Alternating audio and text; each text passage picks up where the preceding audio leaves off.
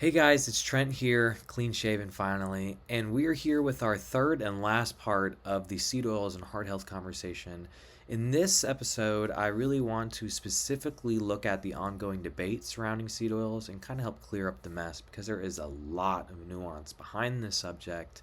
I hope the last two episodes helped to kind of give a foundation to be able to confidently speak about this subject here. And with that said, let's go ahead and get started. So, with seed oils, at least within the last 5 or so years, it's definitely been one of nutrition's most polarizing topics, and I've noticed this a lot online. So, there's little escape in the world of nutrition without at least a mention of seed oils, especially concerning their impact on health. From vegetable oil containers themselves hosting heart healthy on the labels to critics online claiming they are metabolic poison, it really seems impossible to find answers without bias, right? So, a better question to ask leads us to scientific fact, and that's what this whole presentation is going to be about is what is there scientifically or what are the scientific facts surrounding the subject, right? And we're going to be looking at what does the totality of evidence show?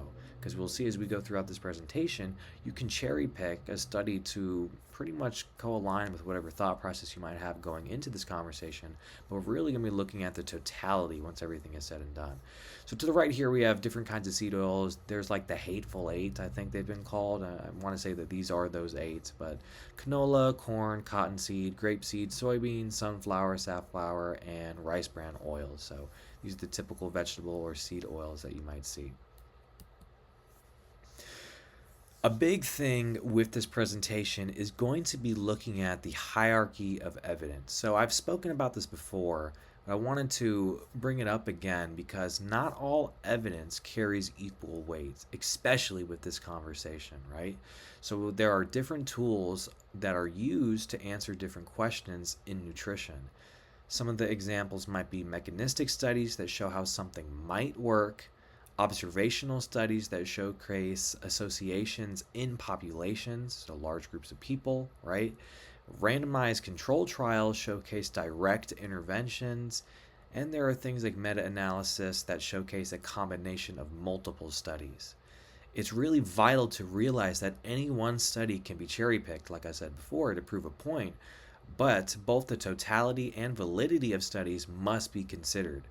I'm going to try to do my best to explain the studies within this presentation on where they fall in terms of the hierarchy of evidence, regardless of their outcomes, and that's what brings us over here to the right, where we see that the evidence-based medicine hierarchy, studies are ranked by their ability to minimize bias. So meta-analysis and systematic review sit at the top, followed by those RCTs we talked about, and then there's things like observational studies, while mechanistic studies are used for fundamental lower level validation. And remember that when it comes to mechanistic studies, they're plausible reasonings to something, but they're a little bit lower level than all of these other various kinds of studies. So the hierarchy level, if I was just to label them out, meta-analysis, systematic review on the top, RCTs right below that, observational studies below RCTs, and then we have those mechanistic studies at the lowest tier. And really what I'm trying to say here, I mean, you can look in this picture where we see an actual visual representation, but if we see a study that's a meta-analysis and systematic review, it might hold a little bit more weight than something that's a mechanistic study, right? Especially if they're on two different sides of the conversation. So down here, once again, visual representation. There are those meta-analysis, systematic reviews, controlled studies. Down here, you find the observational studies, and at the bottom, it might not specifically mention it, but we would find mechanistic studies below those observational studies. And I brought up these examples specifically because that's going to be the majority of the evidence that goes into the seed oil debate. So, continuing on, how do we get seed oils, right? So this is some background information to the processing. Seed oils is a term that describes a subcategory of polyunsaturated omega-6 or linoleic acid-containing fat sources. We've spoken about that before in length in part 1. They're usually derived from cheap, highly grown agricultural products found worldwide, and the manufacturing of these oils involves cleaning and grinding the seeds from these products, such as soybeans, sunflower, canola, etc. You then take that, you heat them, and then you use a combination of mechanical pressing and chemical solvents, a lot of the times hexane, not always, but a lot of the times hexane use, to help extract and maximize oil yield, often producing 65 to 80% of the final yield with pressing and the remainder with solvent, right? So you get it via mechanical means with pressing in terms of the oil final product, and a lot of the times to get the rest of the oil, you would use chemical reactions. The crude oil is then heavily refined, so things like degumming, neutralizing, bleaching, deodorizing to remove impurities and odor, and then it can be finished with processes such as dewaxing. So all of these are terms that just showcase there's a lot that goes into actually getting a seed oil, right? From a canola, agricultural product, or from a sunflower. How do you get an oil out of that, right? So all of this is just background information towards that. We'll open up this link here to kind of get a visualization of that. But I thought something that would also help if you're going to the grocery store and you see some of these labels. If you see a cold press or expeller pressed on a seed oil, it means only the mechanical pressure is used to get that oil, right? So that's 65 to 80% mechanical use, skipping the chemical solvent and high heat refining processes. So this retains more nutrients within the seed oils, but it has a shorter shelf life and higher production costs. And if we see a shorter shelf life, that means it might be able to be oxidized a little bit faster, right? And maybe that's not the only process that goes behind it, but that's one of the things that that is saying. If you see industrial or refined, we know that it uses both pressing via those mechanical means and the chemical hexane solvent, followed by heavy refining to make the oil stable for long-term storage and high heat cooking. And that's why you can see a seed oil, if we go here, let's go back, in this clear bottle, right? This clear plastic bottle. Now this one is a little bit less clear, but the majority of these when you go to the grocery store are going to be in these clear plastic bottles that sit on the shelves for months, and it can be in the presence of light, oxygen, all of these things. That olive oil most of the time is in a dark glass container that you want to keep away from light and oxygen. That just goes to show why you can utilize something like this clear plastic comparative to olive oil or most of the time avocado oil, which should be in a darker glass, right? At least if you're going for higher quality versions of those oils. So let me go ahead and open up this and we can continue on. All right, so what I have here is a article just going into more of the processing of the edible oils, right? So I wanted to scroll down here and you can really get into it, but this is a lot of what we were speaking about before. Is there's a cascade of events that has to happen from the planting and harvesting of those agricultural compounds, cleaning, shelling, crushing, ribbing, conditioning, and then there's the expeller pressing if you have an option to do so. You can continue with the hexane extraction. This helps get more of the oil and hexane mixture that you then have to distill. Once you have that, it's really nasty, raw oils. Then you want to bleach, deodorize, filter if you went through the expeller pressing with the raw oil, with the end product to be that process oil. So just know that there's a lot that goes into the behind the scenes of these oils. It's not as easy comparative to an olive where you literally have the oil coming off of the olive, right? Or even avocado, which has a lot of natural monounsaturated fats. Much easier to get than, once again, like a sunflower or anything like that. So refining of oils may include neutralization of fatty acids, removal of phospholipids, filtering of the oil. Other processes may be carried out to create a more stable oil for subsequent processing, right? So keep going down. We have bleaching. Oils have a characteristic color when initially pressed. When present on a grocery store shelf, vegetable oils from different seeds have the same nearly colorless appearance, right? Kind of like what we just saw with all of those different Hateful Eight. I think there was just one that was in the darker container. But the reason why these all look very similar, although they come from different sources, is they've been bleached to remove the minor constituents that cause the color, right? Or constituents that cause the color. Other components, some of them desirable, are also removed during bleaching. So that's just one of the processes that we go from, right? So here's a cool bleached on the left and unbleached on the right. Very different in color. Deodorizing. While pressed, oils contain a variety of components. These include vitamins, fatty acids, protein fragments, traces of pesticides, and occasionally heavy metals, as well as many other materials. The majority of these either enhance or detract from the flavor and the smell of the oil. So they want to deodorize it. You don't want this thing smelling nasty, which is why these oils are very commonly used for cooking, because they don't smell, they don't look weird, they're very easy to store, and they're cheap to make, right? Even though there's a lot of processes that go behind all of this, it's still cheaper for companies to make and utilize comparative to an olive or an avocado or a coconut or whatever the other oils might be, right? So, as a summary, edible oils contain a variety of components and features which all play a part in its refinement and qualities. When commercially processed, edible oil is colorless, odorless, and flavorless with few of its original qualities, right? So this is an ultra-processed food, by the way. Like we talked about in my first video ever, this would be considered a Nova Class 4 ultra-processed food. This is nothing like its original form whatsoever, right? I thought this would be a good resource. Just wanted to go through it very quickly just to kind of get some of an idea of all of these things that go into it. Now, with that said, there's a lot of things that are processed, and just because it's processed doesn't mean it's bad, right? Some people might just bring up, oh, the hexane. You get hexane in it. We could get just a cold-pressed raw oil without any of the chemical processing, remove some of the hexanes. Technically, it's considered more healthy because you have less chemical processing, but just because something is processed doesn't mean it's unhealthy. That's not what I'm trying to say by showcasing this process. I just wanted you guys to know that all of these things do occur, and that's how you get these oils. So that's not just not villainizing it right now, just trying to say that these things do happen, right? And that's how it gets on the grocery shelves. Moving on, I wanted to speak on why these oils were promoted above animal and saturated fats, especially comparative to the foods that our ancestors used for hundreds of years, right? So, beginning around the 1950s, saturated fats came under fire for their supposed impact on heart health, right?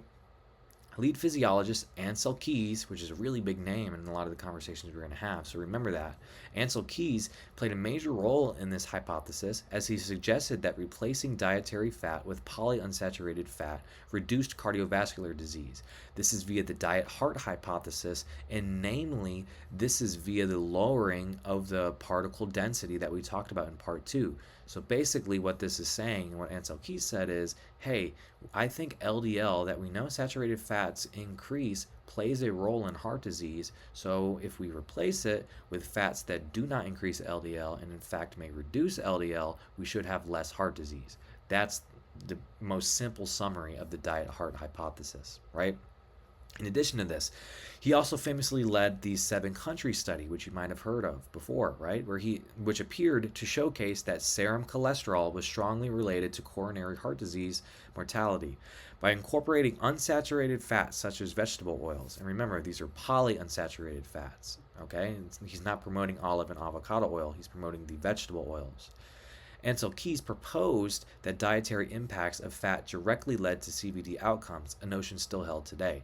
Now, part of what he speaks on is the Mediterranean diet, which does include olive oil. And in fact, they use a large amount of olive oil. So you have to remember, olive oil is different than a vegetable oil, okay? Olive oil is mostly monounsaturated fats, namely oleic acid, where vegetable oils are mostly polyunsaturated fats, okay? Those linoleic acids.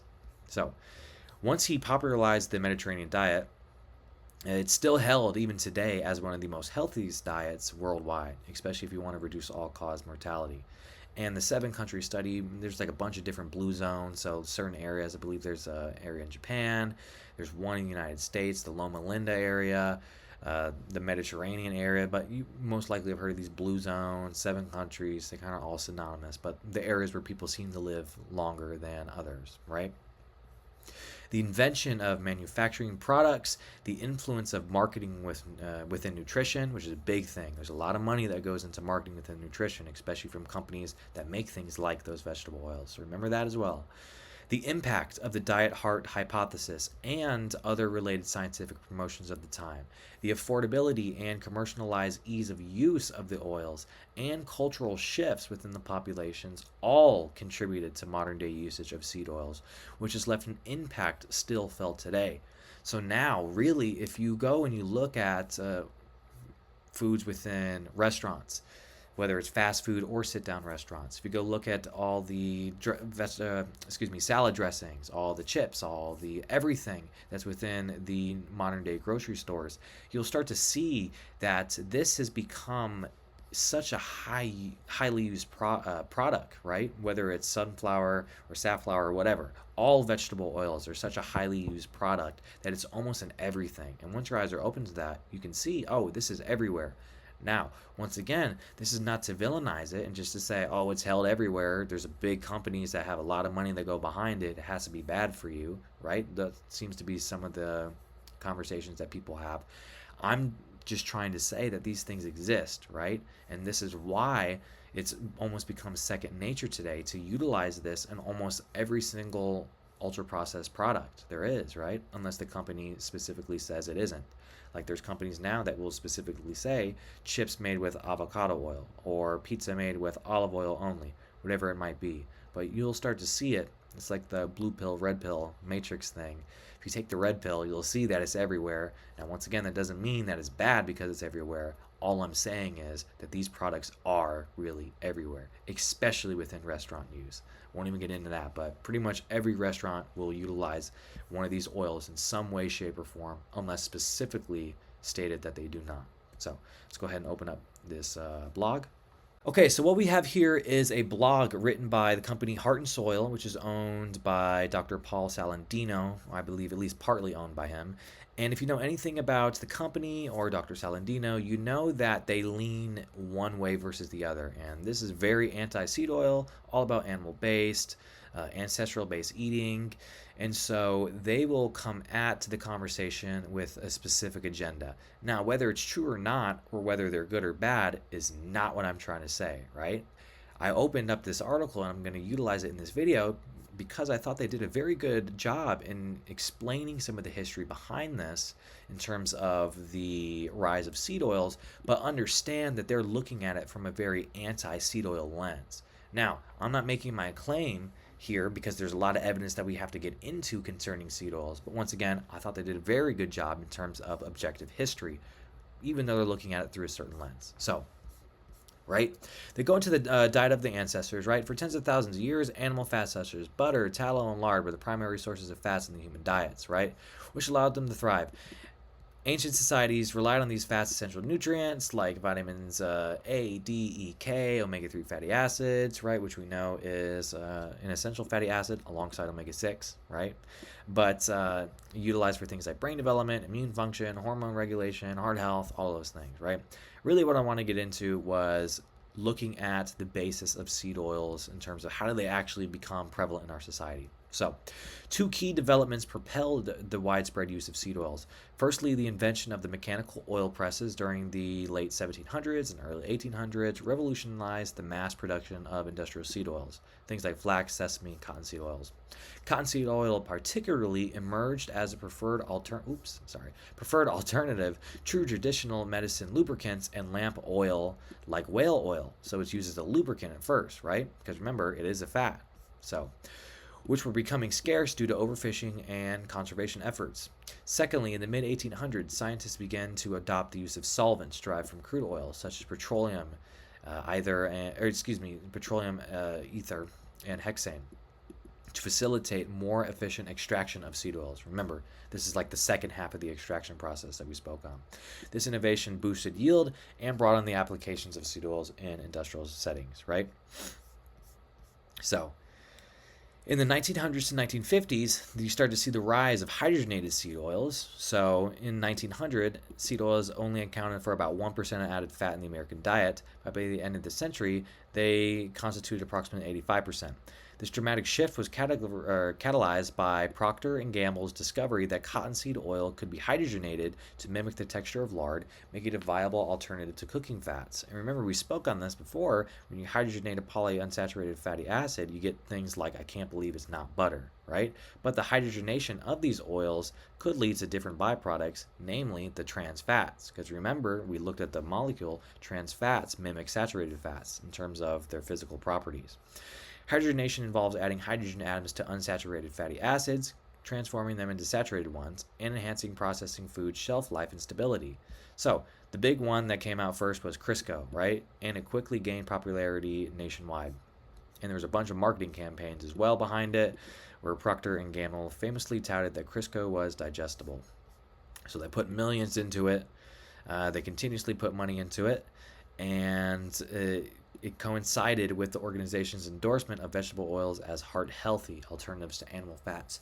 By the mid-1900s, inexpensive hydrogenated oils such as Crisco were a staple in processed foods and specifically baked goods. And even now, there's still a lot of hydrogenated oils within baked goods, okay? So, this is an old-time ad, right? Fry with Crisco. It's digestible. they had to describe that as digestible. I think it's funny.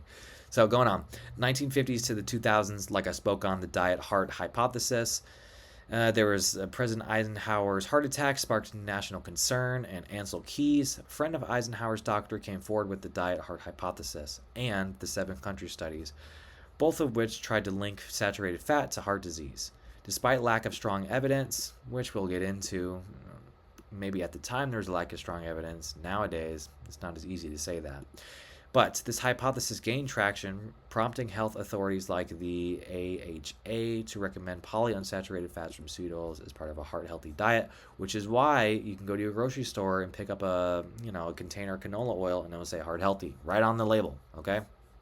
So rapeseed oil gained attention during the 1970s, although its high toxicity in large quantities prompted Canadian scientists to develop a less toxic variant called canola oil. So canola oil and rapeseed oil are synonymous, right, in name. Canola oil just seems to be a more modified version of the original rapeseed oil. So now looking at a graph like this, saturated fat and vegetable oil versus heart disease deaths, right, in the USA. People will taunt these out. So we have heart disease deaths right here, saturated fats here, vegetable oil, and we just see how saturated fats remain semi-stable, right? Vegetable oil is going up, and then heart disease death is going up as well. So it just has to mean that vegetable oil causes heart disease deaths, right? It's not as easy to say that. This is a correlation effort, right? And remember, correlation does not equal causation. But if you're not really in tune with research and how things go, you might be like, oh my gosh, vegetable oil has to be the reasonings why. And that's why I said at the beginning of this article, just understand they're looking at it via a certain lens. And we'll touch on some of this later on, okay? So, seed oils today, the consumption has skyrocketed, right? There's lots of things like we talked about. Production methods have increased it. Economic factors have increased it. Biased misinformation, myths about saturated fats contribute to the widespread acceptance of seed oils. So it's a combination of multiple different efforts. The ease of use, the ability to put money behind it with big companies backing it, what certain people label as misinformation concerning saturated fats. We will speak on this. This is going to be a big thing, right? And like I said, there's a lot of different sources of seed oils, and this is why it's so prevalent. It's in things like processed foods, dressings, formula. It's in so many different baked and bread goods. Meat alternatives, like the vegetarian options for meat-like products. Dairy alternatives, right? A bunch of creamers. Margarine and butter alternatives. I can't believe it's not butter. Peanut butter can have certain seed oils. Now, peanut oil itself, is that considered one of the hateful eight? No, but it has a high amount of polyunsaturated fat. A lot of the times there'll be palm oil, which is considered not a seed oil within peanut butter, but you can see it in certain peanut butter companies. Certain companies do utilize it. That's basically what I'm trying to say. So the controversy then comes down to the prevalence of seed oils has coincided with the increase in conditions such as heart disease, obesity, and diabetes. Emerging research increasingly links seed oils to inflammation and various diseases. Here's why. Now, if you click this, and we'll go into it, are seed oils linked with inflammation? Heads up, it's not as easy to say it as that, but we will really harp on that point. There's an omega-6 imbalance that a lot of Western countries have comparative to omega-3s, right? The ratios have gone up. Nutrient stripping, we talked about that, what goes into it. Oxidized fats, we will really talk on this, right? The extraction methods can produce oxidized fats, and then it's like, how are they actually utilized in terms of, are these oils used for deep frying? Yes, a lot of times they are. And then they have promotions. I'm not sponsored by this company or anything, but I just thought they did a good history, or a good job looking into the history of seed oils through a biased lens, but still, It's basically the prevalence of seed oils is, like I said, accumulation of multiple different efforts on multiple different fronts, and it's now become second nature, right? Kind of like how smoking was second nature for a lot of people within the mid to late 1900s until people were like, oh my gosh, what's going on? So people are kind of like, oh my gosh, what's going on now of seed oils, but what does the data say? So let's go ahead and keep going into that.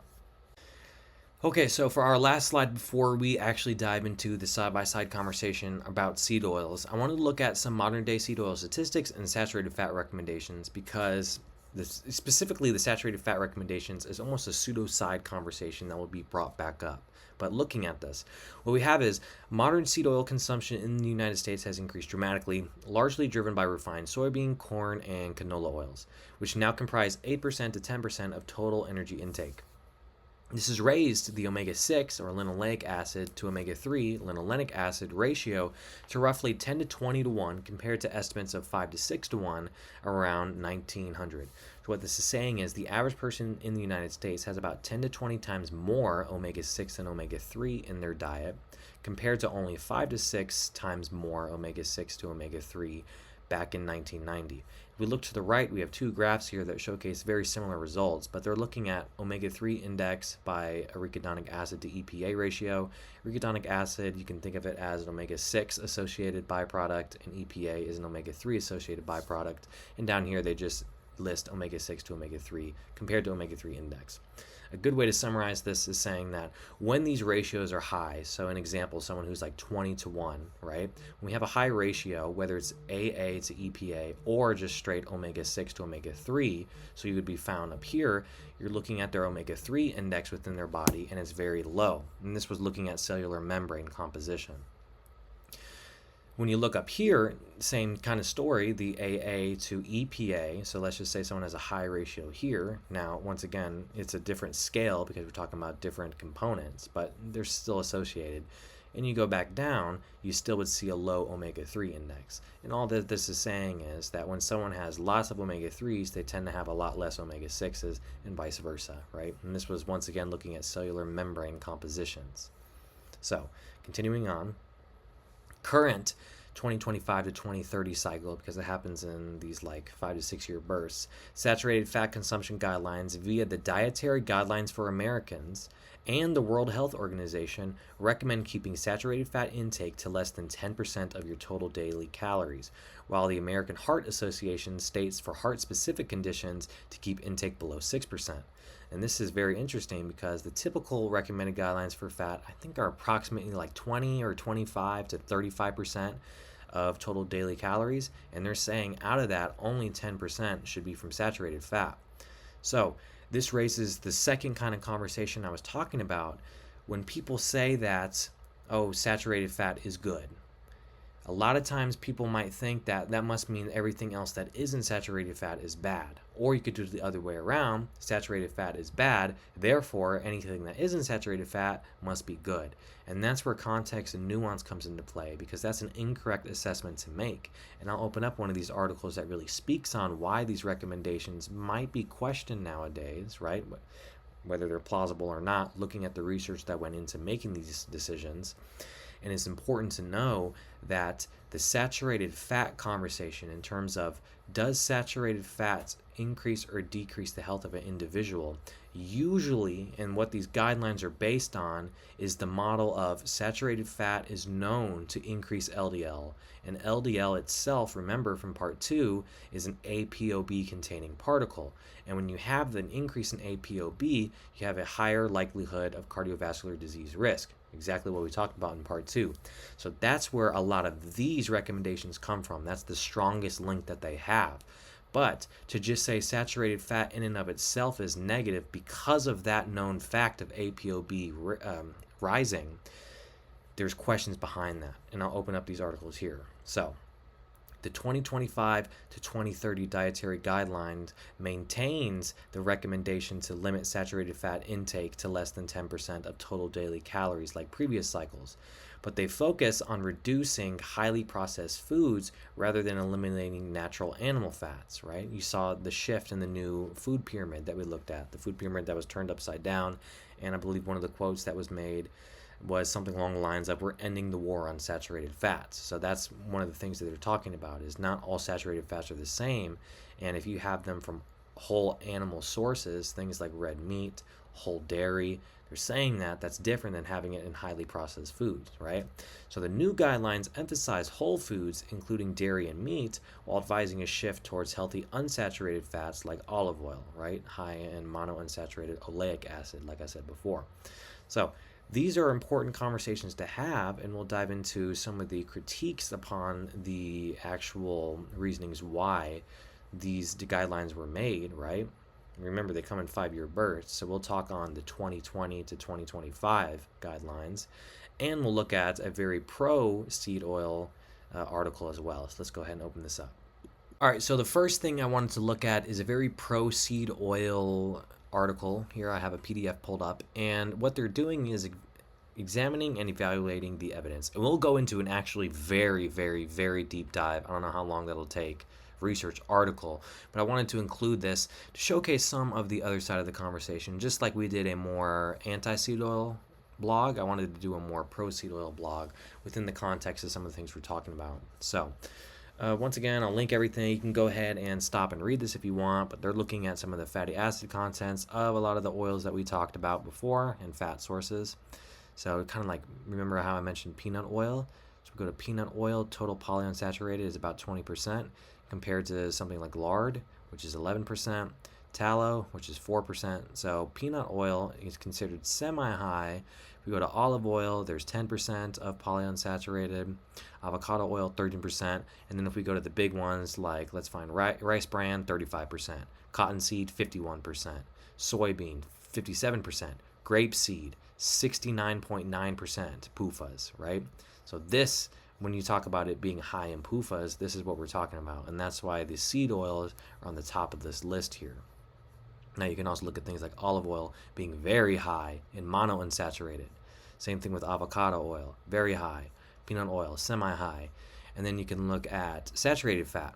So this is just, I think it's interesting to look at. Lard, pretty high in saturated fat here at 39%. Tallow. Now this is cool. Tallow is not pure saturated fat. It's really legitimately just about half, 49.8. Butter, 51.4 saturated fat. So keep that in mind too. It's not just a pure saturated fat source. Nothing is a pure source of PUFAs or a pure source of saturated fat or anything like that. And this is why I wanted to showcase this.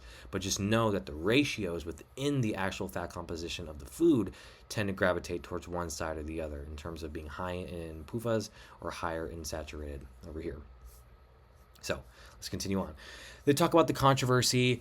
They look at the recommendations, right? The recommendations are 5 to 10%. We know that most people are 8 to 10%, if not higher.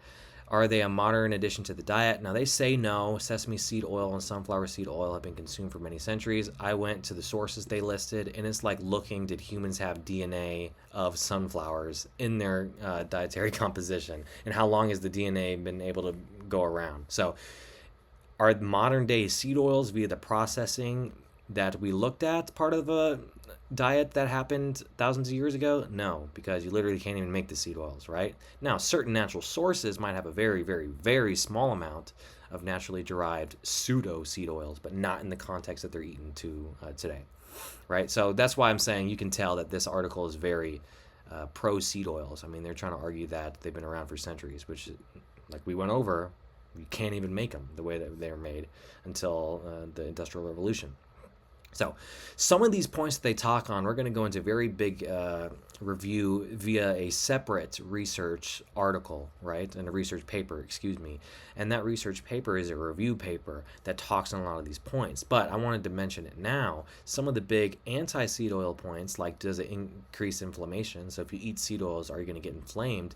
A lot of the evidence doesn't showcase that, right? So they are able to mention that here. And there's pretty substantial evidence that showcases that, at least seed oil consumption in the studies, and we'll talk about that as well, in those studies didn't show higher increases in inflammation. But the reasons as why we'll get into later.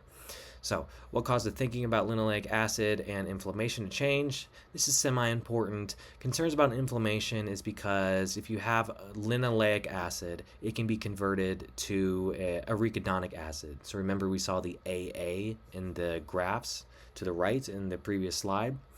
Arachidonic acid is known as a precursor for a lot of inflammatory processes that happen via prostaglandin process. I won't get into that, but it's a very local system, and your body utilizes arachidonic acid, which is found in your cellular membranes, to therefore start producing things like prostaglandins, thromboxanes, leukotrienes, and all of these things can be considered pro-inflammatory, but there isn't a high amount, they say right here, it's become abundantly clear that the endogenous conversion of linoleic acid to arachidonic acid is not very strong.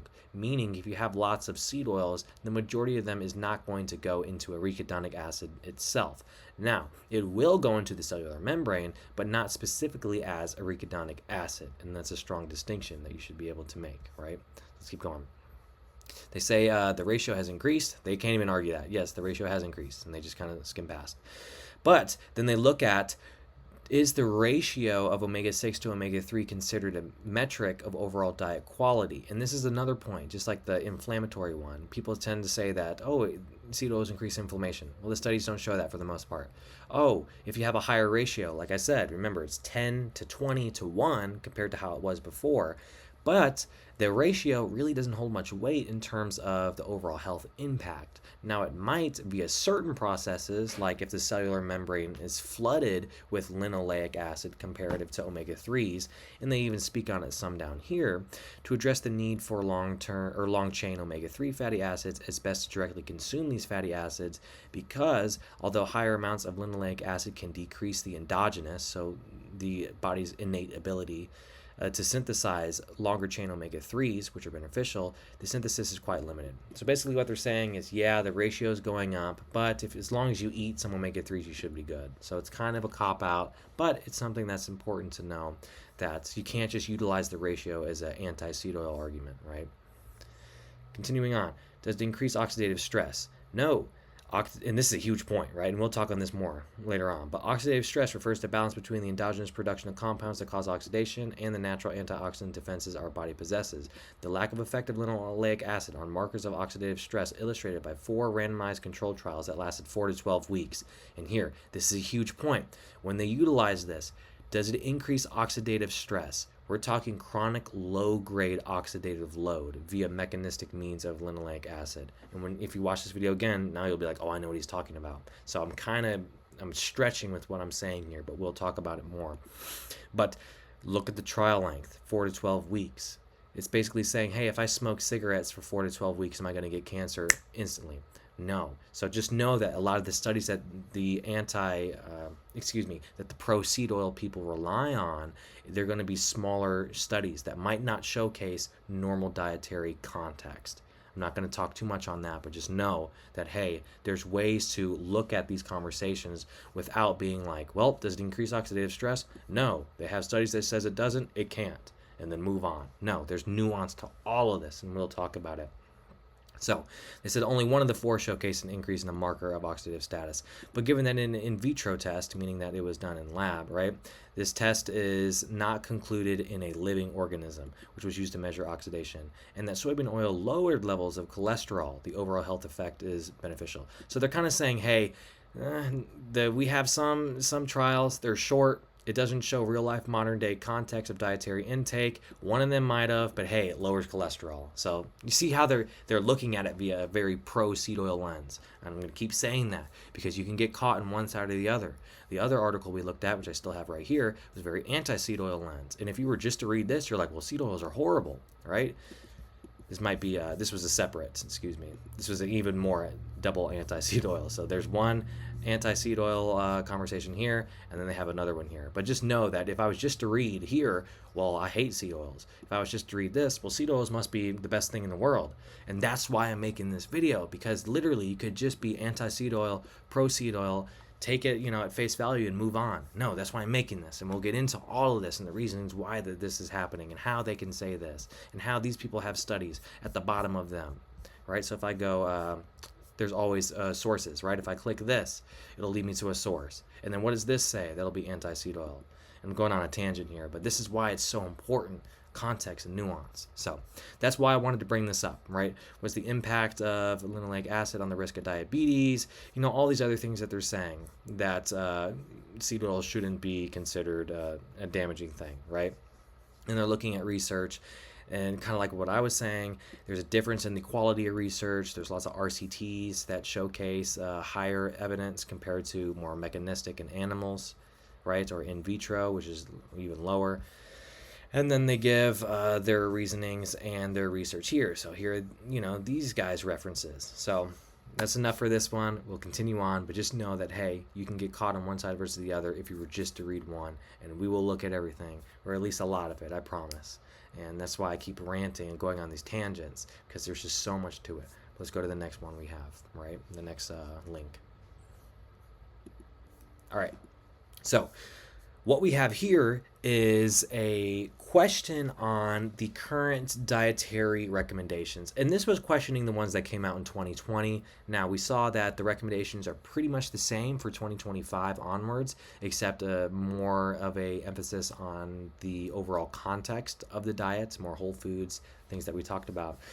But what this article does is look at the actual studies that the recommendations were made on.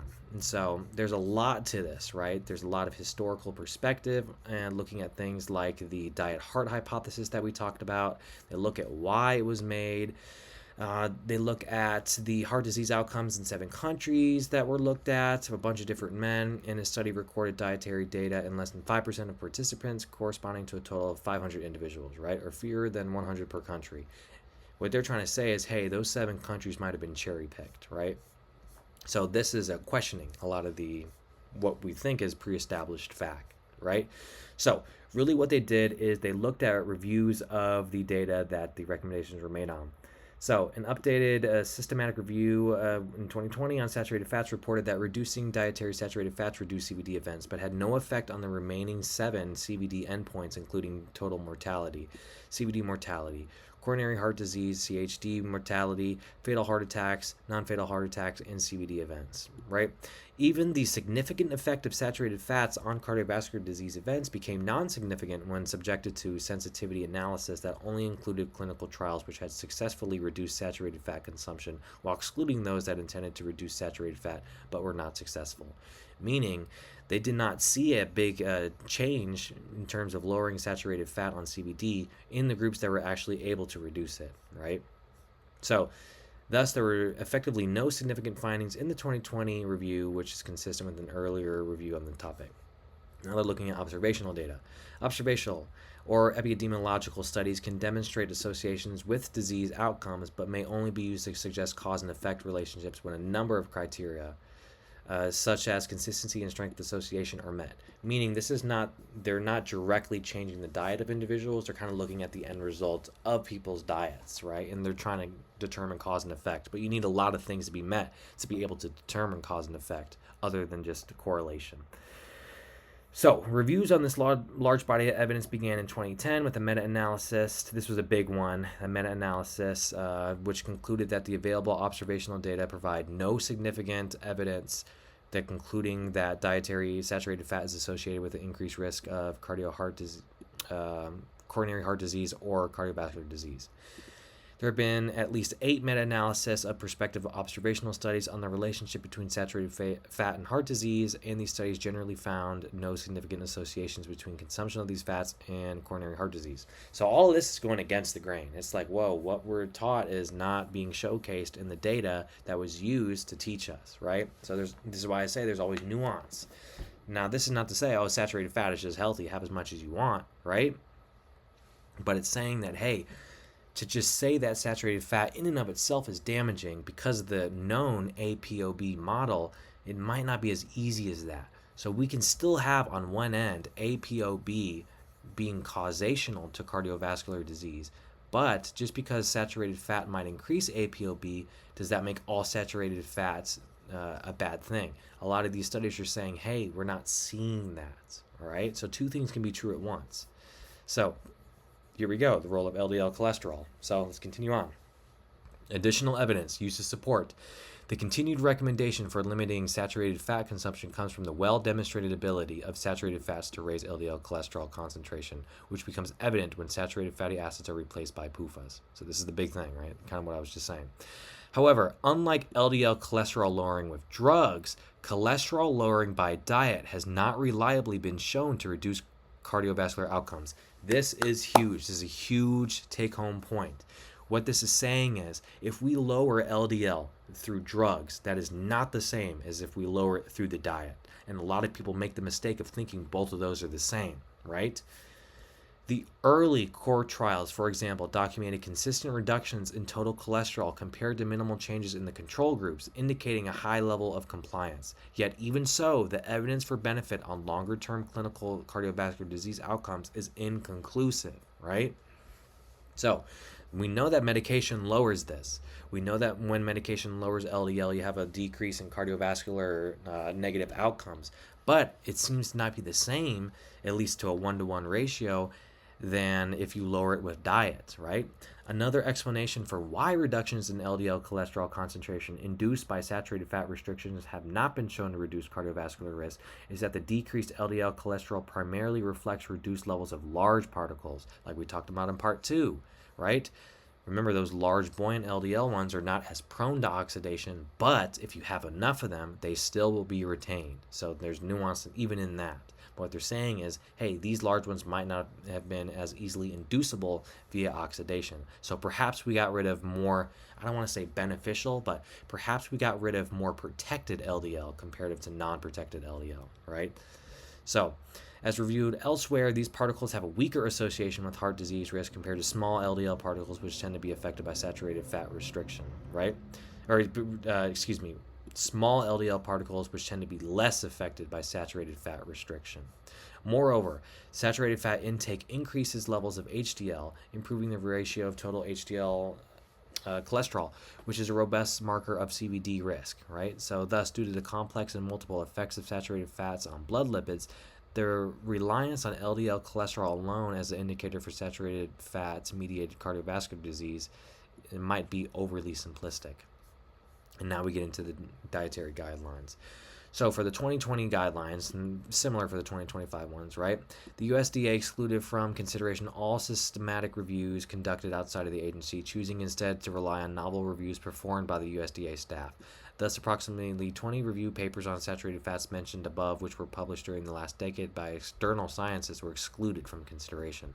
So we can see here that the group that tends to induce the dietary guidelines has a very large say in what studies they're going to even use before they do the guidelines. So there might be some shadiness behind the scenes, what this is trying to say, right? They're saying that other sources might have said other things that are different from what the USDA was trying to say, pointing out the dramatic shift in thinking on saturated fats, a shift that implied the science on this topic can no longer be considered settled, meaning, hey, there's questions that people are asking, right? By contrast, the 2015 the DGAC had considered 7 external review papers, yet there were some oversights in the review, right? So they're saying, hey, there were oversights in the last one. The most recent review, 2020, concluded that there's strong evidence for continuing caps on saturated fat intake and for replacing saturated fats with PUFAs in particular. This conclusion relied on randomized controlled trial data showing that replacement of saturated fats with PUFAs could lower total and LDL cholesterol concentrations. So this is really what I'm trying to say. The recommendations are met because of the association with LDL concentration with the cardiovascular disease risk. But what this paper is also trying to say is, hey, lowering it through drugs and lowering it through the diet might not be the same thing. And that's what the recommendations are relying upon, hoping that they are the same thing overall, right? So for the primary conclusion, namely that saturated fat should be capped at 10%, the systematic review on the subject reviewed a total of 39 studies, all observational, on saturated fats. Of these studies, 25% have null or negative findings, i.e. saturated fats were found either to have no effect on cardiovascular disease, their endpoints, or their consumption was associated with a lower risk. So that's pretty substantial. All right, I won't harp on these points too long. They talk about the importance of the food diet and matrix. So not all saturated fats are the same, right? They're increasingly being viewed as part of the food matrix and dietary patterns in which they appear naturally rather than isolated nutrients, right? Cheese and yogurt, for example, contain not only saturated fats but other fatty acids, proteins, and milk fat globule membrane, potassium, and a number of essential nutrients, including calcium, phosphorus, vitamins A, D, and B12, riboflavin, so on, right?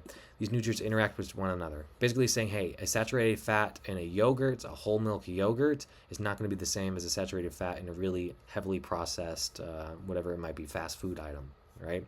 The matrix concept came into prominence in 2010 because of all the associated factors. So conclusions, and then we'll be done with this point here. Multiple reviews of the evidence have demonstrated that a recommendation to limit consumption of saturated fats no more than 10% is not supported by rigorous scientific studies.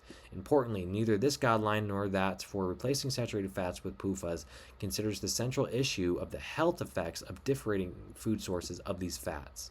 The 2020 review that recommends continuing these recommendations has, in the view of the people who wrote this article, not met the standard of the evidence for this decision. So it's overall saying, hey, there's guidelines that are met. We're questioning these guidelines, and perhaps there's some shady stuff behind the scenes going on. And you have to look at saturated fat not only as an isolated component, because when you look at it isolated, saturated fat increases LDL, which is ApoB containing, which induces heart disease. It makes sense to get rid of saturated fat. But when you look at saturated fat as an overall matrix and all the other factors that go along with saturated fat via food, it's a lot different than just lowering it through medication, right? So that's a big take-home point. Real quick, this is a PDF that was associated with the article that I just read, and this is a table that they said, findings from studies reviewed for the 2020 guidelines, and I'll go over this very fast because I already went into a ramble on the last two links. But basically what they're saying is, for a lot of the findings of associations between foods and endpoints, things like meat, dairy, butter, what they found was, I'm going to look right here, right? We look at percentage of support of the guidelines policy. So how many studies showcase that saturated fat had some sort of negative outcome, and how many said that saturated fat did not have a negative outcome? For things like meat, more so said that there was no association. Dairy, 100% said there was no association. Butter, 88% said there was no association. Really big things here, like cardiovascular endpoints, it was 50-50. 50 of the studies said there was things that supported that we should lower saturated fats. 50% said there wasn't. The real big one, things like myocardial infarction or heart attack and peripheral artery disease endpoints, 67% of those showcased that there was not strong guideline policy support. That's a really big thing. And this is why they're bringing all these up as questions. Like, hey, how do we see all these that don't showcase what the guidelines are saying, right? Stroke mortality. This one showcased 100, or let me follow this right. Yeah, 100% did not showcase support for the policy. Overall, 62% did not show support for the policy. And this is why they were bringing up the questions, and this is a good way to look at it via table. Although it looks complicated, they're saying, hey, there's a lot that did not support what you guys are saying. What's going on? And that's the nuance behind saturated fat as a food source compared to just to an isolated nutrient. And once again, the reason why the policies are what they are for the most part is because of the known causal link of ApoB inducing heart disease. But not all saturated fat is built the same, and not all methods of lowering LDL are built the same. So now we can actually talk about the studies on seed oils. The studies on seed oils. Let's get to it. Okay, really fast, I just wanted to add some context to this part where it says another explanation for why reductions in LDL cholesterol is because you might, via diet, might not be the same as like pharmacological, is because you might lose some large LDL particles and other protective compounds or more protective compounds. I wanted to say that although this might be true, at the same time, if you lower your particle burden low enough, meaning ApoB is low enough for a longer period of time, although you might lose a little bit of HDL or you might lose some of those large LDL particles, the overall context and the overall health impact is you're not under that bell curve, meaning you don't have a large load over a longer period of time after decades worth, right? Or after a year's worth, however you want to word it. So what I'm saying is, whilst you might lose some more protected LDL, overall, you lost LDL, which means you lost ApoB, which could induce a higher probability of positive outcomes. And that's maybe part of the reason why we didn't see all studies were disagreeing with the consensus. There were still some studies that showed that saturated fat modulations could induce more positive outcomes. The questions were, why doesn't all of the data show this, right? In addition, another thing you can think of is, if you lower saturated fat, are you just lowering it or are you replacing with something? And if you replace saturated fat, let's just say with PUFAs, now you're adding a whole new compounding factor issue, and that's why I want to speak on seed oils next. But just know, what I'm trying to say is, yes, if you lower LDL through diet, it's not the same exact thing as through pharmacological means. Now, both tend to show decreases in LDL across the board, whether small, large, whatever. But through diet, you might lose some of the protective compounds via a higher saturated fat diet. But if that particle burden and that particle number goes down over a long enough period of time, that particle burden, that's why I keep saying it, goes down, meaning you'll have higher incidences of positive outcomes over a long enough period of time.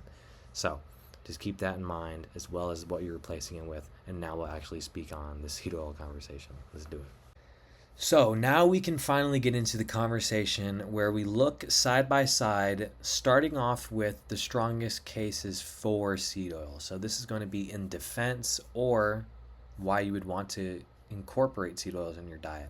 So to start off, and there's a lot here, but seed oil replacement of saturated fats, and typically when we talk about this, we're going to be speaking about replacing saturated fats with seed oils. That's the typical conversation, right? It has been shown to consistently see improvements across multiple cardiovascular risk markers and in many cases cardiovascular outcomes as well. We will get into that. The associations with seed oil replacements range from lower LDL-C or ApoB, which is a really big thing, particle number over time, right? So when you replace saturated fats with seed oils, ApoB can go down, right? In addition to that, there are improved lipid profiles, which are very associated with omega-3s, but there are some associations with omega-6s as well. Remember, omega-6 is a polyunsaturated fat, aka seed oil, linoleic acid. You'll get to know all these terms the more you use them. There's also neutral or improved inflammatory markers in multiple randomized controlled trial studies. So inflammatory markers that we spoke about, interleukin-1, TNF-alpha, interleukin-6, C-reactive protein. And this is a big thing because one of the anti-seed oil conversations is how they are inflammatory, but studies have not showcased that. We'll get into this as well. There have also been modest reductions of coronary events in pool analysis. So things like the very high on the pyramid of research meta-analysis have shown seed oils to be beneficial. All right, let's continue on. This massive amount of evidence is generally modest, contextual, and replacement-based, ranging from short-term studies, observational studies, meta-analyses, and etc. So what I'm going to do is open up this research review paper, and this is going to be pretty substantial. So you might just want to take a little bit of time here, because what we're going to do is go, I don't want to say line by line, but we're going to go into the deepest dive that we've done for a paper yet. And it will really extrapolate on all of these. So what we're going to do here is open up a very a very pro seed oil and anti-saturated fat paper, and we'll look at a lot of the data behind these substantial claims. So let's go ahead and get started here.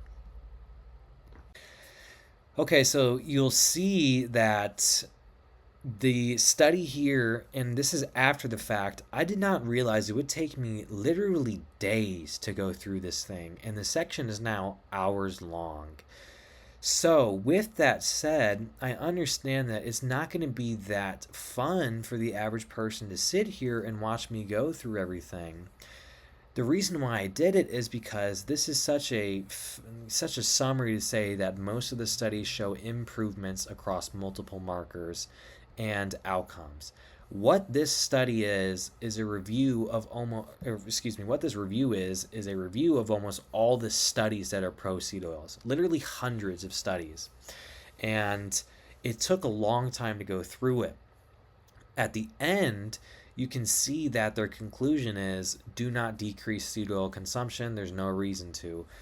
But what I wanted to really have as take home messages are looking at why this review comes up with its conclusions in the first place. Now, you can look at their actual study by study pro seed oil conversation, which is why I spent so many hours going through it for those that are very intrigued by it. I think this review is a great overall summary about all of the pro seed oil arguments. But I really wanted to harp on at the end why they came up with their result in the first place, which is why I added a summary to their summary PowerPoint slide. You'll see it should be the next slide here in the video after going through the review. But I wanted to kind of say, hey, it's okay if you go skip to that if you're not interested in looking at literally hundreds of studies one by one. It's the most extensive look at an article that I've done yet on this channel. I don't know if I'll ever do one this extensive. Like I said, it literally took me days and it's hours of this video. So you can skip, no fault in that. Or you could go look at a specific section if you're interested. Do seed oils increase inflammation? What do the studies say? And there's part of the paper that does that, etc. for multiple topics. So I just wanted to put this, I don't want to say warning, but it's okay if you want to skip. I won't blame you. And to be honest, like I said, I don't know if I'll ever go into such detail again. But specifically with this subject, I felt it was important to do so. So with that, hope you enjoy if you want to go through it. And if not, I will see you in the overall summary review. What we're looking at here is a review article that just came out, literally less than a month from my recording of this video, that is titled Concerns About the Health Effects of Industrially Processed Seed Oils Are Without Scientific Foundation, and it's a scoping narrative review of the clinical and observational evidence. So this thing is, it is a huge monster of a paper to tackle, but I thought it did such a great job, at least in explaining the very pro-seed oil side of the conversation. And it touches on a lot of the anti-seed oil conversation tidbits, right? And we'll go into more of that once we're actually on that side of the conversation. But I'm going to have to break this up into a couple of separate recordings here because it is a lot. But as a summary, they stated that largely social media-driven controversies challenging the healthfulness of oils high in PUFAs, namely seed oils, a subset of vegetable oils, and diets high in the linoleic acid, have emerged.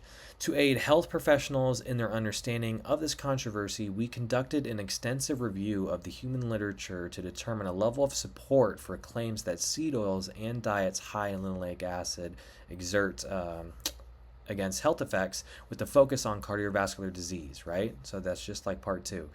It is concluded that the data overwhelmingly support the safety and health benefits of seed oils and linoleic acid, not only with CVD, but possibly other chronic diseases as well. So they're putting their stake in the ground here. They're making their claim that no matter what, it seems that seed oils have a lot of benefits to it. Now, let's get into it, right? So they just talk about within the last several years, social media has determined that seed oils are negative. There's lots of different health claims against seed oils. They range from things like safflower, sesame, soybean, separate from avocado, coconut, and olive oil. Influencers who argue that seed oils are harmful claim that they significantly contribute to, and in some cases are primarily responsible for, most if not all, chronic diseases in high-income countries. All right? These claims are often based on mechanistic speculation and ecological correlations between the rise in the consumption of seed oils and the increasing prevalence of certain chronic diseases like obesity. Kind of like that graph I showed you, the correlation does not equal causation, right? This controversy has made its way into policy discussions at the federal and state levels. In fact, Louisiana passed legislation requiring any public establishment that cooks or prepares food with seed oils to display a menu disclaimer or another clearly visible location indicating so, right? So, continuing on, in stark contrast to concerns about seed oils, any health organization around the world, health organizations around the world continue to recommend that consumers replace saturated fats when it exceeds 10% of energy, like we talked about, with PUFAs, found in vegetable oils like those from the sources we already spoke on, right? The 2025 to 2030 dietary guidelines, like we talked about, recommend saturated fats to no more than 10%. via the DGA, the U.S. Department of Agriculture and U.S. Department of Health and Human Services. The American Heart Association, AHA, notes that to achieve a healthy dietary pattern, saturated fats and trans fats should be replaced with non-tropical liquid plant oils. Furthermore, U.S. FDA has authorized qualified health claims for the prevention of CBD for corn oil, canola, and soybean oils. So, controversies within the field of nutrition are not uncommon. Let's go ahead and continue. Converse to sufficiently powered long-term randomized controlled trials, prospective observational studies, which often involve decades of follow-up across thousands of participants, typically end up being the primary source of data on clinically relevant events. So they're saying that, hey, we have some of those higher hitting on the pyramid sources for our recommendations. The assessment of dietary intake in such studies most often relies on food frequency questionnaires, which vary in validity, although they are generally validated against weighted food records or multiple dietary recalls before use. So a lot of these studies, the ones that have like observational studies, they're saying that the majority of these are done through those FFQs, right, those questionnaires. More importantly, because it is not possible to identify all potential confounding variables, residual confounding cannot be ruled out in observational studies, which is a big thing that we'll speak on. And this is a really big point that anti-seed oil conversationalists make, is that there's a lot of different compounding features when it comes to these studies, right? So they talk about bias. I mean, we don't have to get too much into this, but they're just going into validity of pro-seed oil conversations, right? So concerns about seed oils are typically based on two contentions. One, diet's high linoleic acid. This PUFA is a primarily fatty acid in seed oils, adversely affect health via their propensity to increase inflammation and oxidative stress, right? So this is the big thing, right? That's typically the number one conversation against seed oils. And two, seed oils contain harmful compounds that are formed during the processing, which we looked at, typically involved in the extraction and production of oils from seeds. An additional concern is the susceptibility of seed oils to oxidation when heated, right? So typical modern day use, which has sparked debate over the merits of replacing seed oils with beef tallow when frying foods. So those are the big things. Inflammation and oxidative stress, the harmful compounds that might be involved in seed oils, and what happens when they are heated, right? So in addition to providing background information, this comprehensive review addresses the primary criticisms of seed oils, equipping health professionals with the necessary information when counseling clients and patients on the topic. So you can tell that this article is meant to proclaim a certain end outcome, right? The scientific literature discussed in this manuscript was not systematically identified. However, we highlighted the strengths and weaknesses of all major studies cited in support of each concern raised about seed oils or linoleic acid to the best of their knowledge, and discussed all additional literature most relevant. So that was just the introduction. I'm going to be splitting this up into parts, so you might see a couple edits, but now we can speak on the next part here in just a second.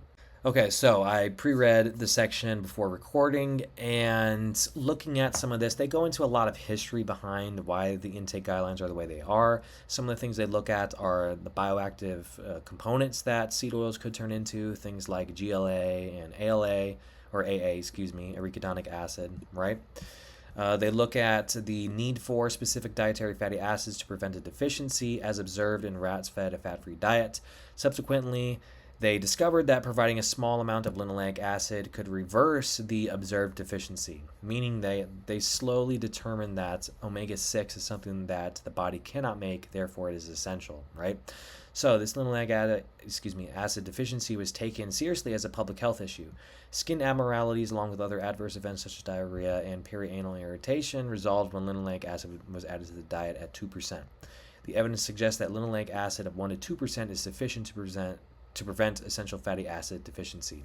So 1 to 2% of the dietary intake is sufficient. Remember, most Americans are at 8 to 10% on average. In the US, there's no RDA for linoleic acid. The AI, which is like RDA, is saying, hey, this is what is typically good for most people. Adequate intake is saying this is what would be good for, on average, 50% of the people, right?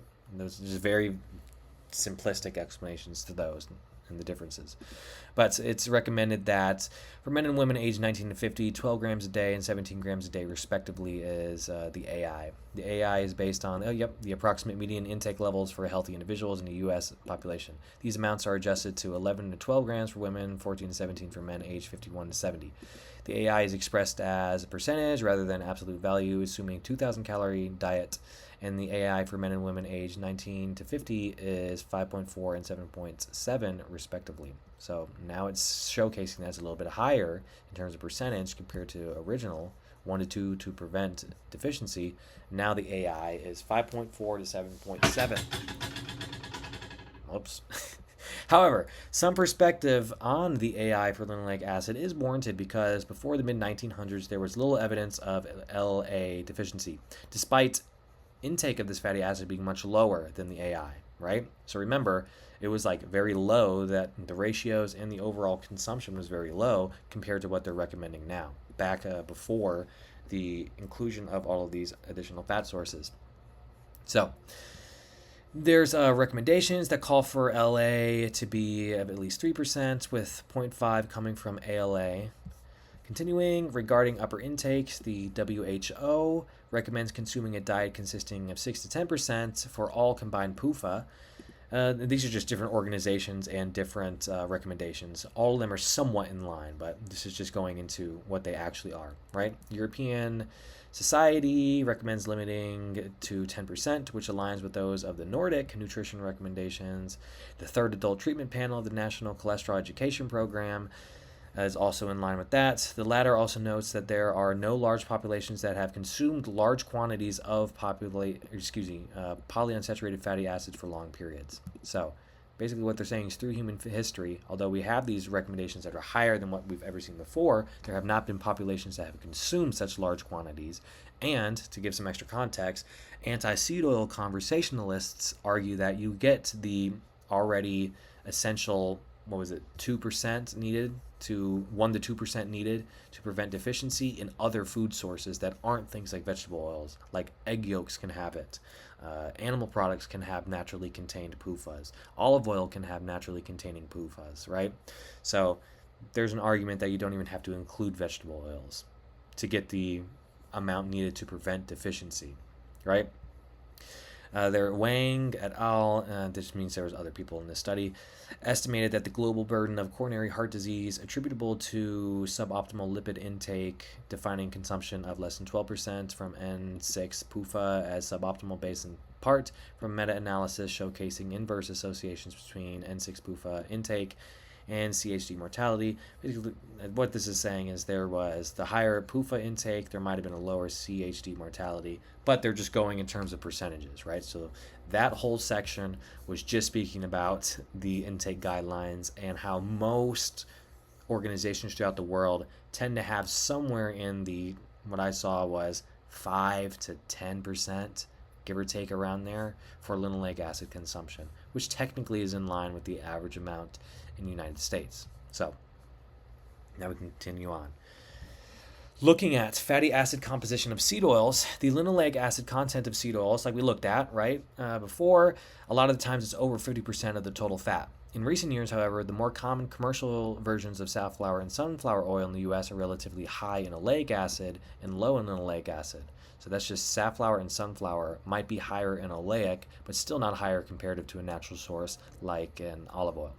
Peanut oil and canola oil stand in contrast to the high linoleic acid seed oils, as this fatty acid accounts for less than 20% of the total fat content in each oil. So remember how we kind of saw it in that chart before? Peanut oil had a lot less PUFA, linoleic acid, where canola oil is somewhat in line with that, right? And the consumption of linoleic acid is taken to be detrimental to human health. It is reasonable to question the logic of lumping these two oils in with other oils higher in linoleic acid. However, peanut oil and canola oil are much higher in linoleic acid than the oils from fruits, things like palm, coconut, avocado, and from animal fats, things like butter, lard, and tallow. Of the seed oils discussed in this manuscript, 2 contain amounts of ALA, soybean, and canola oil, although the ratio to linoleic to ALA and soybean is 7 to 1. ALA, remember, is an omega-3 derived product, so they're still saying it's 7 to 1, omega-6 to omega-3.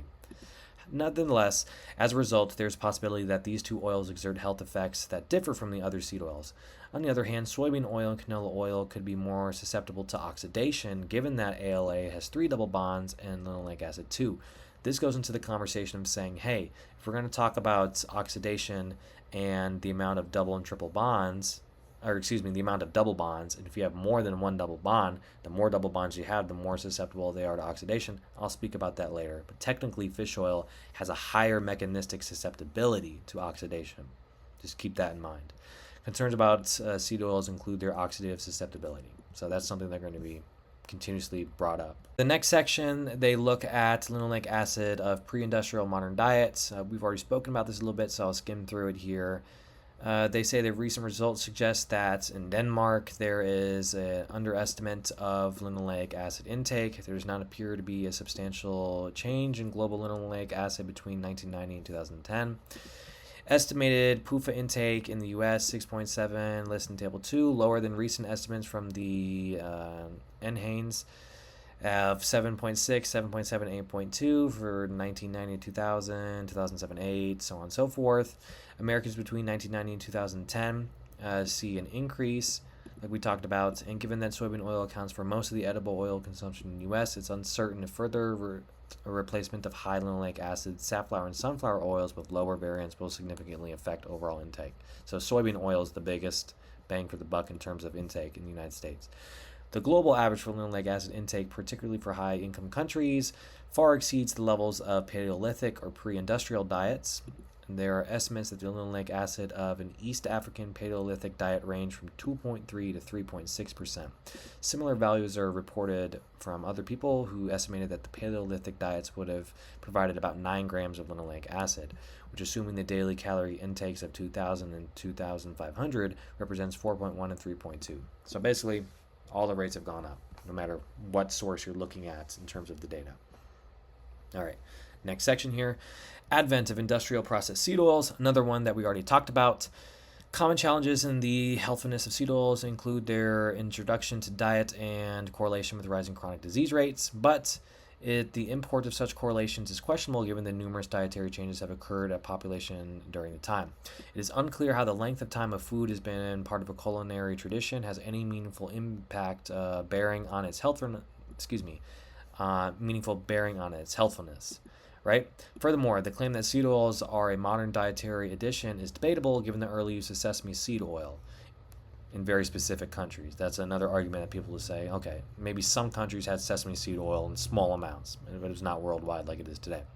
Despite the relatively high linoleic acid content of sesame seed oil, mention of this oil is notably absent from most seed oil debates, right? So just keep that in mind. Certain countries had sesame seed oil, right? The more affluent countries, the more affluent in those typically Eastern countries. Sesame seed, which often referred to as the queen of the oilseed crops, was reportedly cultivated at least 3,000 years ago. It was grown during ancient different eras and throughout the Roman world for its edible seed and oil. Spanish recognition of usefulness of peanut oil, so now they're looking at a separate oil, which remember is lower in linoleic acid compared to other ones, is documented by the establishment of an oil mill in the port of whatever the heck. This is just history, right? So they're just trying to showcase that, hey, seed oils didn't come out of nowhere. There were some small little islands of them. I don't mean on an actual island, but like little populations had small amounts of certain sources.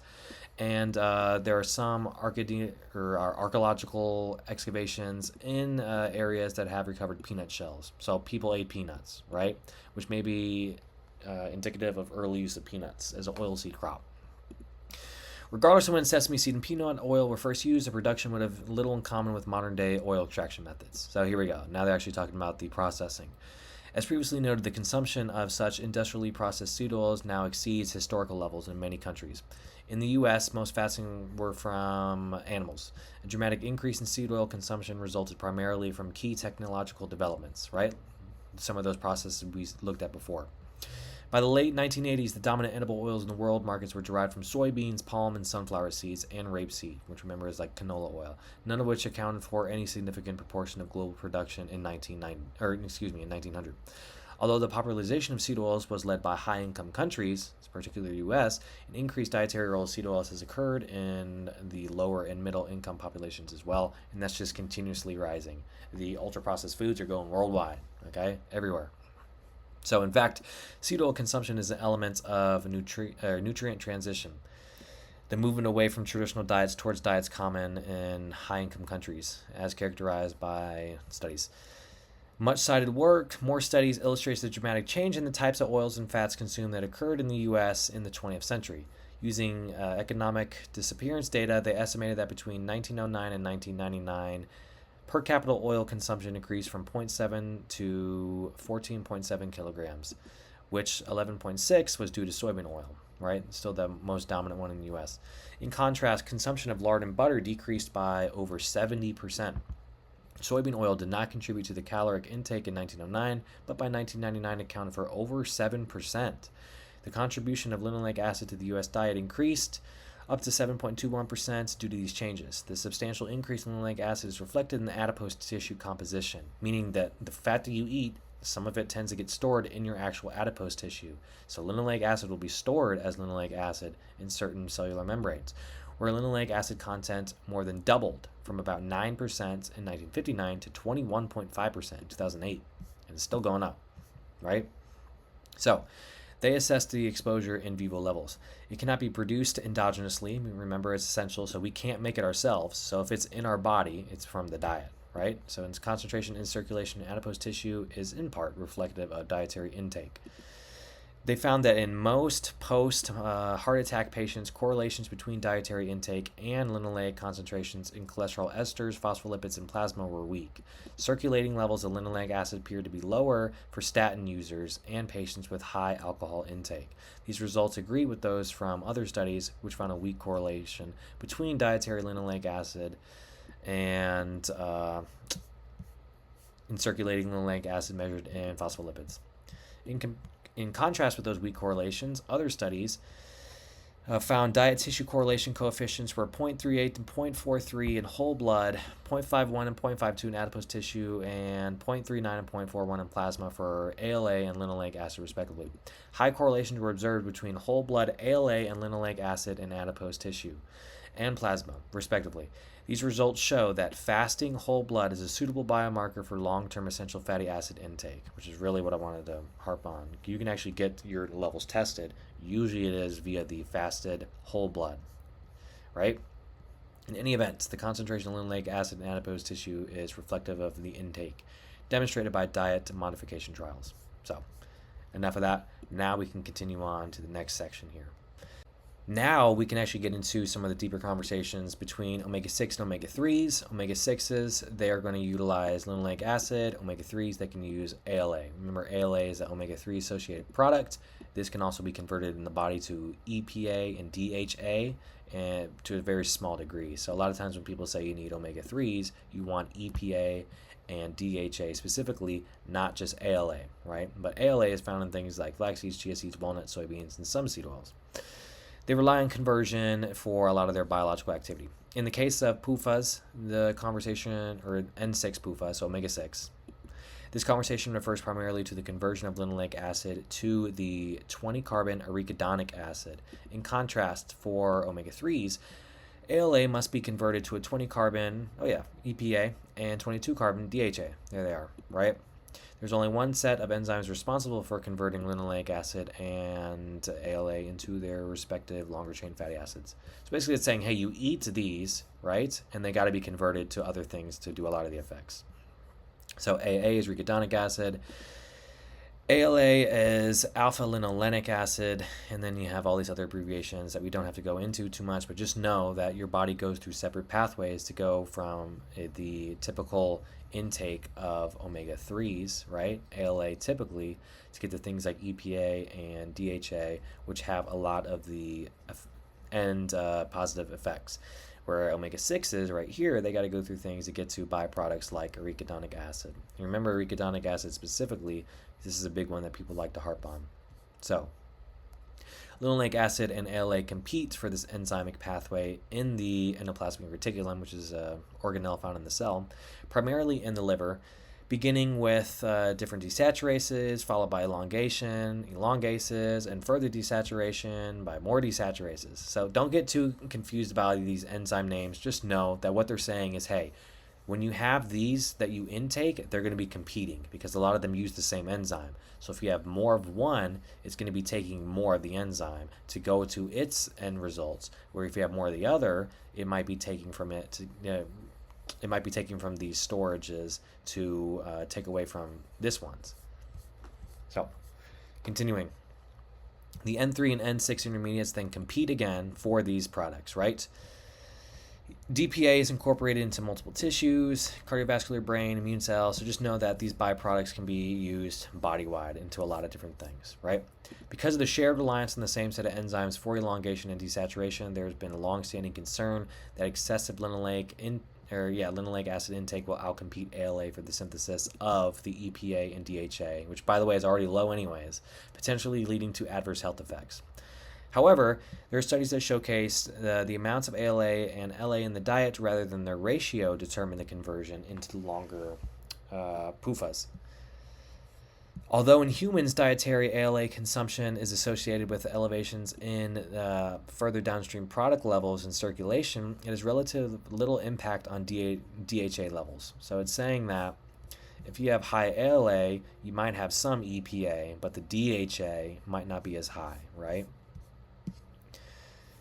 Shown through multiple different studies here. For example, in healthy young men, approximately 8% of the ALA was converted to EPA, but only 0 to 4 was converted to DHA. In healthy young women, 21 and 9% of ALA was converted to EPA and DHA, respectively. So you get a lot less DHA for the ALA, right? But remember, you're only still getting 21% of the EPA. The greater capacity to generate long-term PUFA from ALA in young women compared to men is related to the effects of estrogen. So shout out estrogen for that. The relatively low rate of conversion of ALA into EPA and DHA has led to some to conclude that these long-chain omega-3s are conditionally essential, particularly in the context of pregnancy. So that's what, like I was saying, the end result they're saying is, hey, although some of this will turn into these EPA and DHA, you might just want to have to take these separately from sources like fish, or there are supplements that have EPA and DHA specifically. An important insight into the impact of linoleic acid on the conversion of ALA to EPA and DHA comes from a 12-week study involving participants with chronic headaches. When the linoleic acid of the diet was reduced, the ALA, EPA, and DHA levels increased, right? However, somewhat conflicting results come from an earlier study in healthy men that reported reducing LA content to 3.8% led to a significant increase in EPA levels, but to a decrease in DHA. It's also worth noting that arachidonic acid levels did not change in either of the two previously cited studies, despite the reduction in linoleic acid. So, to summarize that, it's saying when you have less PUFAs, you might not have less arachidonic acid, but even though it's a small amount, you technically do have a little bit more of the EPA and DHA, because once again, they're always in competition for these enzymes. Going on, it is previously cited study. It showed that decreasing linoleic acid increased the proportion of ALA to EPA, where increasing ALA increased the absolute amount of DHA synthesized. However, the author still concluded the optimal dietary approach to increase N3 long-chain PUFAs is to consume them in their performed state. And this is the big take-home point for this section.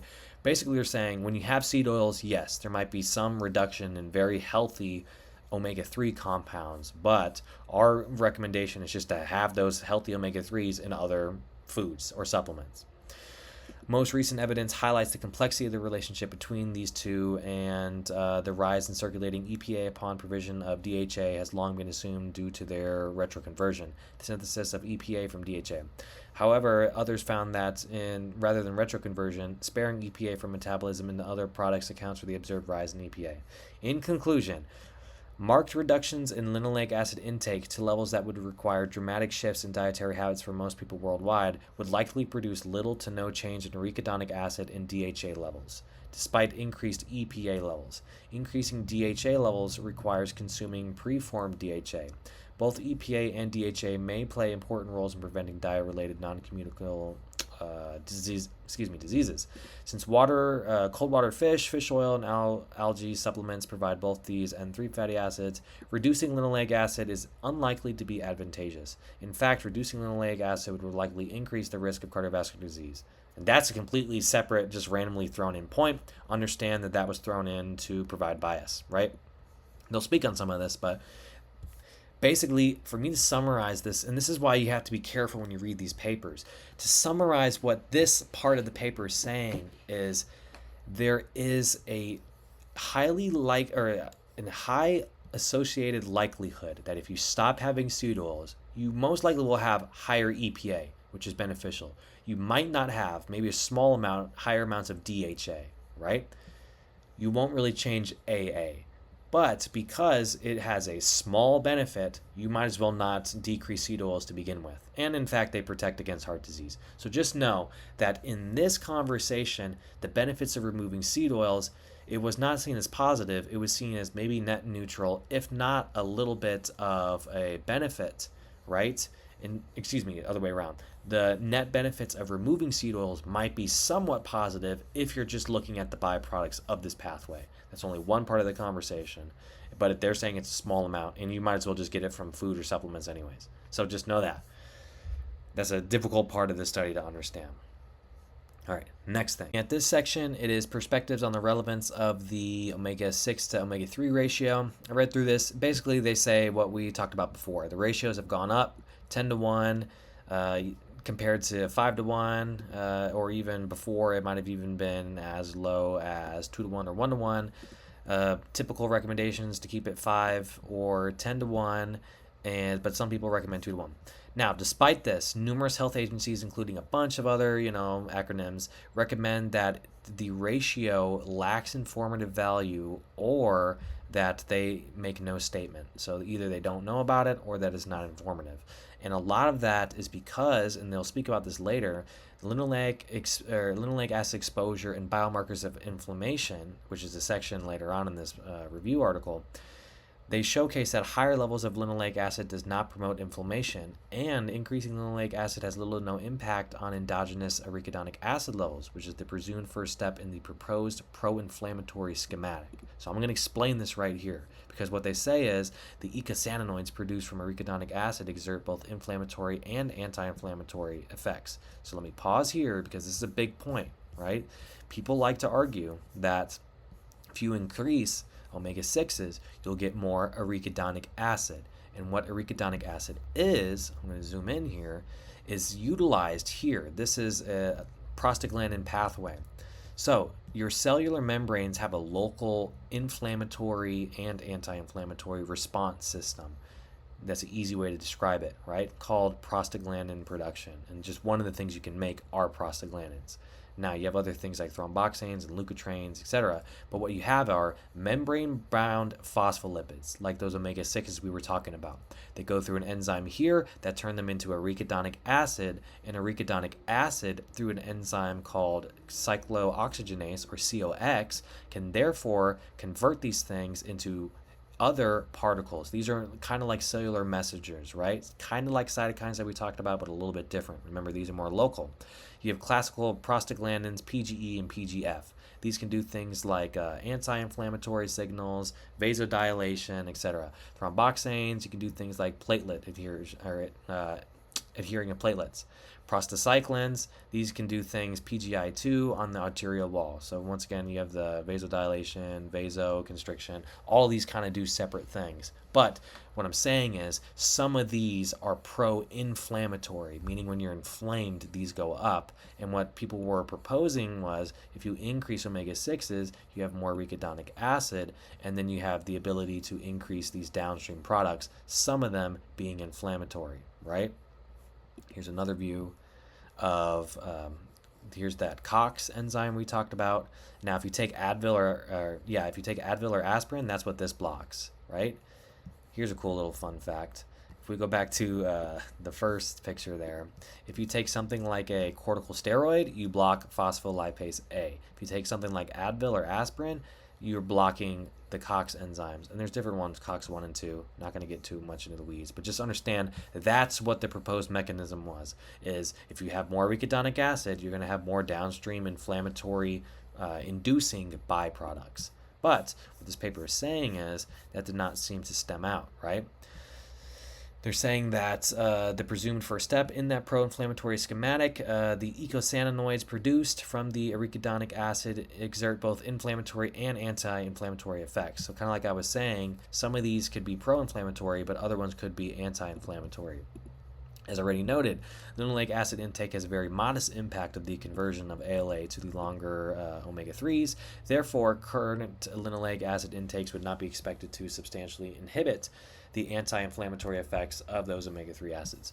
Another very important limitation of the ratio is that there are a bunch of ways of achieving the same ratio that could result in different health effects. For example, consuming 15 grams and 1.5 grams respectively and 5 and 0.5 respectively of linoleic acid and ALA gives the same ratio.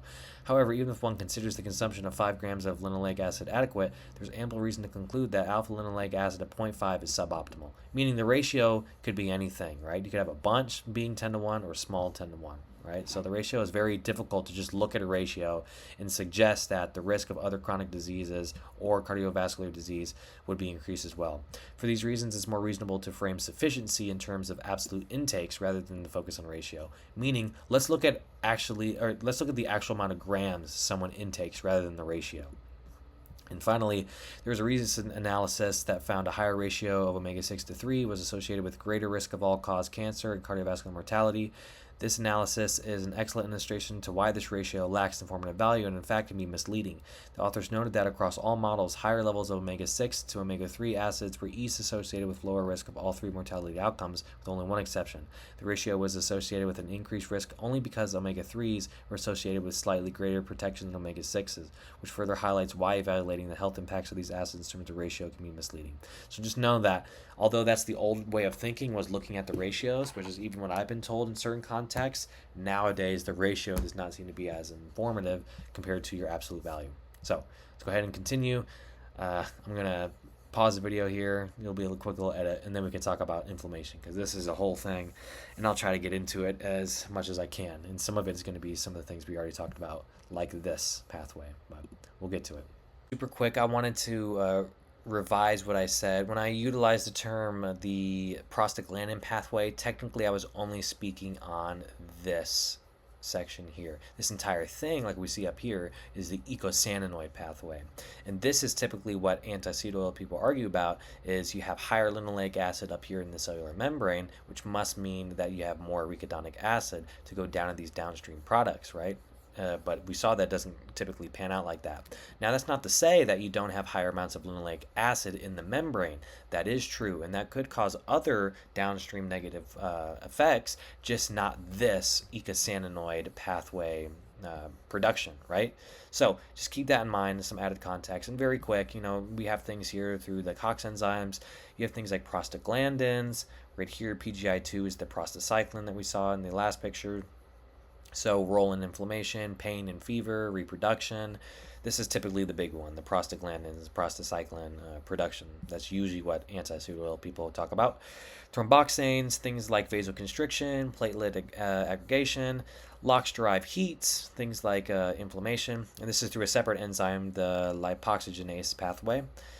That's why this is what aspirin and Advil can turn off. This up here, phospholipase A, is what corticosteroids turn off, or turn off by, inhibit.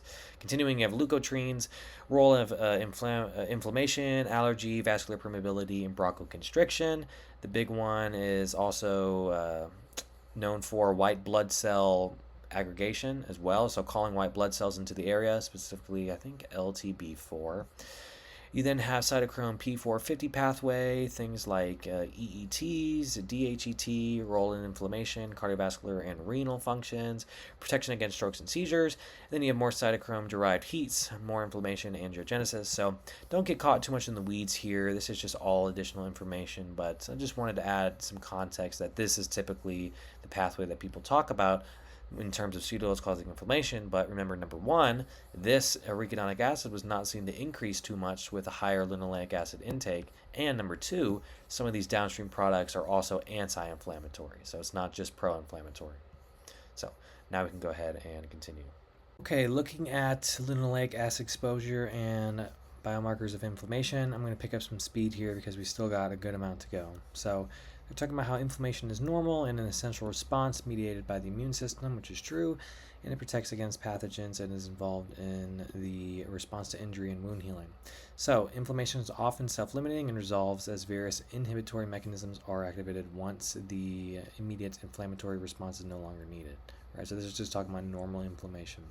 Concerns about the health effects of seed oils were initially based, and to some degree still are, on their claimed pro-inflammatory effects due to their relatively high content of linoleic acid, which can potentially be converted into arachidonic acid that we already talked about, right? The view is that linoleic acid is pro-inflammatory is largely based on its role as a metabolic precursor to arachidonic acid. So let's continue. As opposed to acute inflammation, low-grade chronic systemic inflammation is involved in the wide range of conditions of chronic diseases. Lots of different things, right? Cancer, atherosclerosis, etc. So, the role of inflammation in the development of CVD is also noted, and recommended broad screening of high HSCRP in both primary and secondary prevention patients is something that a lot of people are looking into. So, understanding the impact of seed oils is pretty important. So, looking at the conversion of linoleic acid into arachidonic acid, which I already talked about, so I won't speak too much, but the finding was based on 11 comparisons spanning a dramatic range, looking at things in terms of 90% reduction to 500% increase in linoleic acid intake, yet arachidonic acid concentration showed no significant correlation. The p-score, which is just how correlated is it, of 0.39. So if it was like p of 100, that would be pretty significant, right? But this is 0.39. Excuse me, p of 1.0 would be 100%. This is like a 39% correlation. So only one of the 11 comparisons reported a significant change, a 4.1% increase, which occurred in response to 29% reduction in linoleic acid intake.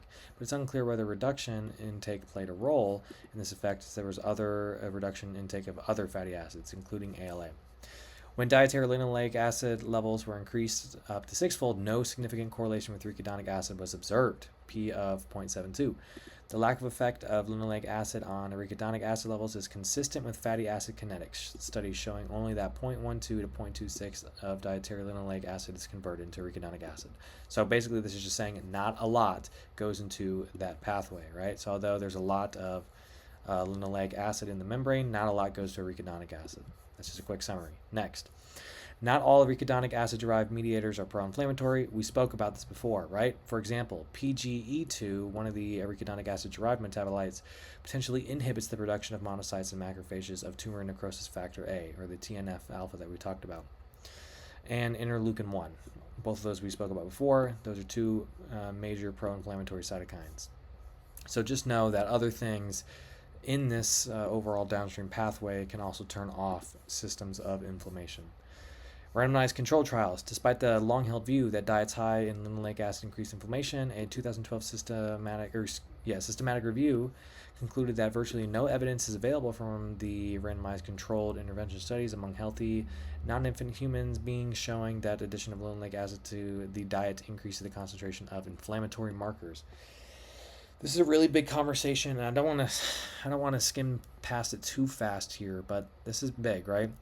It was based on the results of 15 randomized controlled trials, 8 of which utilized parallel design and 7 a crossover design. The studies evaluated a range of inflammatory markers, including things that we talked about like CRP, cytokines, TNF-alpha, etc.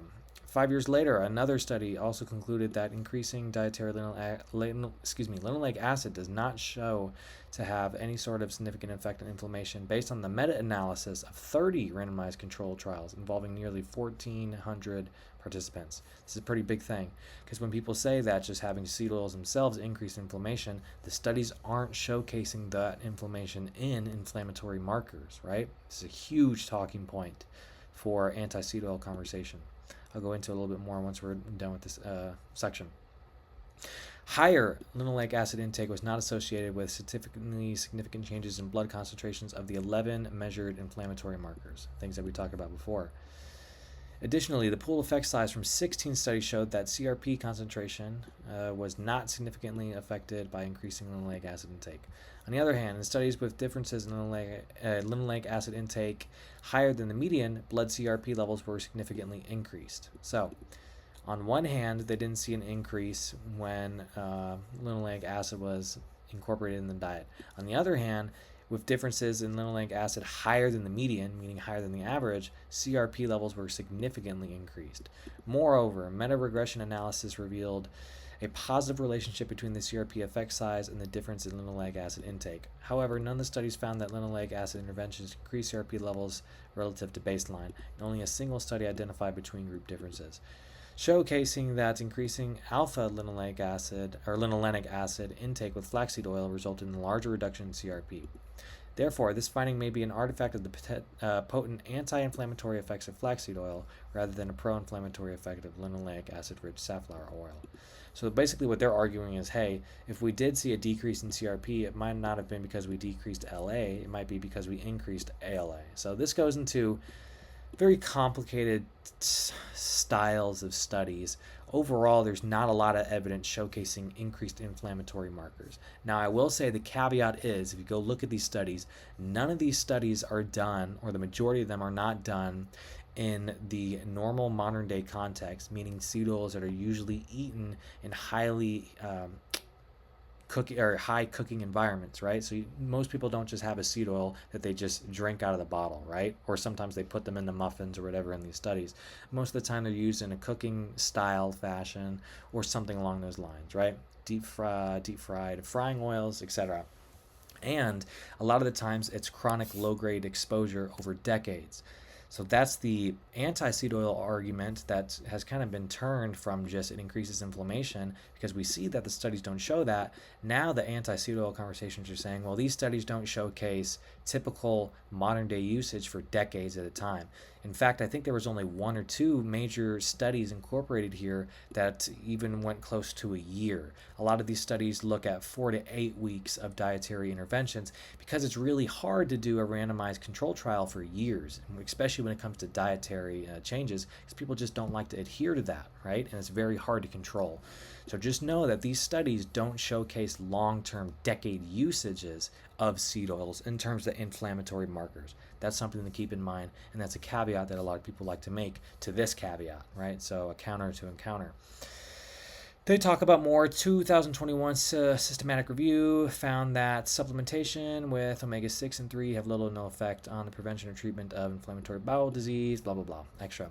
Very fast observational studies. So not as controlled as the randomized control trials. They can assess the effects of dietary exposures over a longer period. That is typical, kind of like what I was talking about, right? So now we're looking at, instead of actually directly having an intervention for a long period of time, because it's really hard to do, observational is looking over the course of a long period of time, what did they see, right? So a recently published cross-sectional analysis involving over 2,000 participants found that the linoleic acid was not significant associated with 5 markers of inflammation, right? Continuing, 5 other observational studies were identified that evaluated dietary effects of inflammatory markers, especially CRP. Of these, let's see here, of these, only one failed to find that linoleic acid was inversely related to this general marker inflammation. Furthermore, additional studies support linoleic acid having an anti-inflammatory effect. Other studies showcase that omega-6s exhibited negative correlations with the systemic immune inflammation index, other ratios, white blood cells, etc. And these studies were concluded in the US, Japan, other countries where higher linoleic acids were most commonly found to be associated with lower levels of CRP. Now, the caveat to this caveat is these are observational studies, and it's really hard for people to be 100% accurate in their intake, and there's just so many different compounding variables. So The difficulty with an observational study is, yes, you can go for longer periods of time, but you don't have the control of a RCT. Up here, they had the control of an RCT, but they didn't have the time length needed for long-term interventions. So they're trying to find the middle ground between both of these. In reality, to really assess inflammatory markers, you need a randomized control trial for a long period of time. We're talking years on end. It's just is really hard to do, has not been done yet. So they're trying their best in this conversation to see what they can find, but there's lots of confounding variables in terms of the observational studies. The majority of them don't showcase inflammation increasing, and there's lots of confounding variables in terms of time length and modern day usage in the RCTs. Most of these, once again, do not showcase inflammation. So now we can go into the next topic. Looking at the role of dietary fatty acids in LDL oxidation. This is a huge one. So LDL oxidation and cardiovascular disease risk, right? So one mechanism a lot of anti-acetyl people like to talk about is the susceptibility of the LDL particles for oxidation, which is one step in the process of etherogenesis, what we talked about, right?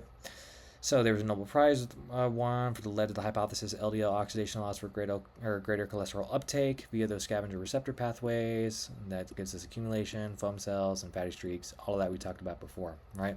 Because linoleic acid is more susceptible to oxidation due to its two carbon double bonds, and because greater intake leads to greater incorporation of linoleic acid into LDL, it is reason that diets high in linoleic acid increase cardiovascular risk. However, further looking into the mechanisms driving atherosclerosis suggests that such concerns might be overstated. So they're basically saying the biggest anti-acetyl topic is overstated. So let's look at why. Lipoprotein oxidation is part of the atherosclerotic process, but not the initiating step. We already talked about this. Elevated ApoB concentrations, often approximated by LDL cholesterol, initiate the process by increasing, stupid cars outside going crazy.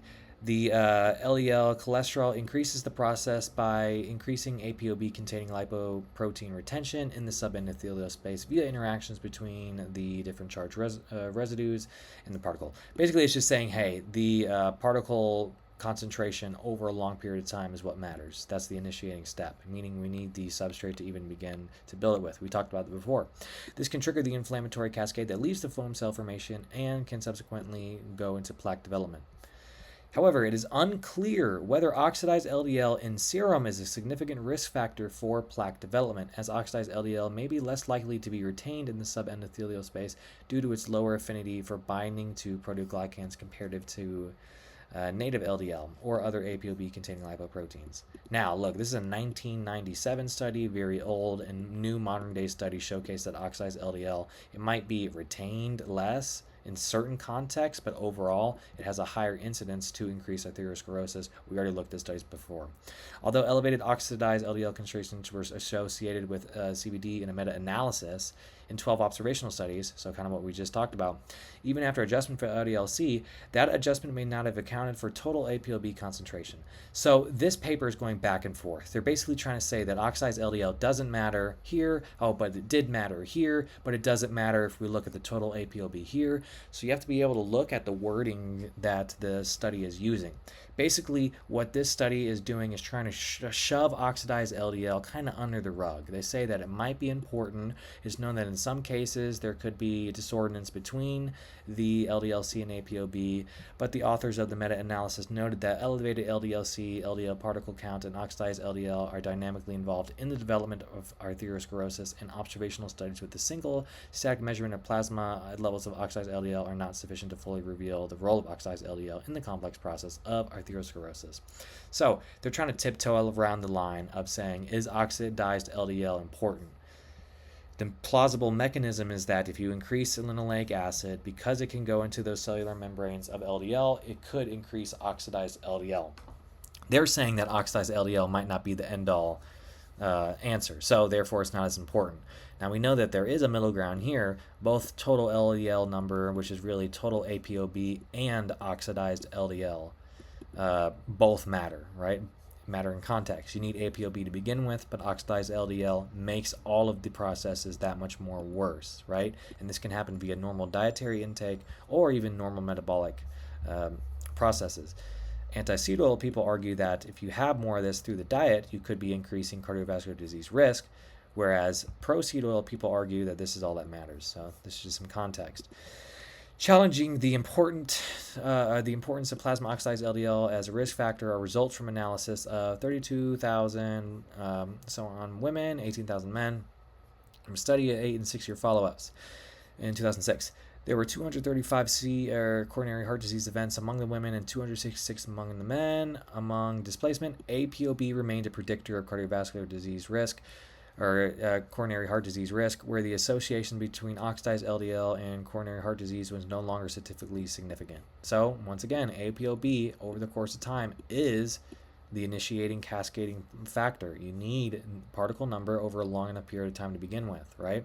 And in certain studies, oxidized LDL can't be the end-all be-all result, so not the only thing to look at. But it's very important to look at both of these, right?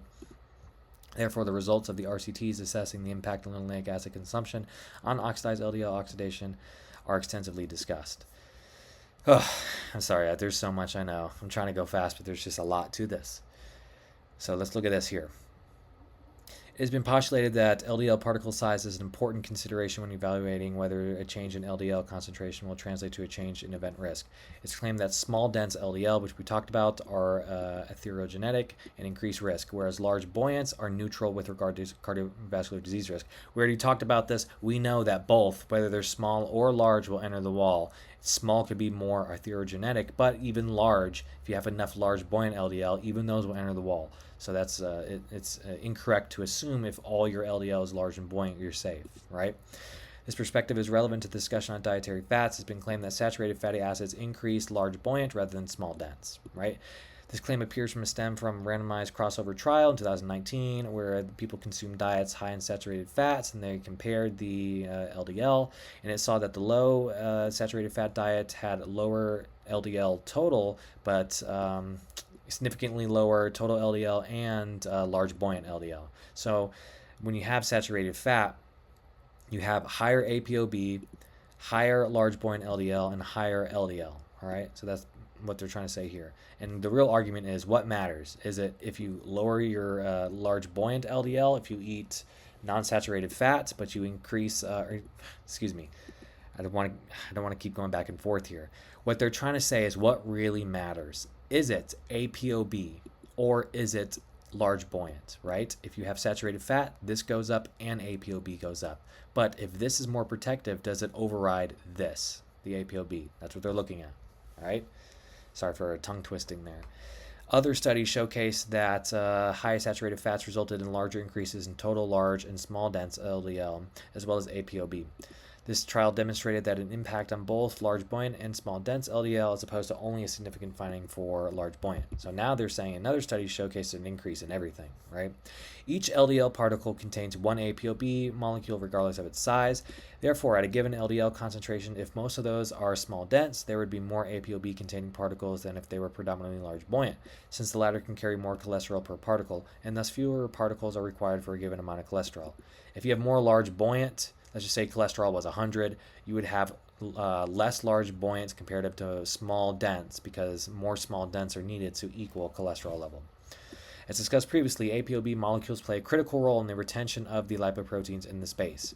However, larger ApoB containing particles do appear to carry a lower probability of retention than smaller particles, right? So that's saying it is true that when you have larger buoyant ApoB, usually via large buoyant LDL, they do carry a lower probability of retention. This phenomenon, along with the predictive ability of ApoB concentration, can be reconciled, however, by the fact that larger particles deposit more cholesterol per particle in the space.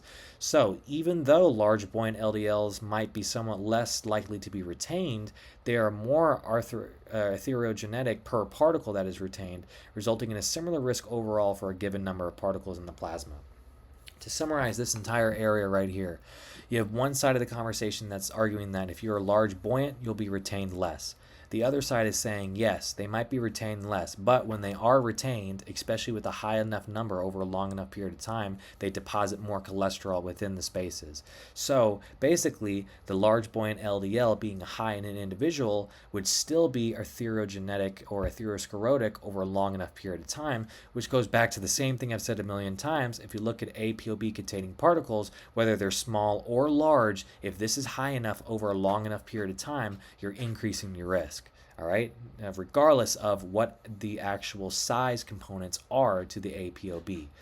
Now, it'd be awesome to have a lower ApoB with higher large buoyant LDL, right? So if you could have higher large buoyant LDL with a lower ApoB, so meaning that the majority of ApoB is large buoyant, okay, but that's kind of hard to do, especially through diet. This conclusion is supported by another study in which each standard deviation increase in genetically predicted VLDL, LDL, and ILDL demonstrated near identical effects on heart attack and coronary heart disease. So it's basically saying the same thing I said. Overall particle number over a long enough period of time is going to be more determining than the actual composition. Once those ApoB containing lipoprotein subfractions were adjusted for traditional lipid factors, including ApoB, the values were attenuated down to or near zero. These results further support that all LDL subfractions, including large buoyant, contribute to risk, and that ApoB concentration is a better predictor of risk. There it is, once again, the same old summary. So that's what they're saying in terms of the differences, looking at a lot of the things in regards to specifically LDL oxidation, right? That's a big thing. I hope you guys understood that, right? Because even I had to wrap my head around that multiple times. All right, next part. PUFAs and LDL oxidation. So now they're looking at studies that showcase that high diets in saturated fats, 4 weeks consuming a diet, 18% of omega-6s derived primarily from these oils increase the susceptibility of oxidation LDL catalyzed by reaction in vitro compared to both canola oil and refined olive oil, with olive oil resulting in the lowest oxidizability. Notably, LDL oxidizability in vitro, remember in vitro is like in a lab, right? So in vivo would be in humans. So LDL oxidizability in vitro appeared to increase in stepwise fashion as the PUFA content increased. The method of evaluating the oxidizability in LDL particles is important. However, the relevance of the formation of oxidized in vitro is unclear. So they're saying that this is a plausible mechanism, right? We don't quite know in humans yet. A limitation of extrapolating from in vitro enzyme activity assay to in vivo includes the contrasting results of differing copper concentrations when evaluating LDL in isolation versus with another serum components. So they're saying is in the lab you can very clearly see oxidized LDL go up as you increase PUFA, but in humans it might be different because everyone's a little bit different, especially with copper concentration. So caution is warranted when interpreting the results. So basically they're saying that this is a plausible mechanism, but we just don't quite know yet, right? Regarding the study results, apart from the fatty acid content, diets were closely matched for other macronutrients and antioxidants.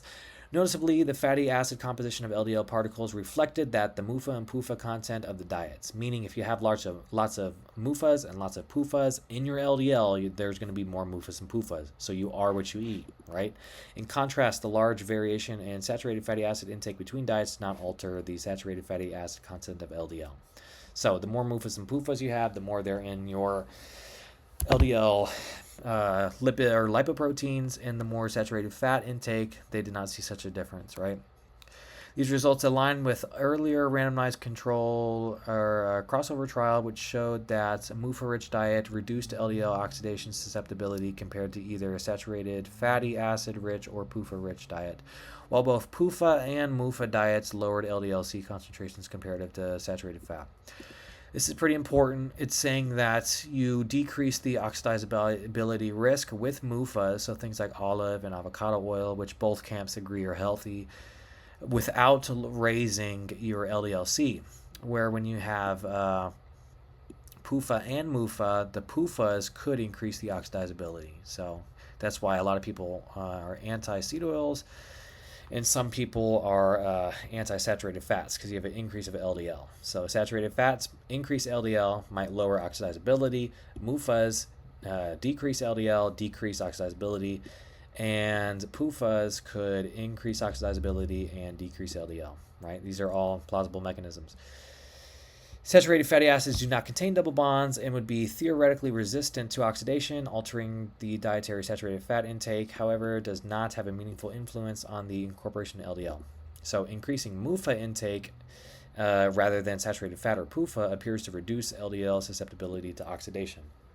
That's a pretty big statement. So in this one, they're trying to say, hey, don't even have animal fats or seed oils. Go for MUFAs, right? If you want to decrease LDL susceptibility to oxidation.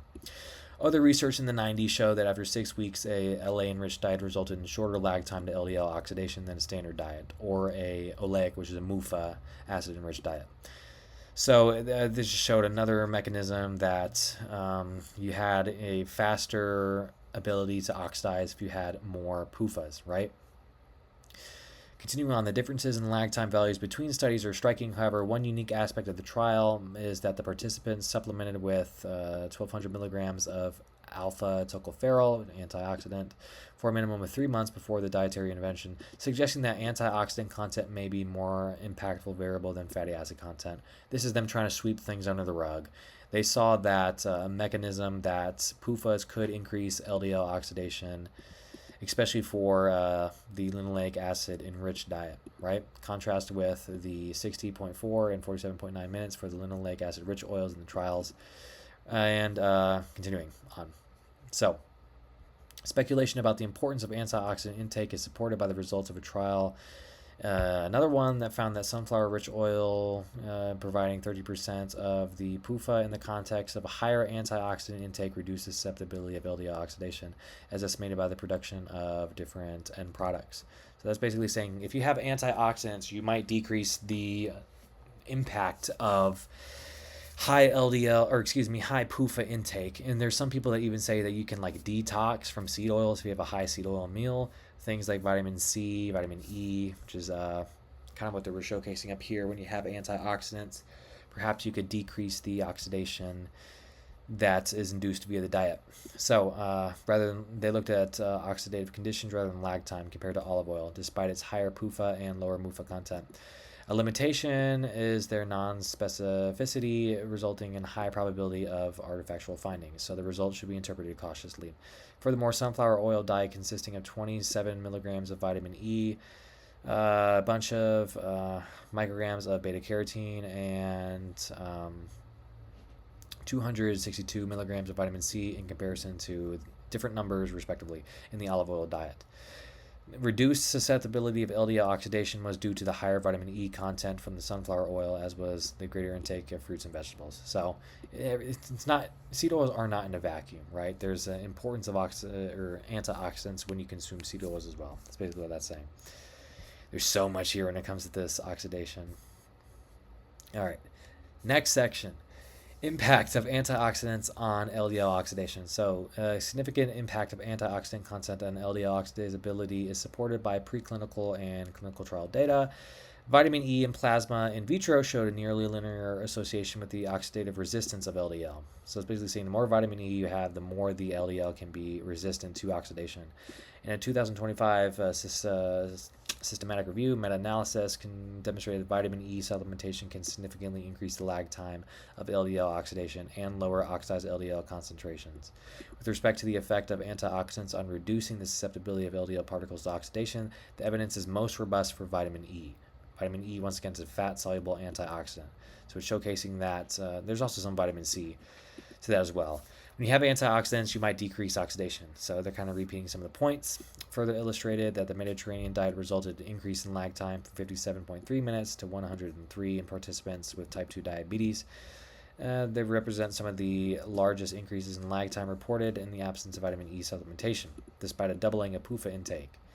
Continuing, while MUFA also increased, the trial nonetheless highlighted that the complexity of the relationship between diet and LDL oxidation extends far beyond merely increasing or decreasing dietary PUFAs, so there's a lot of nuance behind it. All right, PUFAs and oxidized LDL concentrations. Often overlooked in discussions about LDL oxidation is that because of PUFA-rich oils lower LDL-C and ApoB relative to saturated fat by increasing the receptor activity and turnover, PUFAs may reduce total oxidized LDL concentrations even if they modestly increase the oxidative susceptibility of LDL. So this paper is giving ground to saying that, yes, they pretty much can be seen to increase LDL's oxidation, but if we decrease LDL enough, you won't have the same degree of oxidation. Now, to decrease LDL to the point where you're actually decreasing a large amount of oxidized LDL is very difficult through the diet. It could be done, but a lot of the times people have a genetic ceiling to how much their diet can impact their LDL. So, concentrations of oxidized LDL were lower in rapeseed oil group because of the decreased LDL, but you should be interpreted with caution as the influence of MUFA and antioxidant intakes between the groups is unclear. So, kind of a study they throw out, but they don't really know much about it.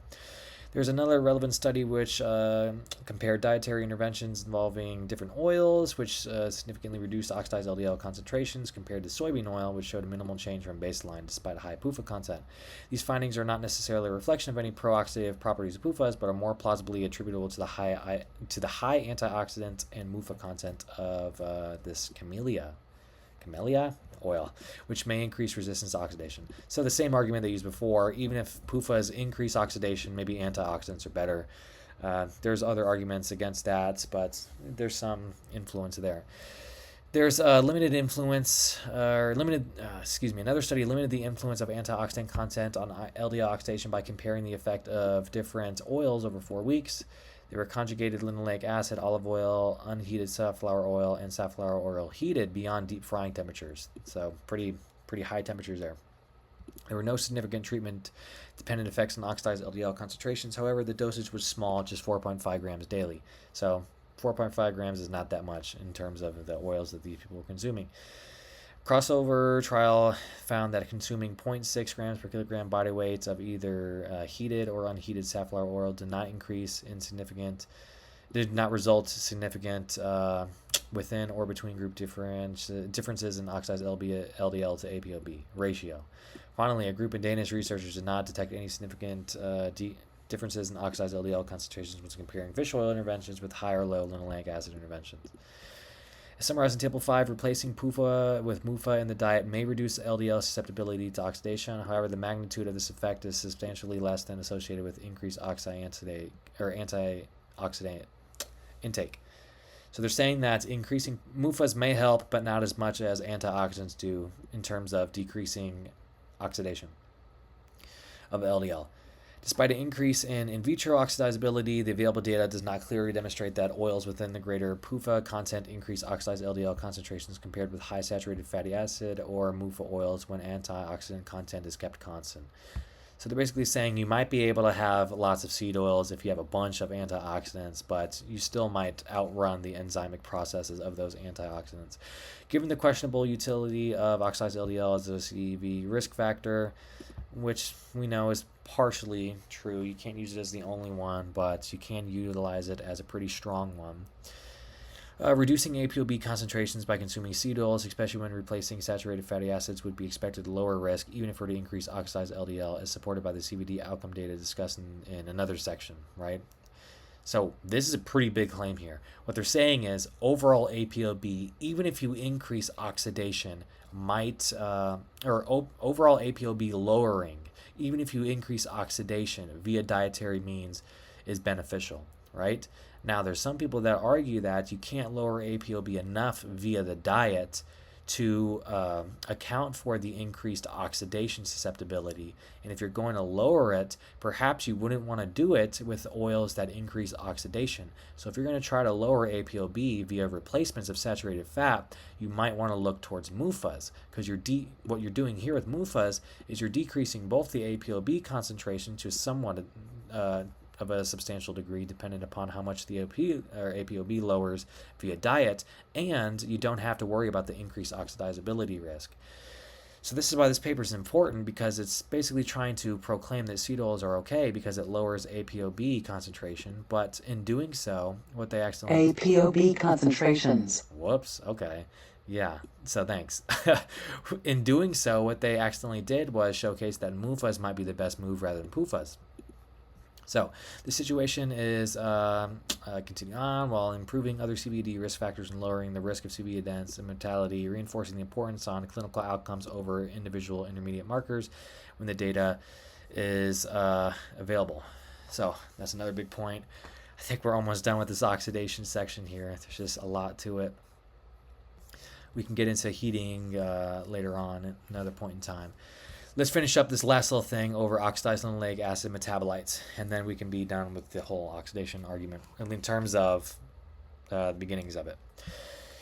In addition to the impact of linoleic acid on LDL particle oxidation, there's concern about the production of metabolites, right? So downstream products from metabolism. The free radical-driven reaction that occurs during the oxidative metabolism of linoleic acid occurs in the formation of, I'm not even going to try to pronounce some of these acids, which can be enzymatic or enzymatically converted to other metabolites, and then other metabolites. It's just downstream things, and people argue that downstream byproducts of lipid peroxidation are harmful to the body, right?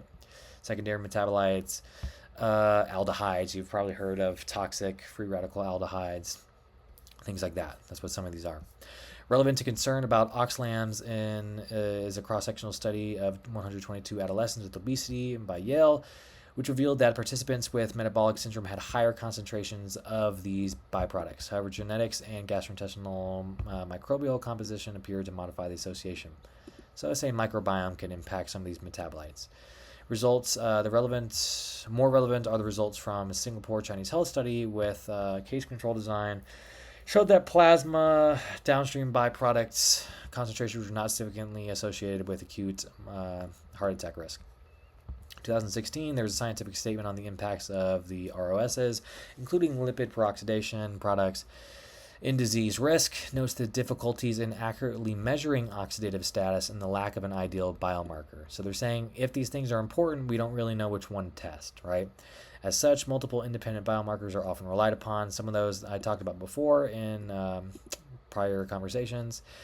And people note that certain markers like the TB-ARS levels are increased with patients with a bunch of different chronic diseases. However, it should be inferred that consumption of linoleic acid will increase MDA values. It should not be inferred that consumption would increase these levels, as a study showcased that supplemented with 15 grams of linoleic acid, 7.5 grams each of linoleic acid and palmitic acid, or 15 grams of palmitic acid for 6 weeks, failed to identify significant treatment effect on MDA levels. Now, remember, this was only a 6-week study, and your body has natural antioxidant capacities via the diet and normal intrinsic means. So is 6 weeks enough to run out of the normal intrinsic antioxidants to see some of these oxidizable metabolites that they're talking about? That's the counters to the counter, right?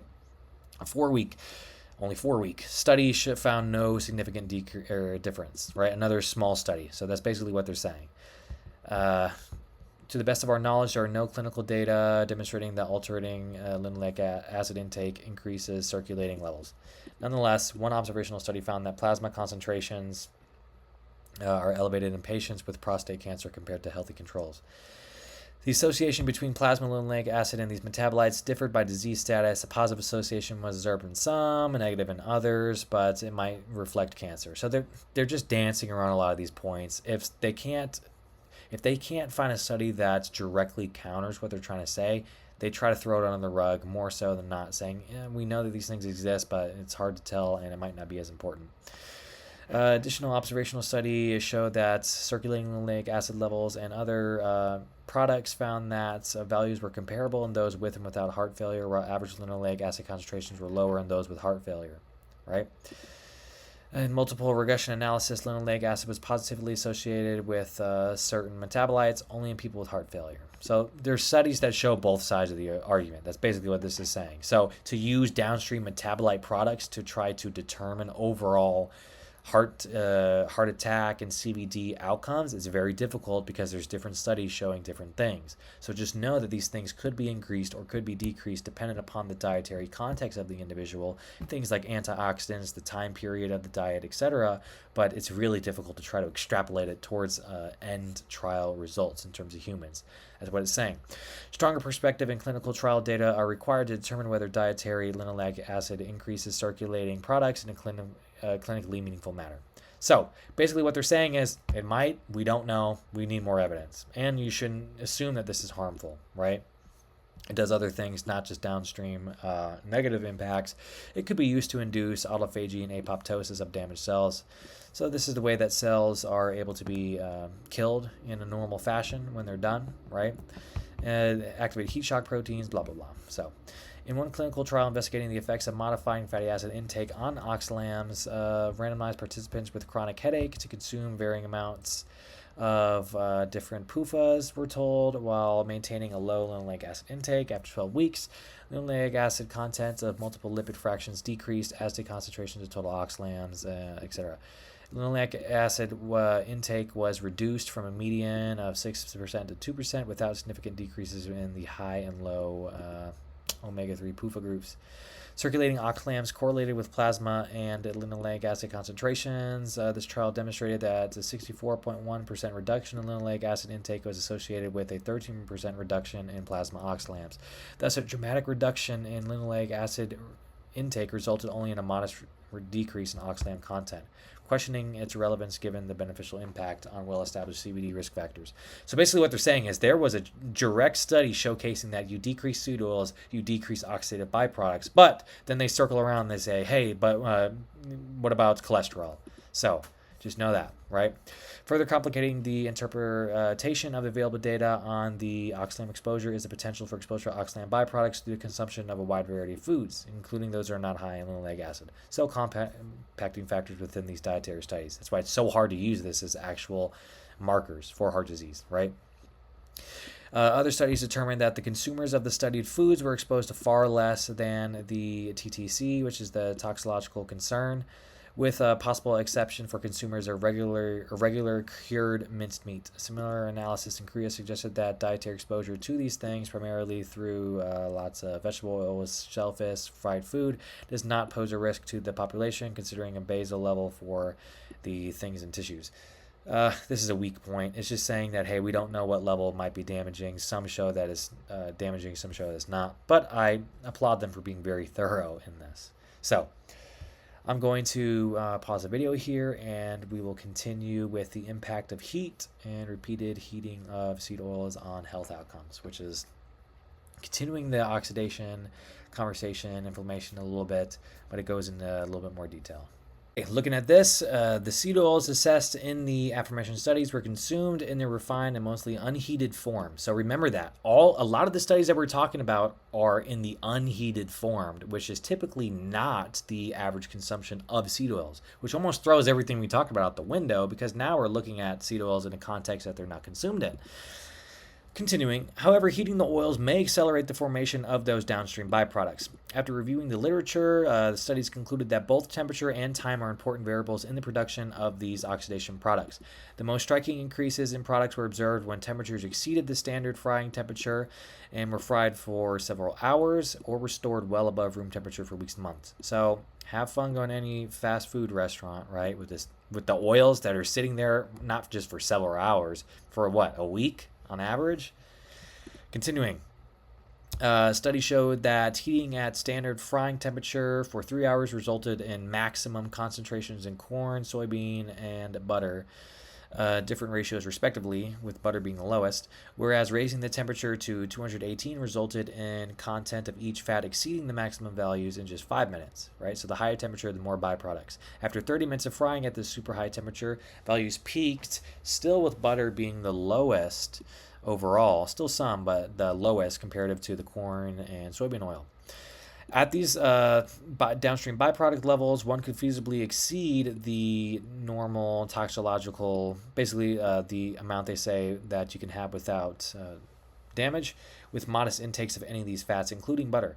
While producing lower amounts, butter is not exempt from this concern. So that's a big thing, right? You don't want to just put butter at super deep frying forever and think that you're going to be immune to everything. You'll have less of it, but you're not immune. This is not a significant concern at standard frying temperatures, but remember, standard frying temperatures are usually for a week or weeks on end. It depends on the restaurant, but I mean, you guys have seen. You know what I'm talking about. There are limited data on how consumption of heated oils impacts markers of inflammation and oxidative stress. So out the gate, they say, hey, Heated oils, we don't quite know their impact on inflammation and oxidative stress, which is what anti-seed oil people are talking about to begin with, is the heated oils. That's the typical usage in lots of processed foods, almost all fast foods, and in almost all restaurants. We're talking about heated oils because, like I said, people aren't just opening a seed oil container and taking shot glasses of grapeseed oil. No. All right.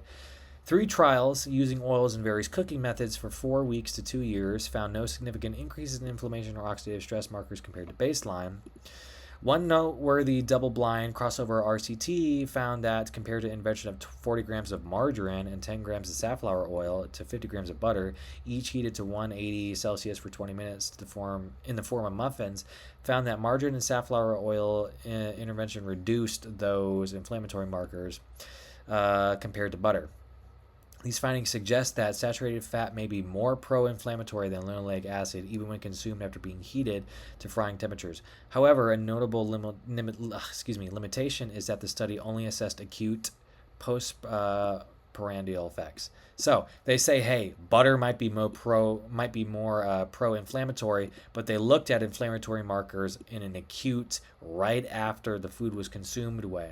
And this is not reflective whatsoever of normal dietary consumption. So just remember that. So you can't just read the study and be like, butter is more pro-inflammatory in a normal context. Furthermore, there are 3 trials involving very prolonged or repeated heating. In one trial, sunflower oil heated to deep frying temperatures for 1 hour led to a 4% postprandial increase in vascular cell adhesion molecule, which is VCAM, 4 hours in men with CAD. This is just a component that helps get white blood cells to an area, right? So it basically tells the white blood cells to bind to a certain area on the wall of an artery, so that way it can go into the tissue that it has to. So that's just another inflammatory semi-marker. You have VCAMs, PCAMs, ICAMs. Some of them do different things, but those are all utilized in white blood cells going to an area where they need to be at. Notably, there was no impact on VCAM in men without CAD or there's ICAM in either men with or without CAD. Finally, there was no statistically significant decreases in the oxidized LDL to ApoB ratio between those exposed to the heated or unheated safflower oil.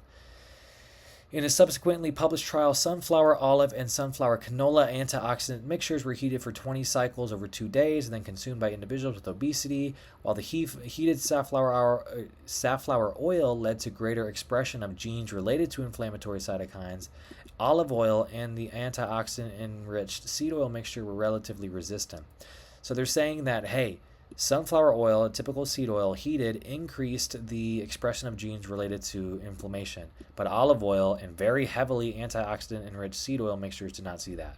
So yes, antioxidants can negate some of the effects of oxidation, but we see that with heated use, the majority of the studies are showcasing at least some sort of push towards inflammation for the most part, right? Of note, both studies measured only acute postprandial effects and neither assessed CRP, which is arguably the most robust inflammatory marker of CVD. So remember, this is another acute study. So that's why they said that we don't have studies that showcase this. There was another study that did assess CRP levels after 4 weeks of daily consumption of either CLA, olive oil, unheated safflower oil, or safflower oil heated, and there was no significant decreases in CRP. But once again, this is only 4 weeks, right? So you can't look at a 4-week study and showcase that for decade usage of seed oils. There were no significant decreases in CRP, the VCAM, the ICAM, E-selectin, although the dosage was relatively low, so only 4.5 grams. This study you can almost throw out. Now I saw that. Taken together, the available evidence suggests that even under extreme cooking conditions, adverse effects are modest, context-dependent, and potentially mitigated by antioxidant-rich foods. So they're trying to throw this out the window altogether, but this might be one of the most important sections to be read, because remember, heated use is how most people have their seed oil intake. Fast food restaurants, any restaurant, whatever, for long periods of time, right? So you can't just throw this out like they're trying to do. Moreover, more compelling reasons to limit deep fried food relate to their caloric density and hyperpalatability or palatability, irrespective of fat source. That they're just trying to say, hey, ultra processed food, might be more important, which I get in certain contexts. But understand, hey, we're looking at, once you start heating seed oils, things aren't as simple as they're all good, right? Oh, all right. that's enough for the heat and oxidation section. Now we can look at the next one here. Okay, guys, stay with me. I know it's a lot. And now we're really diving into the seed oils and cardiovascular disease, cancer, as well as all-cause mortality studies. So this is some heavy-hitting stuff we're going to get into. I'll skim over some of it. Let's go ahead. If you made it this far, I applaud you, because I know it's just a large amount of information. All right, CVD is the leading cause of mortality globally, as we've seen before. In 2021 review, dietary guidelines from 96 countries were found to have a significant overlap, particularly regarding recommendations to increase fruit and vegetable intake. Regarding fats, there's variability in recommendations on the total amount of added fats to consume. However, there is a consistent trend in recommendations toward consuming liquid oils rich in MUFA or PUFA in the place of solid fats like saturated fats. These recommendations are echoed by multiple different organizations with the specific mention of seed oils such as soybean, corn, safflower, canola as heart-healthy options. So just know that recommendations tend to lean towards seed oils. Now we're going to look at randomized controlled trials, which we know are high on the criteria of evidence in terms of studies, starting with trials that are not supportive of seed oils. So these are anti-seed oils. I'll just glance over them now very fast, and then we will get into some of these a little bit more detail later.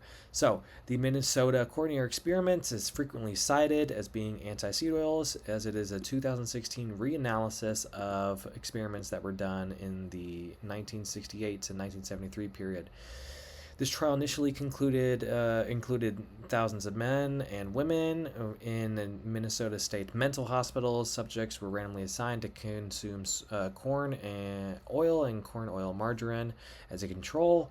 Intervention of animal fats, common margarines, and shortenings.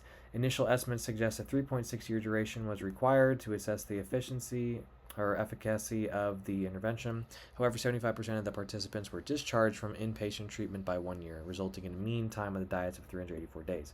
So although it's only 384 days as the mean time, this is still considered one of the most rigorous studies because, once again, it's a long-term randomized control trial in a very specific environment. So the researchers were only able to recover a certain amount of autopsy files, and the findings found that no significant association between the intervention and coronary atherosclerosis were found, but the intervention group, which once again was the seed oil group, had a higher incidence of heart attack.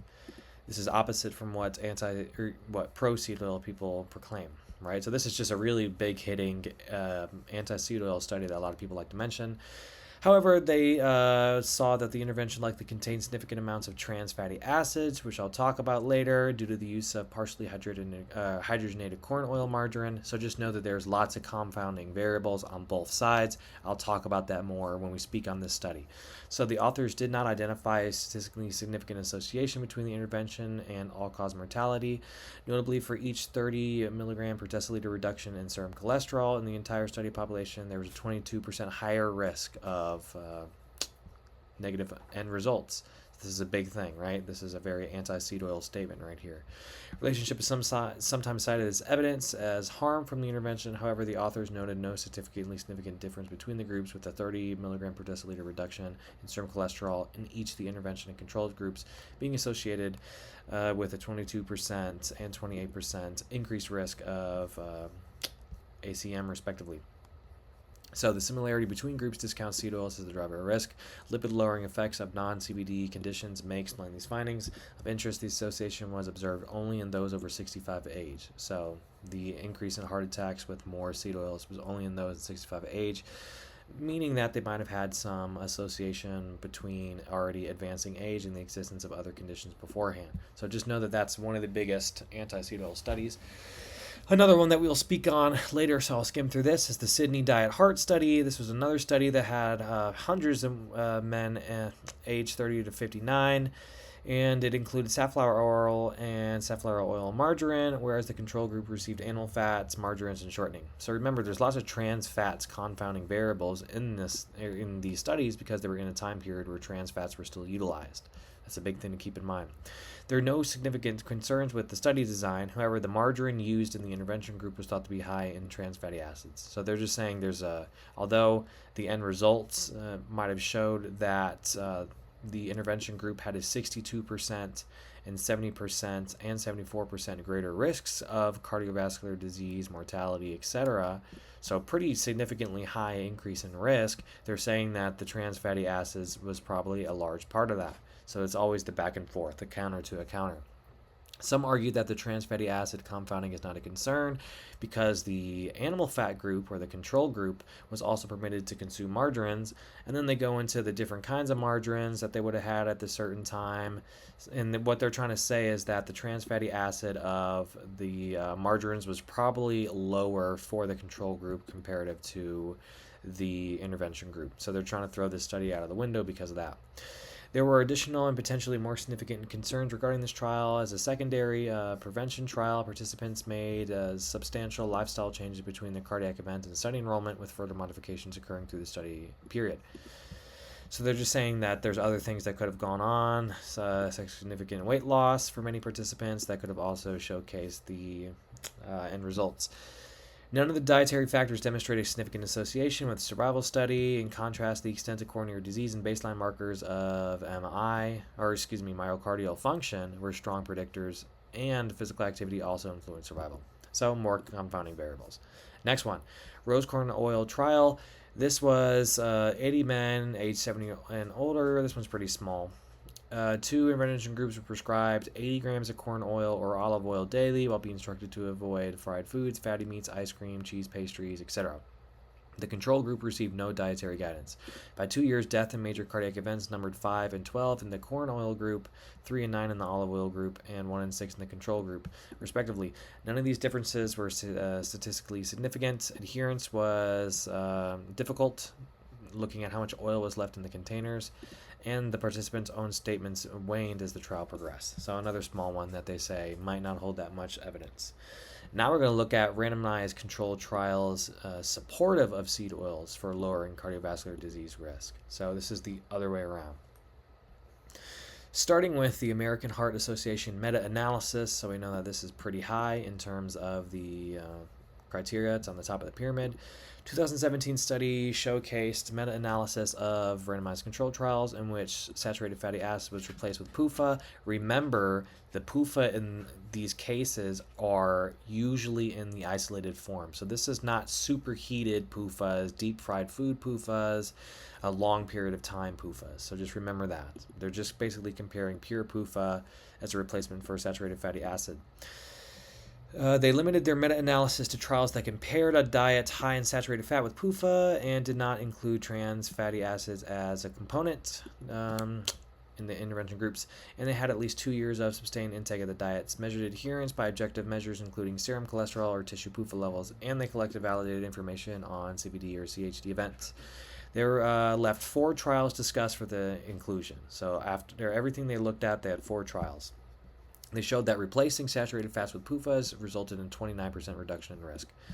So the Veterans Administration Hospital Study of the 4 cohort trials, the LA Veterans Hospital Study, an 8-year, very long, double-blinded RCT involving 846 men in older ages in California area. The intervention and control groups each consumed about 40% of calories from fats, but the intervention included replacing 2/3 of animal fats with corn oil, other oils, right?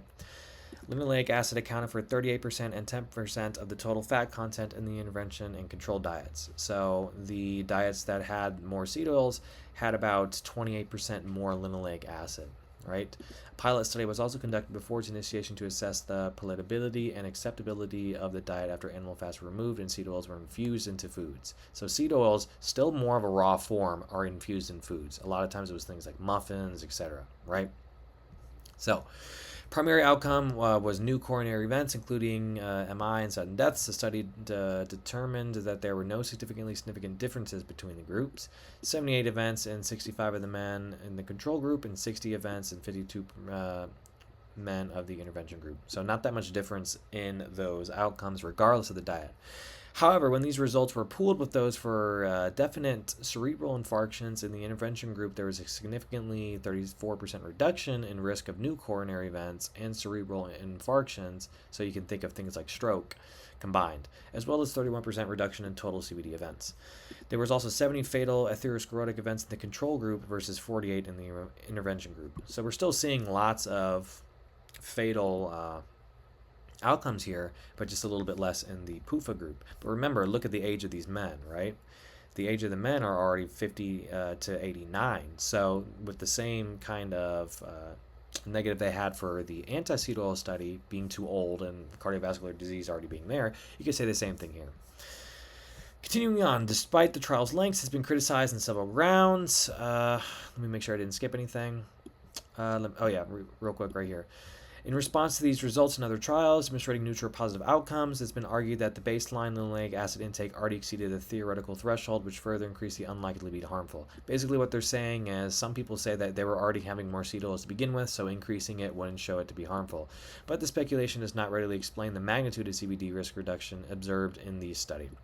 Moreover, baseline linoleic adipose tissue concentrations in that study were comparable to those reported in Navajo Indians and other areas, and lower than those observed in Inuit populations consuming traditional diets. Collectively, the observations further quell concerns that the baseline linoleic acid exposure in most of the population exceeds a punitive threshold of harm relative to the populations consuming diets largely devoid of seed oils. This is just looking further into, does the modern day Western diets compare to people who don't eat that? Remember, this is all in the 60s, and we're looking at 2000, so it's changing a little bit. Despite the trial's strengths, has been criticized on several grounds. Some claim that the favorable results attributed to the intervention are due to the lower number of smokers in the intervention group, right? So the people who had seed oils didn't smoke as much. However, when stratified by those smoking over 10 cigarettes, 10 to 20, or over 20, incidence rates for the outcomes noted above remain lower in the intervention group. So there was more people that smoked that had seed oils, but they're saying that even when we extrapolate that out, it doesn't seem to make that much of an impacting factor. Could you still argue against it? Technically, yes, but let's go and continue on. It's also been stated that the lack of statistically significant reduction in ACM and the slightly higher risk of deaths due to other causes were primarily driven by carcinomas and trauma. Continuing on. Some suggest that there is no net benefit despite a reduction in fatal atherosclerotic events. However, the study was not powered to detect a significant difference in ACM in this older demographic. While there was a borderline significant increase in carcinoma risk, of the 31 deaths in the seed oil group occurred from the 0 to 10% adherence, where there were 0 to 4 in every other of the adherence groups across both groups. Basically, they're just saying that, hey, you can't utilize the concerns about significant reduction due to other causes, dependent upon the group, right? As an alternative interpretation of the cancer mortality findings, there's also been presented. There's a speculation that the low adherence among those that died of cancer is a result of cancer progression and appetite loss, suggesting that they were simply eating very little rather than eating non-intervention foods. But there's several limitations to the interpretation. There was no similar trend in greater cancer mortality in the control group, so for those that ate more animal fats, but rather a evenly spread among adherence areas. A similar trend would be expected between groups unless the intervention was specifically causing cancers more prone to appetite suppression and other cancer-related issues. Further countering the idea of seed oil intervention caused cancer deaths is the fact that nearly 1/3 of cases occurred in those with 10% of lower adherence to the intervention. So this is getting more into the weeds about cancer. Is there a risk of cancer in terms of seed oils? They're presenting the case that usually not. There might be some sort of questions about it, but when you extrapolate the data, just like most things, they did not see a strong correlation. It's also important to note that their analysis and researchers take note of potential for chance findings. As such, the trial may not have been appropriately designed to assess the relationship between seed oil intake and cancer risk. That's the big thing with the cancer. It wasn't really meant to study that. Further, Let me double check here. The mortality occurred late in the study, which suggests that reducing fatal events may have simply delayed death from other causes. Further, cumulative number of deaths in the intervention group or the seed oil group remained below that of the control group at every time point, nearly meeting after 8 years due to the greater plateau in the control group. Similarly, upon inspection of their survival curves, the percentage of participants in the intervention group surviving remained above that of the control group until year 8, at which the point curves intersected. However, the difference was not statistically significant. So, there's lots of disagreements with this study. One of the strongest ones they have to being pro seed oil. Next is the Oslo Diet Heart Study. One of the core trials included with hundreds of men aged 30 to 64, so a little bit younger than the last one, that had suffered a myocardial infarction 1 to 2 years before enrollment. So these people already had MI issues. It was a diet low in animal fat and cholesterol, enriched in vegetable oil, 20% coming from PUFA, 10 from MUFA, 8 from saturated, and 72% of the fat from soybean oil. For some participants, fish and cod liver oil were also significant contributors to fat intake.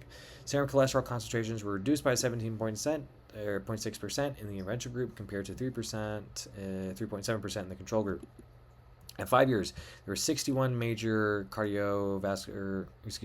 heart disease relapses in the intervention group, 81 in the control group.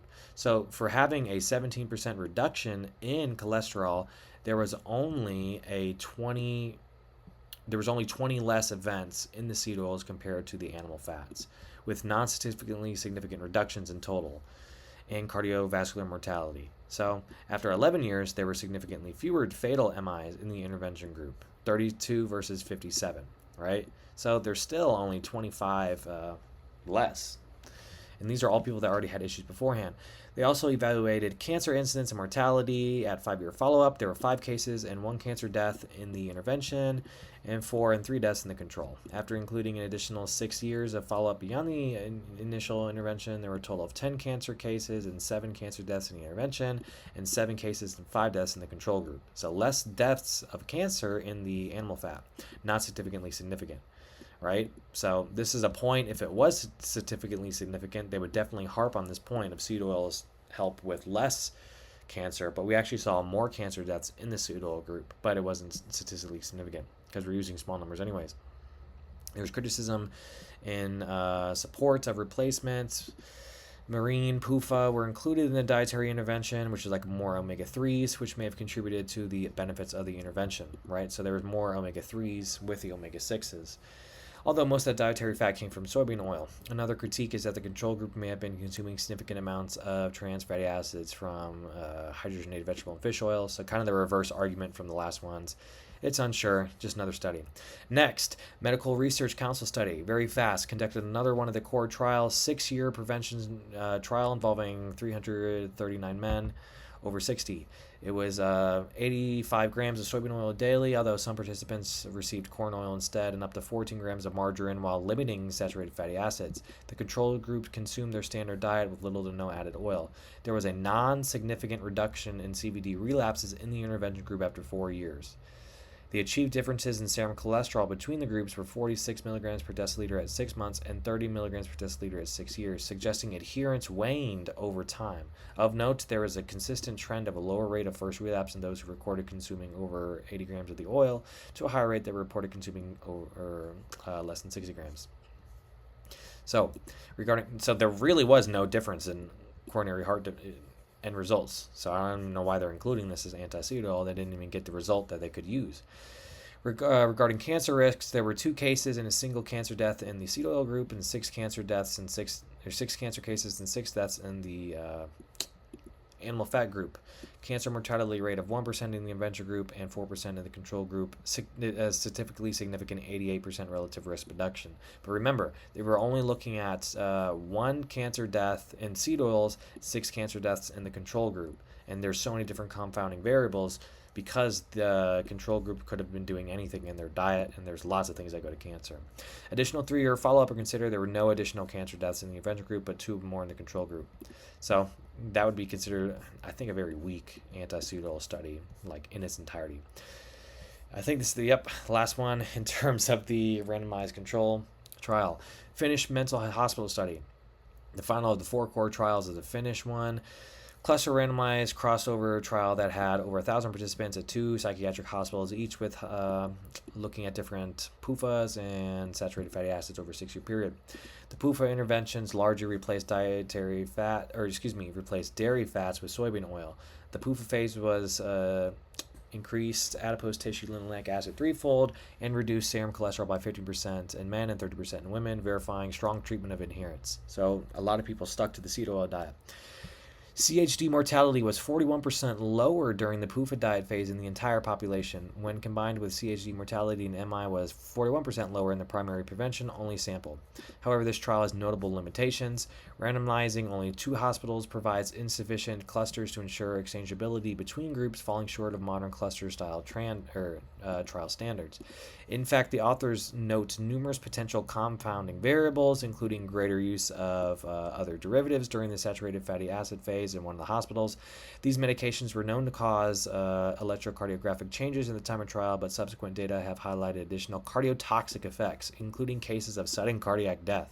There's also potential for several additional confounders given the study design. So this was a very weak study, all in all, even though it showed a pretty significant result. So it looks like the less significant results came from weaker trials in terms of certain parts of it, and then the more significant results are still coming from weaker trials. So we see that there's lots of differences, whether you're anti or pro seed oils, from these randomized control trials, which is why it's so hard to extrapolate from them for a definitive answer.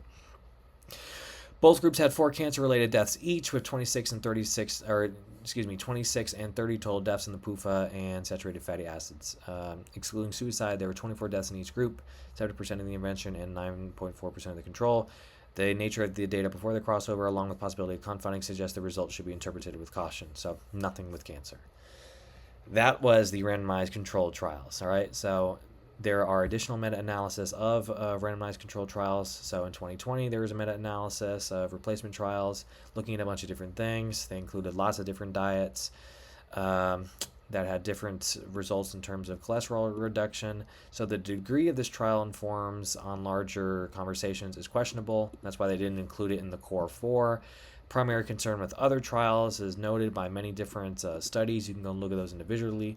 But the analysis in 2020 included both of the trials that they had problems with, as well as another trial by Rose in 1965, which found the replacement of saturated fatty acids with PUFA lowered cardiovascular events by 21%.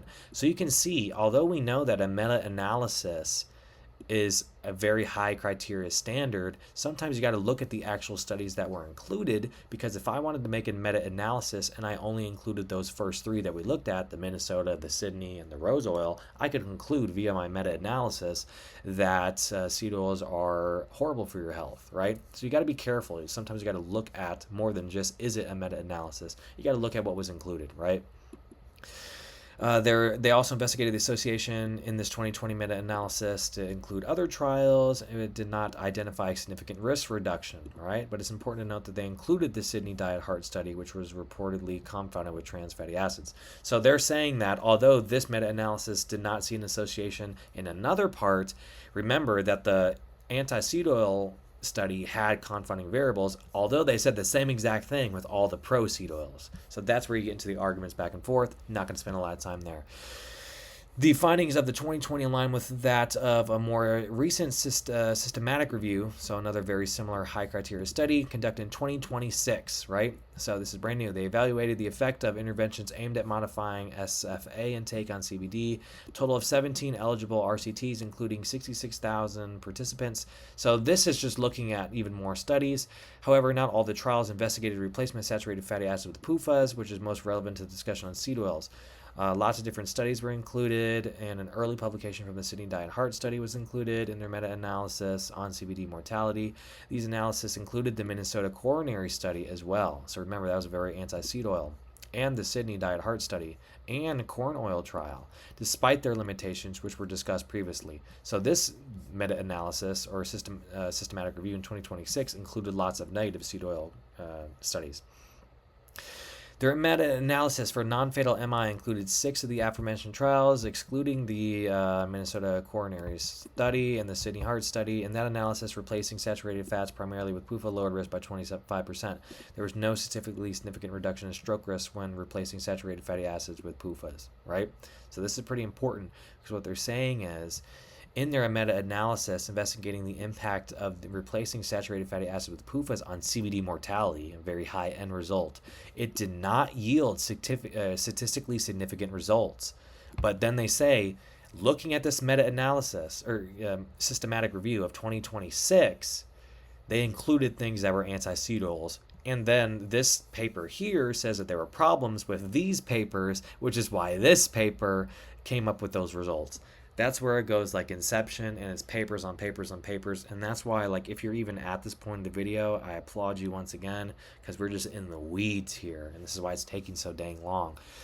This review paper is basically saying that this systematic review included other trials which were very anti-seed and they have a problem with that. But once again, this is a very high criteria study which came up with no significantly significant results. They further stratified the baseline risk, performing a separate analysis for those at different ends. But what was deemed unimportant affected fewer non-fatal MIs per 1,000 among those baseline, given the inherently low probability of CVD events occurring within 5 years and those deemed low risk. A lack of clinically meaningful effect is unsurprising. Observed benefit among high-risk individuals in such a short time is notable and reinforces the relevance of replacing saturated fatty acids with PUFAs in that population. So they're saying if you're very high risk, it might be worth replacing PUFAs. If you're low risk, they didn't see a replacement being that beneficial. All right, we're almost there at the observational. Okay. In a prior analysis, other people pooled results. Let me make sure we're supposed to be here. The further PUFAs, importantly. Yep, okay.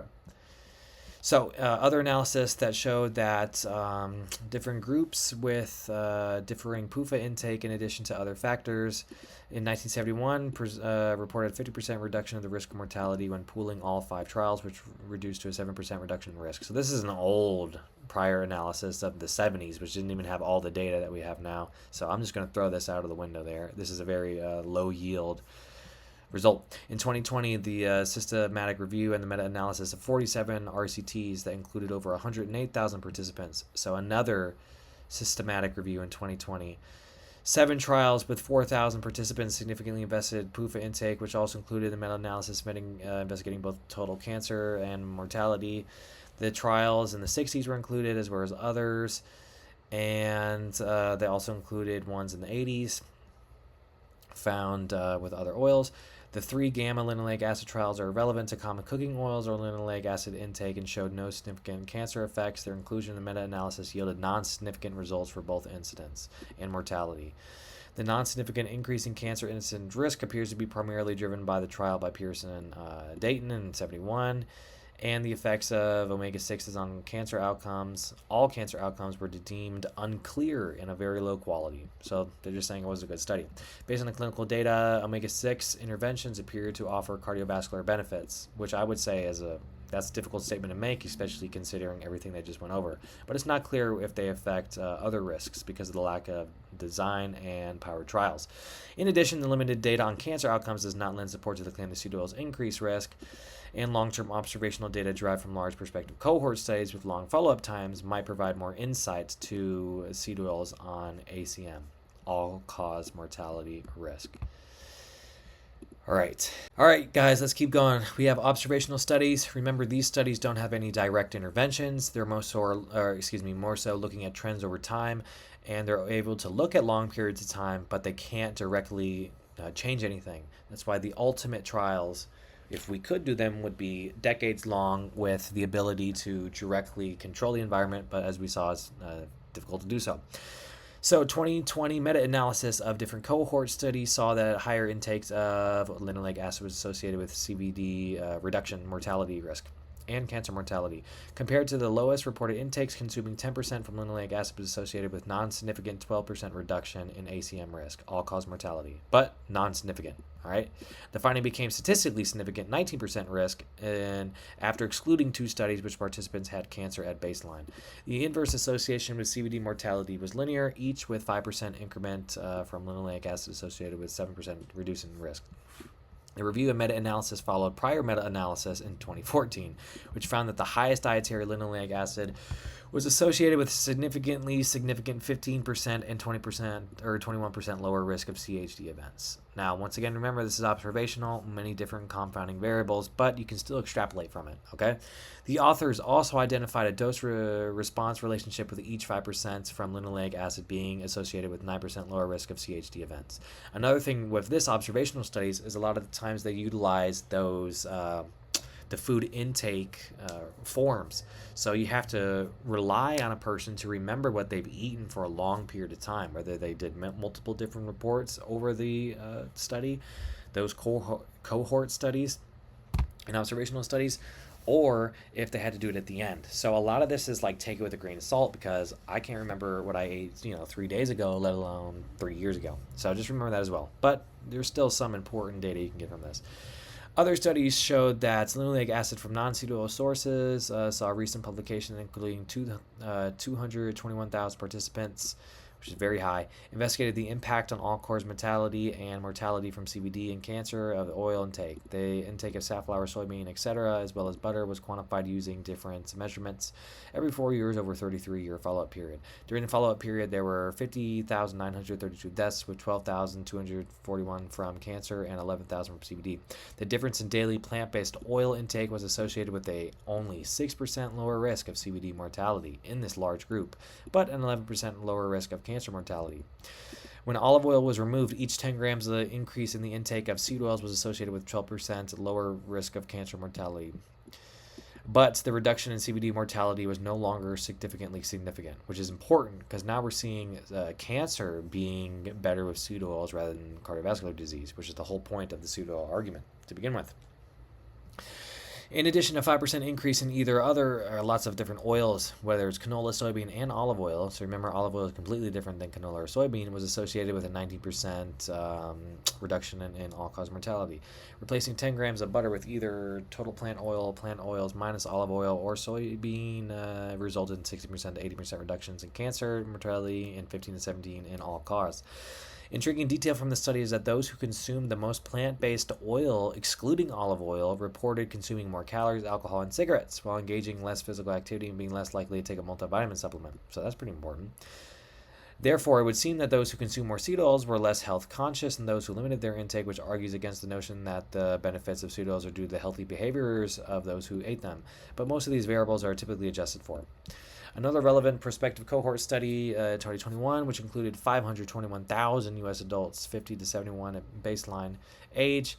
After a median follow-up of 16 years, there was over 120,000 deaths. Replacing 1 tablespoon of butter daily with corn or canola oil was a 4% reduction in CVD mortality, 5% in all-cause. That does not seem that important, but okay. In addition, replacing butter with corn oil or canola resulted finally significant 5% reduction in cardiometabolic mortality, respectively. According to T2D mortality, neither corn or canola was significantly associated with the risk, so type 2 diabetes. Furthermore, substituting 1 tablespoon of butter daily with corn or canola was associated with 5% reduction in cancer mortality risk. Even replacing 1 tablespoon of butter with margarine was associated with 4% risk of cancer mortality, despite the margarines containing trans fatty acids. Research supporting the inverse association between seed oil intake and mortality risk is not limited to the U.S. There are other ones in China with different oils, and they saw that substituting for animal fats or substituting animal fats for plant oils was associated with a reduction in ACM. However, these findings are for total plant oil and other plant cooking oils were significant. Cohort studies discussed so far have centered on the replacement of butter for PUFAs, but there's some literature comparing seed oils to other plant-based foods. In 2022, found that substituting other vegetable oils that we talked about for olive oil did not yield a significant decrease in total or cause specific mortality, including CVD and cancer. So, having olive oil instead of seed oils did not see a difference. Considering that the highest consumers of olive oil, 14 grams a day, has significant 90% total. Considering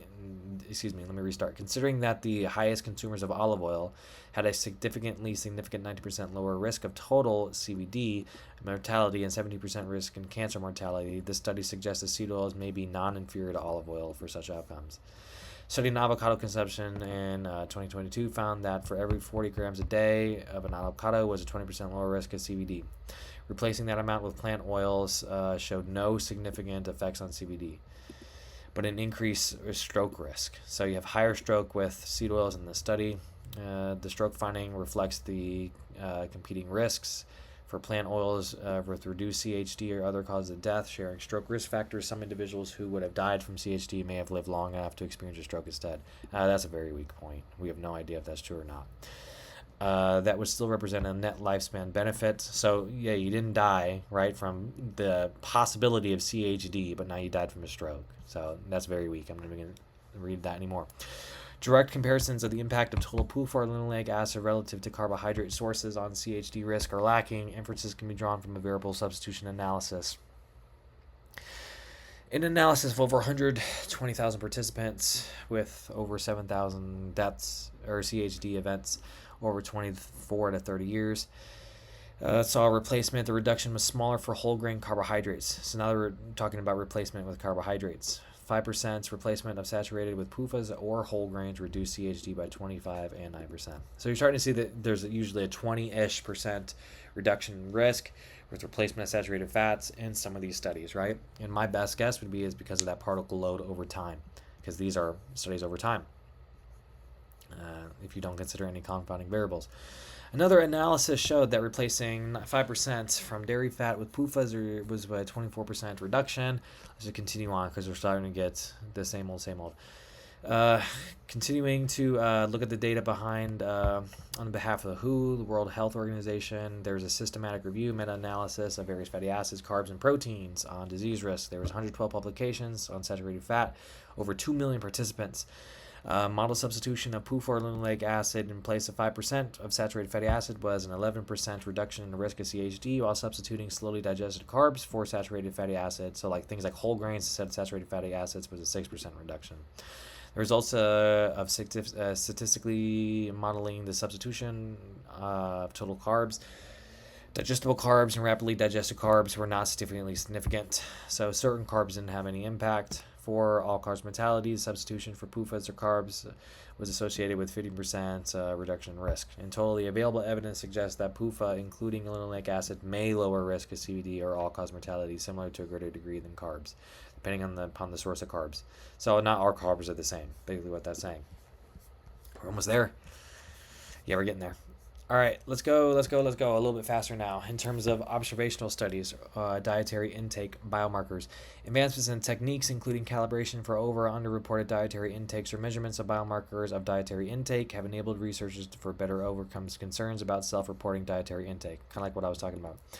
Looking at biomarkers of intake, a meta-analysis of over 65,000 participants found that each standard deviation increase in tissue linoleic acid concentrations was associated with reductions in lots of different things, cancer, CHD, etc., at 9, 11, and 9%.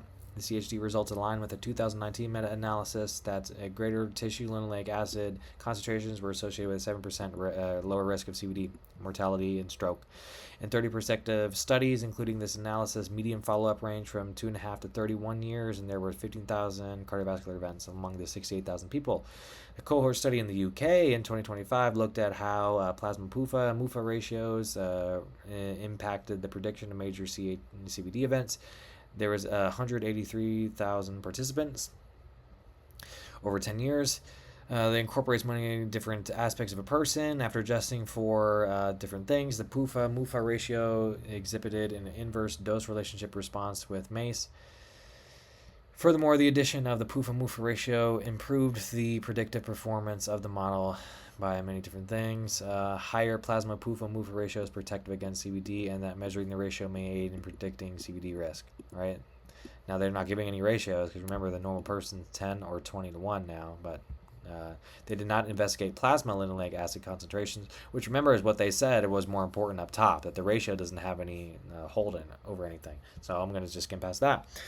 Limitation of plasma biomarkers and linoleic acid intake is that they may not reflect long-term intake. On the other hand, adipose linoleic concentrations do fluctuate acutely after recent meals, so may be reflective of the longer term. Oh, do not fluctuate acutely. So adipose might be good compared to the blood, looking at biomarkers. They saw that increase in adipose linoleic acid was associated with a 10% reduction in all-cause mortality. But the finding for CVD mortality was non-significant. So there's the biggest argument. They didn't find it, right? Next, a small Australian cross-sectional analysis of 226 participants with chest pain saw that association with the extent score was no longer significant for age. So next, neither adipose tissue nor platelet linoleic acid concentrations were significantly associated with either extent myocardial scores in women, despite having comparable mean adipose tissue. This observation casts doubt on linoleic acid playing a causal role in the association, and the results may also not be generalizable. Next, in a meta-analysis in 2020, only one included cohort assessed the relationship between adipose tissue, linoleic acid, and ACM. In 2025 analysis of the tissues, saw that among 4,000, 1,000 deaths were identified, a 21-year mean follow-up. Inverse association was found between adipose linoleic acid and all-cause mortality, and with a plateau at 10%. The high versus low analysis, the highest adipose tissue levels were associated with a 24% reduction in risk. Therefore, to the best of our knowledge, the only two cohorts that assess adipose LA concentration suggest that higher LA lowers the risk of all-cause mortality. That was 2010. 2025, and they saw a semi 24% reduction, but once again, we don't know all the confounding variables. You could have a higher linoleic acid level intake in your cells, and you could be doing 20 different other things outside of the life, which could influence it, which is why it's so hard to look at these as, once again, overall markers. Another study showed that there was 12-year mean follow-up in those with the highest proportions of LA levels had a 38% lowered risk of cancer incidence compared to those with the lowest. So this isn't really comparing saturated fatty acids to linoleic acid. This is just looking at linoleic acid in the blood. Finally, arguably the most comprehensive meta-analysis investigating association between PUFAs and CVD cancer, etc., was conducted in 2025. They had 39, 50, and 30 studies looking at all these things with periods going up to 32 years. It revealed that compared to the lowest PUFA concentrations, the highest circulating PUFA levels had an 8% lower risk of CVD incidence, right? 12% lower risk of cancer, and 11% lower risk of all cause. The association with cancer was not significant. All right, so the cancer one they're saying is not significant. The other two were.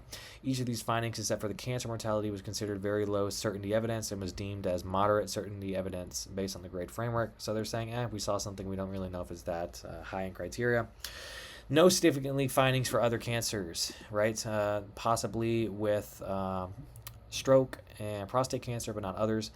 The circulating PUFA aligned with those for intakes at other people. However, there was a positive association between dietary intake that combined endometrial and ovarian cancer. The authors suggest that this association may be driven by deep-fried food consumption, as prior research has found divergent associations between PUFA intake and endometrial cancer based on the source of PUFA, with deep-frying fats being associated with a greater risk and other vegetable oils being associated with lower risk. But like I said, most people have it in a very heated context, right? No one's just drinking canola oil out the bottle. I said that multiple times. It's noteworthy that the researchers identified potential publication bias for the ACM finding. We'll talk about publication bias at the end of this. While linoleic acid generally accounts for most of the circulating PUFA, the analysis found that PUFA individual was not conducted, unlike the majority of the other studies, which showed that the results are largely concordant with LA-specific findings. Okay, that was that section. All right, wrapping up the all-cause mortality, etc. conversation. We have Mendelian randomization, which offers further insight into the potential link between seed oils and long-term health outcomes. It assesses the impact of genetic variants and their resulting exposures, right? Greater serum or tissue linoleic acid concentrations on outcomes on the bias that these variants are randomly distributed from each parent after conception. They also affect the exposure of linoleic acid, typically associated with different gene clusters, and influence the fatty acid desaturation and elongation pathways. Greater genetically predicted linoleic acid concentrations have been associated with lower risk of stroke, especially large artery stroke, but we saw that the RCTs did not show that. For CHD, the data was mixed, with some data suggesting reduced risk, whereas others have not detected a significantly decreased significant effect. One study found an increased risk in cancer with higher genetically predicted circulating LA levels, but the researchers could not rule out pleiotropy, the phenomenon where a single gene influences multiple traits, as an explanation. In contrast, prior study identified an inverse association between linoleic acid and CAD using pleiotropy robust methods. Another study published in 2019 assessed the associations between predicted serum PUFA and cancer risk from the UK cohort, which had over 46,000 cancer cases, thousands of deaths, 270,000 controls. No significantly association between one standard deviation increase in genetically predicted serum levels and cancer incidence or cancer mortality was identified. Similar results were obtained stratified by sex.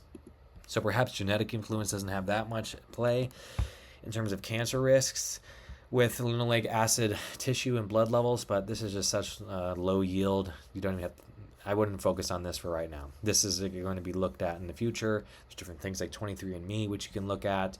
Does the environment of certain fatty acids, cholesterol, etc., that could be modulated. But for right now, like I said, low yield. Conclusion: the overall balance between the RCD's observational studies looking at dietary intake and biomarkers and the Mendelian studies did not. Wait, let me double check that. Yep, Mendelian. Am I saying that right? Yeah, Mendelian. All right, continue on. Did not support claims of harm from seed oil intake or linoleic acid exposure. To the contrary, the data suggests that replacing saturated fatty rich foods with seed oils lowers the risk of CVD outcomes with no noticeable downsides to consuming seed oils in place of other plant-based oils such as olive oil. Now, this is completely pulled out of the author's bias. I mean, the majority of the evidence we saw showcased lower amounts of all-cause mortality, etc. But remember, the randomized control trials showcased lots of interplay, and those studies were weak. The observational control or the observational studies had lots of confounding variables. The majority of them showcased similar styles of overall results, but there's so much interplay, so many other things that could be extrapolated from that it's really hard to say a statement like this. Now, I'm not saying that there are studies that showcase seed oils are I'm not saying that there are not any that showcase seed oils are beneficial, but the context that they're eaten, for the period that they're eaten, and the control or lack of control in these studies, it's very difficult to extrapolate to say that there are no notable downsides to consuming seed oils in place of other plant-based sources. Because we saw some of these studies that even showed increase in stroke risk. We saw studies that showed no significant impacts. There are studies that showcase what happens when you remove certain saturated fatty acids. So this is a very, very biased statement. Just understand that. But there's lots of information that they extrapolated to get to this. But if you were only to read this without looking at everything we did, then it's like, oh crap, seed oils must be showcased in every study to be completely beneficial. Now, in the majority of them, like we said, that there was lots of beneficial end results, but there's so much compounding information, and it depends on the studies that they're looking at. In addition, a handful of studies that could be interpreted as supportive of seed oil restriction at first glance are methodologically compromised to a degree that precludes meaningful interpretation and stand in stark contrast to the robust body of evidence demonstrating their overall safety and benefits of seed oil consumption. So what this is saying is that Minnesota Coronary, the Sydney Heart Study, and the Rice Brand or something similar, they're saying that there's so much there's so much compromised in those studies that they want to throw those out. But those studies are some of the most rigorous ones, right? So although there's compounding variables, trans fatty acids, which we'll talk about, right? To be honest, we'll talk about that later. But the same view that they're looking at the Minnesota and Sydney coronary heart experiment here to just say we need to throw them out, you could use that same argument for the majority of the studies that they showcased, especially the RCTs. And the RCTs that they showcased didn't even have the end results that they're propagating. So we're done with this section. This was a really big section looking at cardiovascular disease and risk, right? All of those things that we want to talk about, which is why I spent such a large time on it. But understand that whether you're looking at the randomized control trials, which they could not do for a long period of time, right? Now, some of them did, but the ones that they did, they were still confounding variables, right? Whether it be trans fatty acids on the other end. Randomized control trials, which were very weak. The observational studies, which were able to look at a long period of time but didn't have any direct control. And the majority of those just showcased a lot of times in terms of cardiovascular or heart disease, not as significantly, not significant results. Now, the majority of them tend to lean towards overall decrease in the end results that they're looking at, but a lot of those were not statistically significant. And with the observational studies, you have to remember that they did not have direct control, so there's lots of confounding variables. And the Mendelian ones that they looked at, there's just not enough evidence, and the majority of that was on cancer. So this statement here that they're saying, that's what I'm trying to drive home. Randomized controlled trials, we're going to go over this one last time. Randomized controlled trials, they could not do for a long enough period of time, and the majority of them did not showcase the end result that they're saying here. Observational studies, the majority of them showcased what they had here, and they were able to do for a long period of time, but there's so many confounding variables, and some of them did not have these statistically significant end results that this is saying. Mendelian, we just throw out for now. It didn't show that much with cancer risk and linoleic acid. So that's where we're at now, and then it's going to be a bunch of separate topics which I will fly by because we've gotten through the majority of what we're talking about. The rest, like I said, is like liver fat, weight control, and we'll go through those pretty fast. All right, before I get into the tail end of this paper here, what I wanted to say was, up until now, we hit all the major take-home points surrounding the typical seed oil conversation. Things like oxidation, inflammation, cardiovascular disease risk, all-cause mortality, omega ratios. All of those things are typically what are brought up in terms of debating seed oils. Now, I will say some people do extend out to other things, like what we have here is linoleic acid and liver fat. This paper continues like type 2 diabetes, obesity, weight gain, and then it finishes up looking at some things like processing concerns, right? Some chemicals and downstream byproducts of the actual processing of seed oils. But like I said, all the high yield points are done. So if you want to just skip ahead to the next part of the video, that makes sense. To be thorough, I'll go ahead and go through these sections, but it's going to be a lot less of actually going paragraph by paragraph and more so looking at the conclusions, because you'll start to see with a lot of these topics here, at least concerning other body parts like the liver, etc., right? You'll see that it follows the same pattern of the cardiovascular disease conversation. There are plausible mechanisms which stem from oxidation and inflammation concerns, and then when extrapolated to human outcome data, it doesn't seem to align with what the mechanisms are proposing.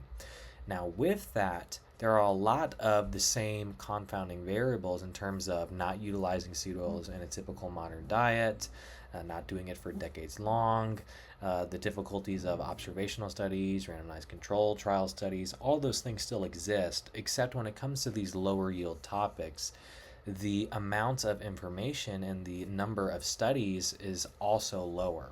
So not only do we have the same pattern and the same end results, give or take, depending upon which one of these separate issues they're looking at, they're looking at it with a lot less evidence. So in terms of going over it, that makes it on my end where I don't want to have to extrapolate to speaking about seed oils and type 2 diabetes, for example, because type 2 diabetes would be its own video.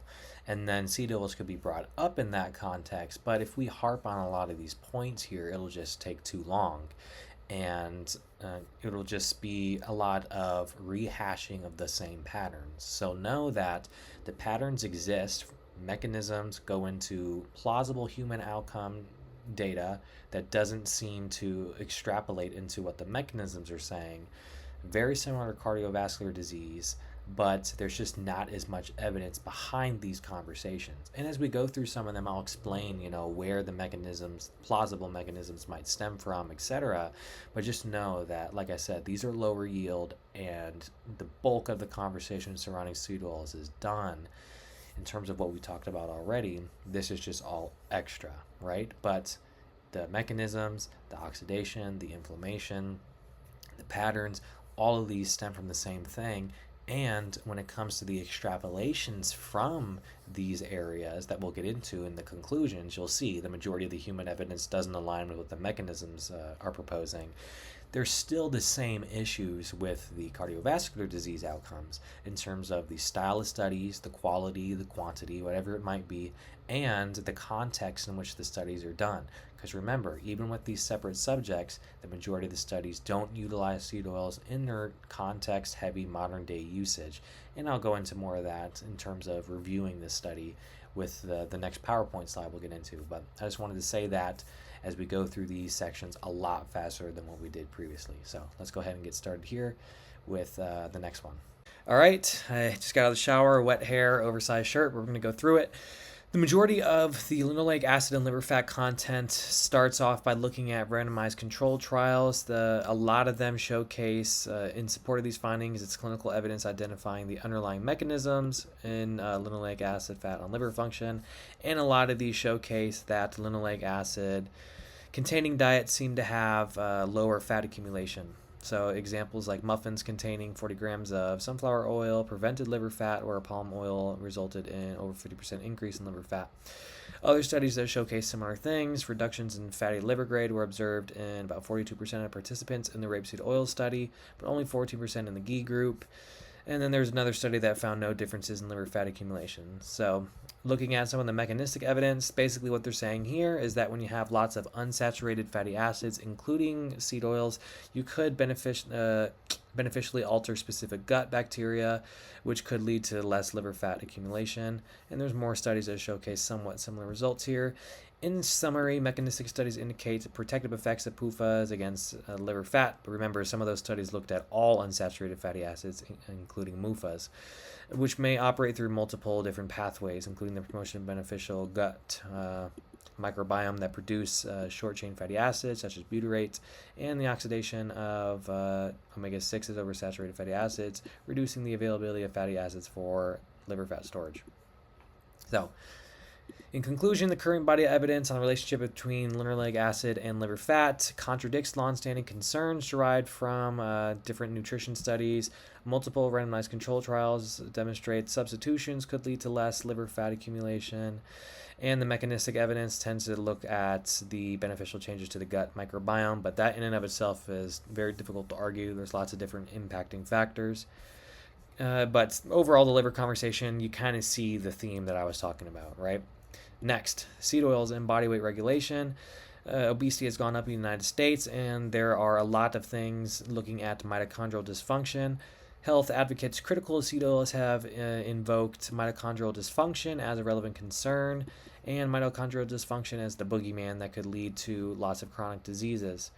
According to a 2024 study, the concept of mitochondrial dysfunction originates from bioenergetics terminology, which is extended to a broader relationship corresponding to cellular environment, right? But we already talked about metabolic health. Mitochondrial dysfunction is within that realm.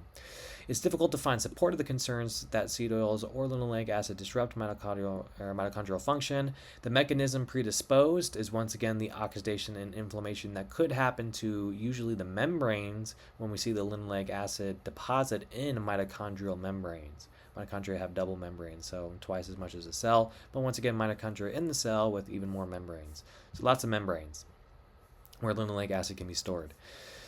There is an intermembrane phospholipid crucial for mitochondrial bioenergetic function and integrity. Continuing on, they're just looking at separate ones, lots of different side chains. And in contrast to the concerns being raised about linoleic acid on these different styles of membrane lipids, oleic acid saw decreases in fatty acid oxidation. When linoleic acid is integrated into these chains, fatty acid oxidation in the respiratory chain and membrane-associated protein functions are impaired. When linoleic acid is not integrated, the oxidation is impaired.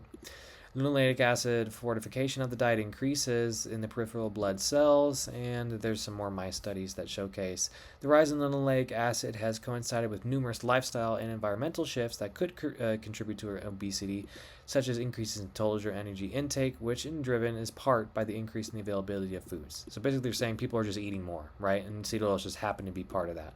And there is some truth to that. Seed oils do happen to be a part of lots of ultra-processed foods, but can you blame obesity on seed oils? There's some conversations that argue that the metabolism is different for different fats, and when you have seed oils, it could induce more insulin sensitivity for a period, but when you have more insulin sensitivity, you store more fat. That's another conversation for another day, but you see how there's lots of lower yielding fruits here. So, some of the mechanisms that could contribute to obesity are effects on satiety signals, alterations in thermogenesis, and other lipogenesis mechanisms. There are also mechanisms by which PUFAs may affect body weight and composition over the last 2 decades.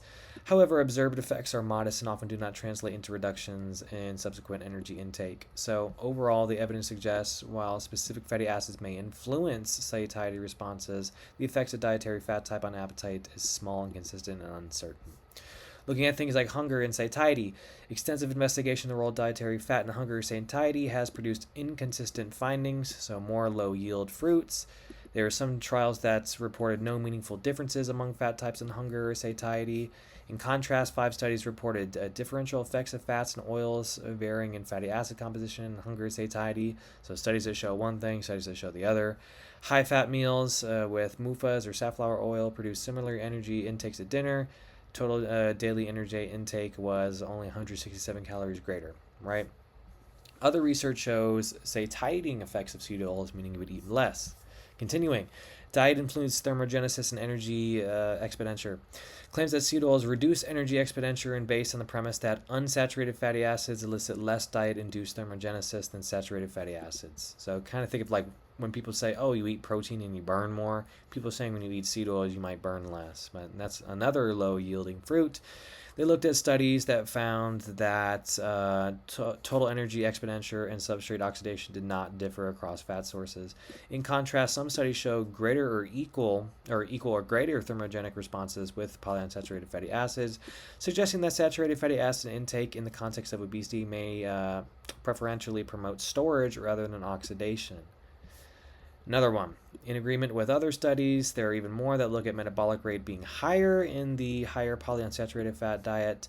And there was yet another study that showcased that no differences were observed in respiratory exchange ratio or cumulative fat and carbohydrate oxidation. So there are some studies that might show differences in thermogenesis or weight gain or loss, but they're just so low on the criteria list that's why I'm going really fast here.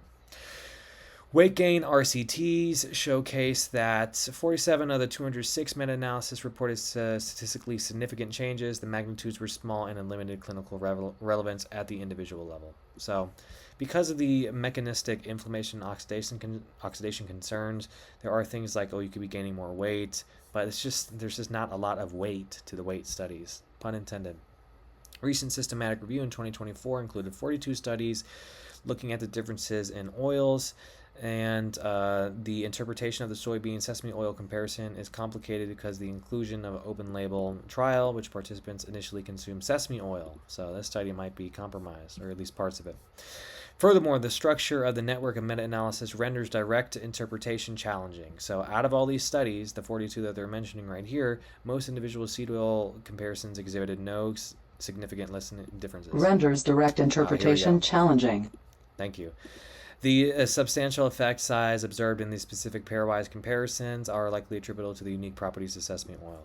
So just more low yield, more studies that showcase looking at other measures. The removing one study rendered the overall weight reduction statistically non-significant, indicating limited clinical impact. So they're just looking at a bunch and they're saying, hey, the majority of these have some sort of problems or they're not that important.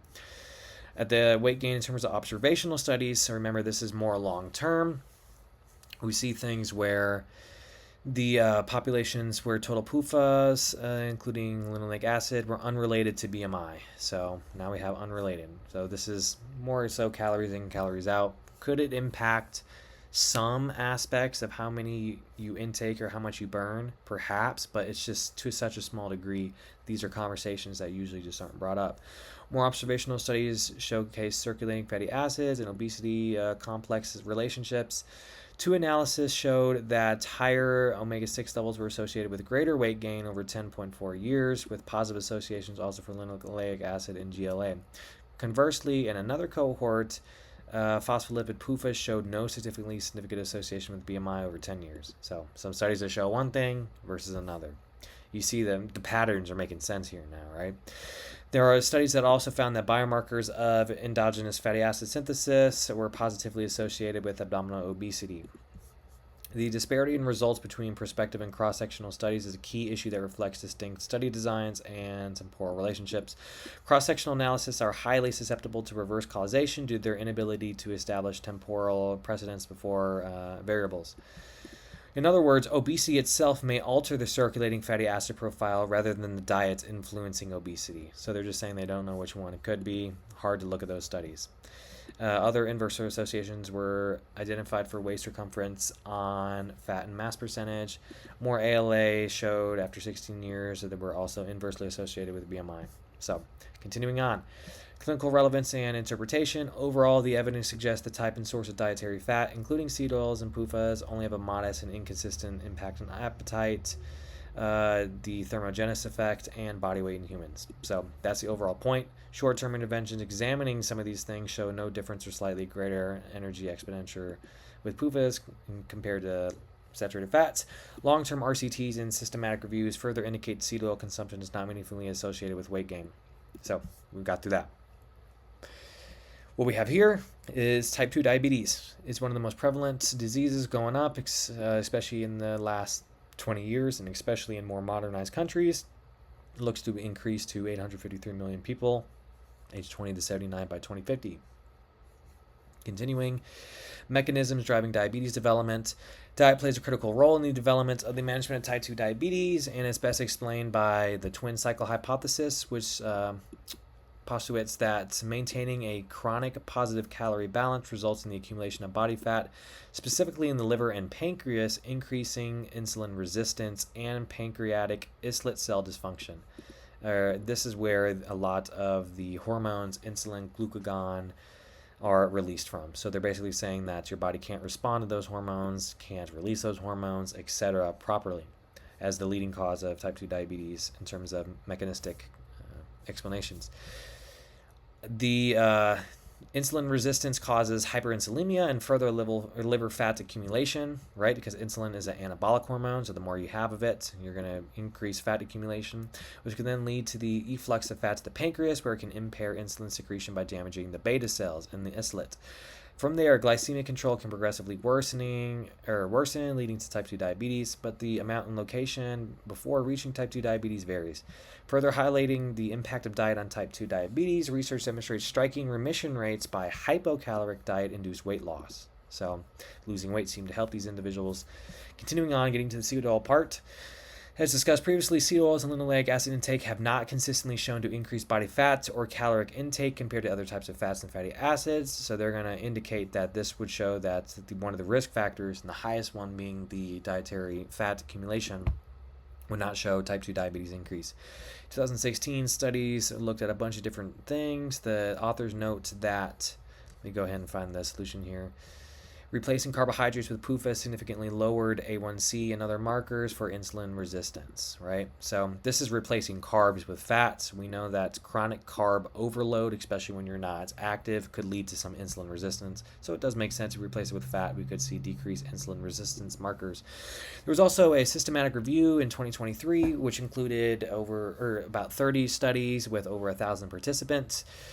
And statistically significant effects on insulin sensitivity, glucose tolerance, or beta cell function when replacing saturated with either MUFA or PUFA were not observed. However, there are a few trials substituting saturated fatty acids with PUFAs to conduct a meta-analysis evaluating insulin sensitivity or beta cell function, and fasting glucose levels were not assessed. So it didn't seem to have any benefits. Although research on PUFA intake and glycemic parameters can provide insights into the effects of seed oils, there is some research pertaining to the consumption of seed oils specifically, and there are other studies that showcased that neither group experienced a significant reduction in fasting blood glucose. More studies that showcased different interventions, looking at fasting glucose levels, where fasting insulin levels were higher. Participants were provided with 900 milliliter bottles of the oils and were instructed to consume 30 a day. They suggest that the findings may be due to the antioxidant capacity of white sesame seed oil protecting pancreatic beta cells from oxidative stress. So that kind of the antioxidant content might overdo the oxidative mechanistic probability of some of these oils. A study comparing ghee and canola oil consumption found that the latter, so looking at canola oil, improved fasting blood glucose.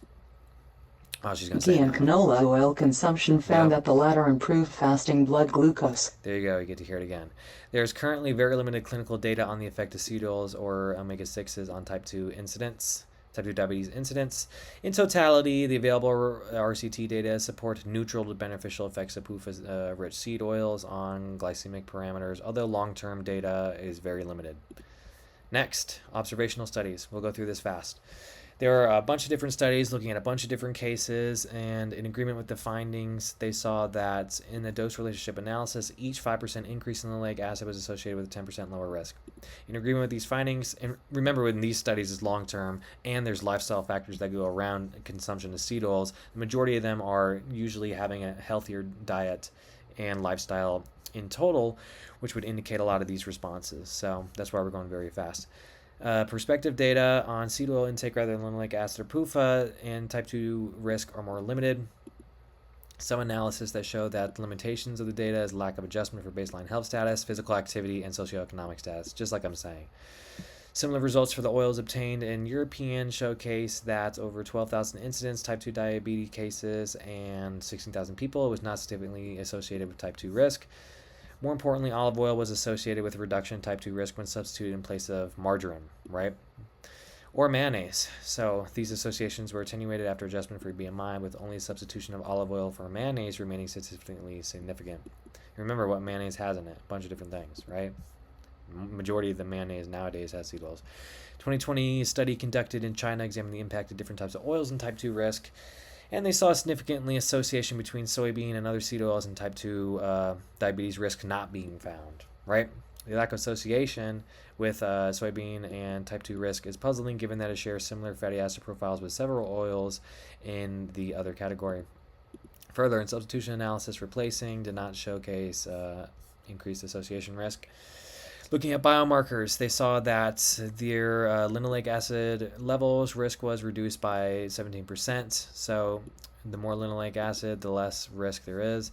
Based on results of 25 cohorts, each 1% increase in the plasma or tissue linoleic acid was associated with significant 4% reduction in type 2 diabetes, right? Although the certainty of evidence is considered very low based on the grade framework. So although we have something that seems pretty significant, it doesn't really mean much based on the framework and looking at the importance and the way that the results were interpreted. More meta-analysis conducted a pool of analysis with a bunch of different people, and they saw that adipose tissue linoleic acid concentrations were associated with lower risk, although the finding for adipose tissue was not statistically significant. Same old theme. Summary. Observational data show inverse associations between circulating levels of linoleic acid and type 2 diabetes risk, with a huge asterisk that should be there saying almost all the data had low certainty, as well as low repeatability. Although reported dietary seed intake data are inconsistent. Oh, there's the asterisk. The discrepancy likely reflects confounding by weight change, which is rarely adjusted for, and the American diet calorie-dense foods probably play a huge factor. So it's probably the overall quality of the diet that influences the majority of these markers comparative to seed oils themselves, which is a little bit different than the cardiovascular conversation we were holding prior. Boom, almost there. Looking at seed oil processing, concerns about the healthfulness of seed oil stem in part from the processing that we looked at, right? So there's things like extraction, mechanical expelling pressants or solvents, with the latter being the most common method due to its efficiency. So that's the chemical route. For widely used solvents are hexane, that's a big one you'll hear about all the time, which refers to a family of compounds with a certain formula and is favored because of the nonpolar behavior, which gives it strong ability to extract some of the oil. Degumming is the first or most important step of the refinement. It gets rid of gums or excess gunk in the crude oil, as well as compounds such as carbs, proteins, and trace minerals. Removal is necessary to produce high quality oils. More chemicals are used. Neutralization, it allows for the elimination of free fatty acids, phospholipids, metals, and chlorophylls. The presence of these in the crude oils have lots of problems for storage and produces undesirable color and odor. So now they're getting rid of that, right? At least partially. The soap is generally insoluble in oil, so it can be easily separated mechanistically from the oil based on the difference of gravity. Washing and drying, it eliminates alkaline substances and other impurities. Bleaching, decolorization, that's why you get that same old color for the majority of the seed oils, get rid of lots of residues, and the usual method of bleaching occurs through the absorption of pigments onto other materials. You also de-wax in winterization because the temperature is low, wax is present in the oil crystallize, and they're able to be removed. Continuing, deodorization, you don't want it to smell like crap, right? So it results in oil devoid of any flavor as well, which is why a lot of these are utilized in recipes, right? You don't want it to smell like crap or taste like crap. You want it to be very neutral, which is why, like I said, it's used in a lot of recipes because it doesn't add or enhance or anything. If you cook something in seed oils, you're not going to get the same end taste that you would if you cook it in tallow or olive oil. And I'm sure if you've had like a French fry that's been deep fried in tallow or olive oil, you can taste the difference comparative to a seed oil. Now, looking at the processing, we'll go through this fast, but there's concerns about some of the actual components, things like hexane, right? Lots of different methods. We know that hexane is used for the extraction. Hexane is one of 20 solvents used, and in many research groups, they've measured hexane residuals. And the reason why people are upset about hexanes is because they could allow other downstream potential carcinogenic components, but you'll see the majority of the studies showcase that a lot of these are taken out and the downstream products aren't that high. In sampling oils from different supermarkets, they saw that the hexane levels in corn oil and palm oil were well below certain European standards. In recent reviews, the 8 studies discussed above are considered the mean hexane concentration in oils is very, very low. So although there is some concern, the majority of it have it low, right? There's more different data in terms of Canada allowing more in the oils, but the hexane exposure would still be less than half of the conservative daily limit of 2.5 milligrams set by the ICH. And finally, there exists concern because of the residual hexane seed oil intake may increase the risk of neurodegenerative disease, although studies evaluating the relationship between hexane exposure and Parkinson's have produced conflicted findings, right? Some might say, well, why would you even take the risk? Another concern. But like I said, more low-hanging fruit or lower yield fruit here.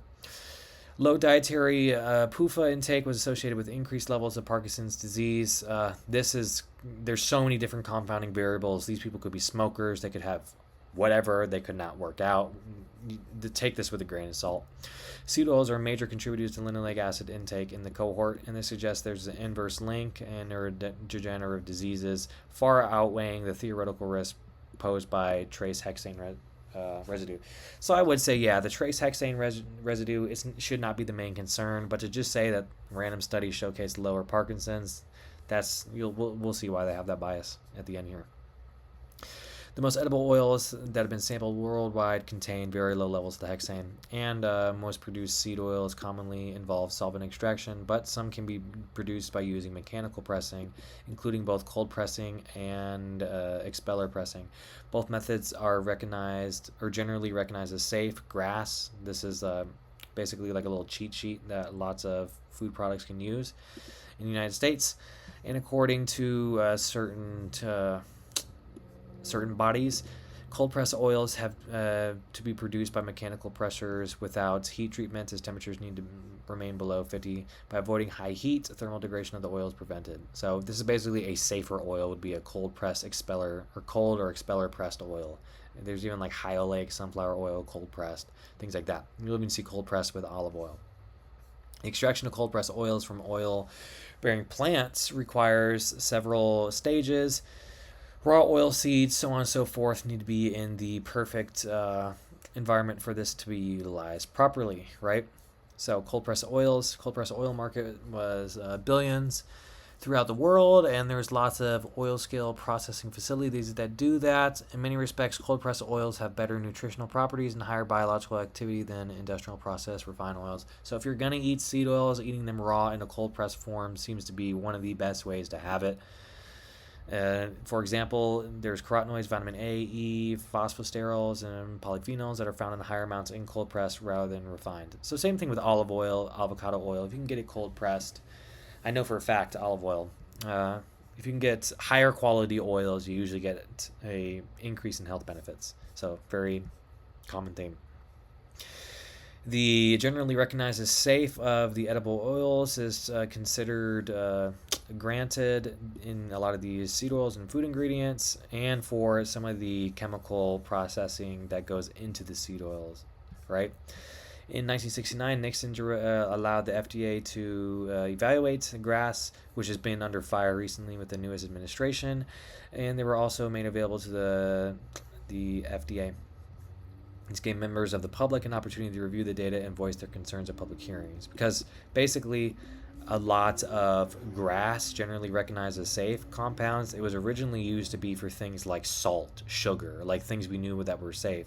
And it's just been pretty much taken advantage of recently.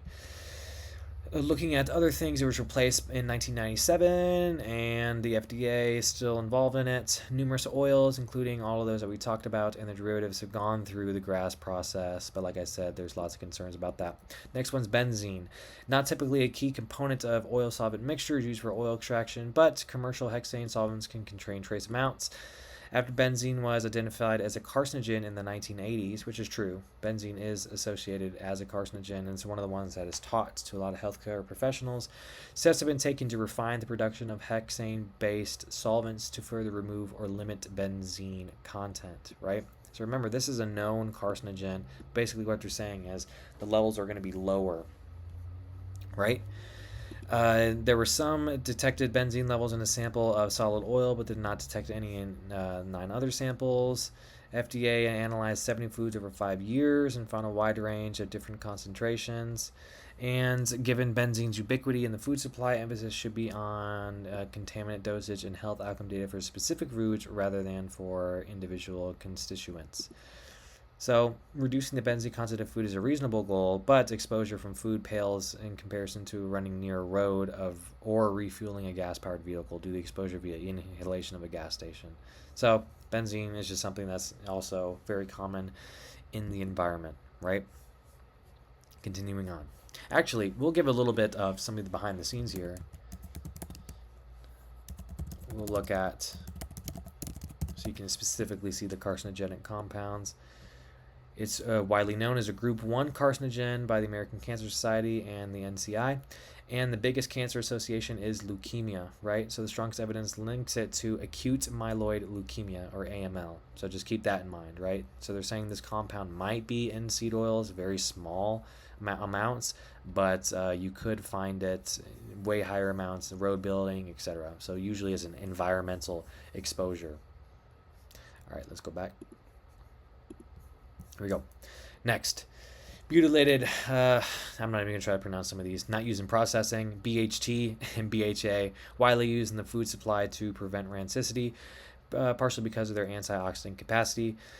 Lots of different agencies on cancer research concluded that it's not classifiable as a carcinogen due to mixed results in animal models, and other people reviewed literature on the carcinogenicity of BHT and BHA, or the carcinogenicity, And there are lots of different studies, and they concluded that over 230 milligrams per kilogram a day may cause hyperplasia in rodent areas, but doses over 3,000 parts per million included for stomach squamous cell carcinoma, but not glandular stomach cell or stomach cancer.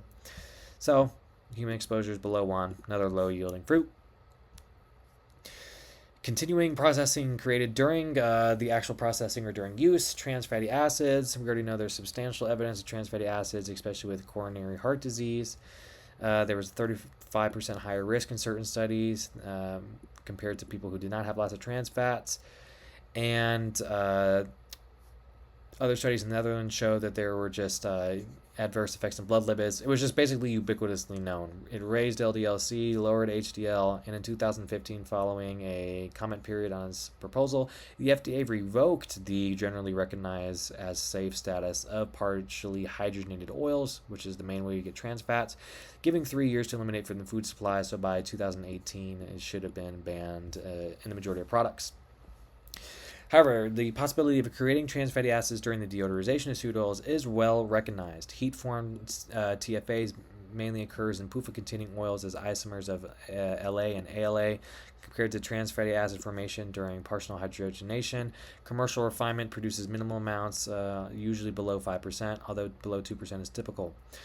TFA content of refined oils can be predicted by given deodorization conditions, and they showed that during refinement, the TFA concentration of crude soybean oil increased from 0.1 to 1.08, with hopefully or nearly the entire increase occurring during deodorization, so one of the processing parts. According to U.S. regulations, if a food contains less than 0.5 of TFA, it can be labeled as 0, which is true. The serving of oil is 1 tablespoon, which accounts for about 14 grams. Therefore, the corn oil noted above would contain 0.035 grams per serving of trans fats. Recently published review that included 33 studies, the average TFA of unheated edible oil was 0.23 of the total fatty acids. And it's important to know trans fatty acids are also found naturally in certain animal products. Other studies found higher levels. In addition to the possible formation during deodorization, there's concern about the formation during cooking. Under standard cooking practices, TFA is minimal. Standard increases occur only at temperatures exceeding typical frying ranges or extended heating times, up to 8 hours, similar to oxlam. So once again, that deep fried oil that's at your recent or closest fast food restaurant is not only producing all those oxlam components, but also trans fatty acids. The concerns are not reasonably applied to cooking, typical cooking practices, although it's unclear if the small amounts produced under extreme heating confer risk. Important fats are commonly considered more stable, such as butter and other CFAs, are not immune to thermal damage, which is true. Butter also yields lots of different compounds than safflower oil.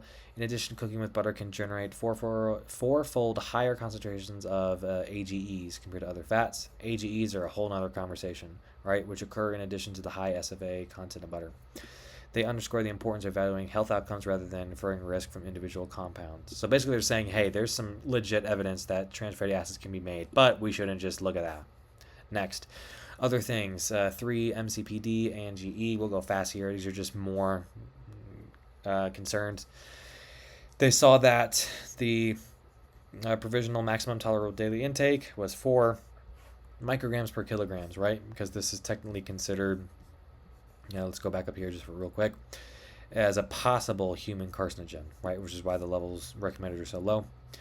According to other studies, estimates of dietary exposure to these compounds from all sources range from 0.1 to 0.3 micrograms per day for the mean, and from 0.2 to 0.8 for the 90 and 95th percentile. Children and adolescents were higher, with the mean range being a little bit higher, and the high percentile going from 0.4 to 2.1. Internal estimates of upper bound mean dietary exposure were in the same range as 0.2 and 1.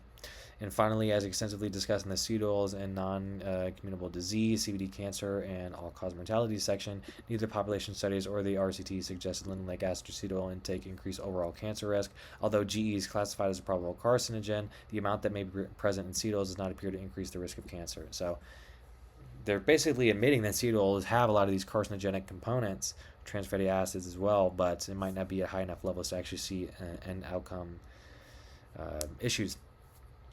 Almost there, guys, I promise. Loss of nutrients bioactive during processing. Except for carotenoids, which are intentionally removed due to their pigmentation, nutrient content is largely maintained through processing, although there are some exceptions. It's interesting that preparing carotenoid-rich foods with added fats can significantly increase the absorption, with results showing PUFA-rich oils enhance absorption to a greater degree than MUFA or FAs.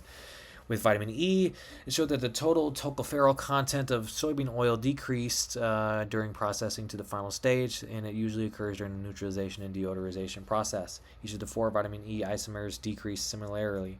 The same research also showcased that the total phytosterol content decreased, as well as others showing similar decreases. Nearly all the polycyclic aromatic hydrocarbons, which is a carcinogenic compound, were also removed during processing. In contrast, there was little change in the fatty acid profile of the oil. Other findings report similar results, and through the effects of processing, the results were more variable. When examining soybean oil and other oils for total tocopherols, sterols, polyphenols, respectively, and they found similar losses during the refinement process. So, healthy components lost. There are some unhealthy ones that might also be lost. Summary and conclusions. Here we are. We made it. Efforts at understanding the health impact of total dietary fat, specific type of fats, and to less extent fat sources have been underway for decades. Lots of different Ansel keys here, right? Dietary recommendations for limiting saturated fatty intake to no more than 10% is still the goal that a lot of people still have not achieved. In recent years, challenges have raised about the long-held characterization of saturated fatty intake as the risk of chronic disease, especially CVD, has continuously gone up. Other USDA, etc., look at manuscripts that focus not on saturated fatty acids, but on the health effects of diets in linoleic acid, including the substitution of saturated fatty acid with linoleic acid and oils high in fatty acid, namely seed oils.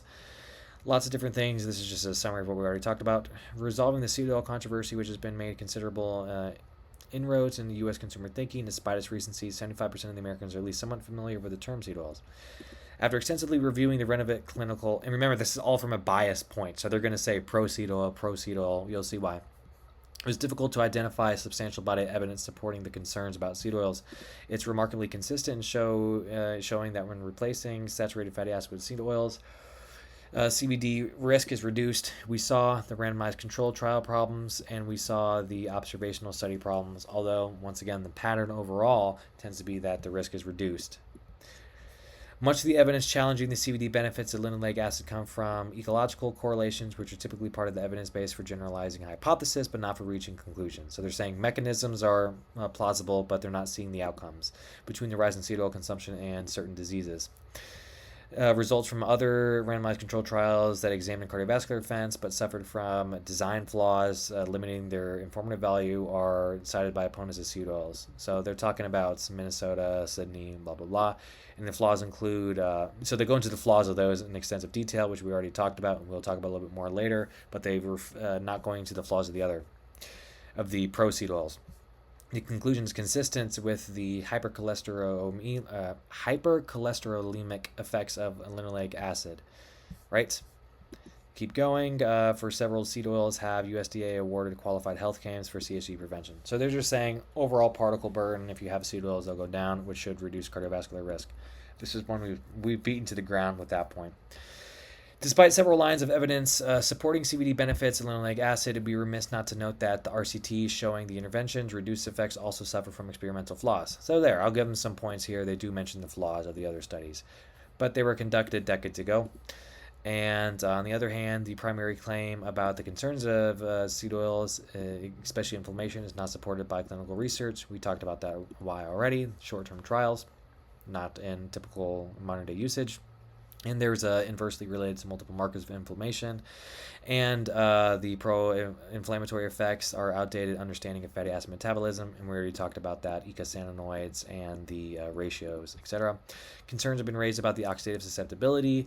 RCTs, although limited in number, do not support this concern, but they did give way to say through heat, which is typically how they're eaten. There is lots of claims, right?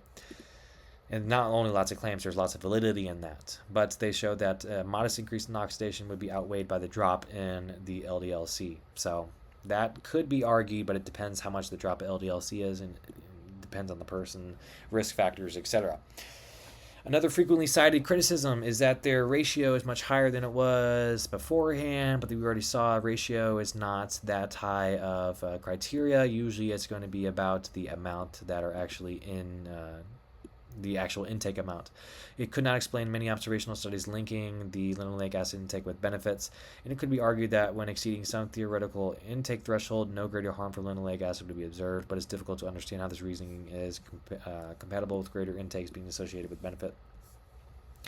Although linoleic acid has primarily been investigated in relation to CHD, there's intriguing but still speculative evidence in looking at its effects on other benefits, such as lowering the risk of type 2 diabetes, body composition, the liver, things we already talked about. Despite the controversy, support for the benefits has strengthened over the past decade. That could be argued. Another concern is that repeatedly heating oils, here we go, creates inherently harmful oxidation products. So they should, if they're trying to give all credit that's due, they should put an emphasis on this point. calls have been to fry foods and fats higher in saturated fatty acids such as tallow. Abusing oil by repeatedly heating at high temperatures can cause oils to deteriorate, but generally this occurs only when exceeding conditions that do not reflect typical treatment. So this is where I would argue do not reflect typical treatment.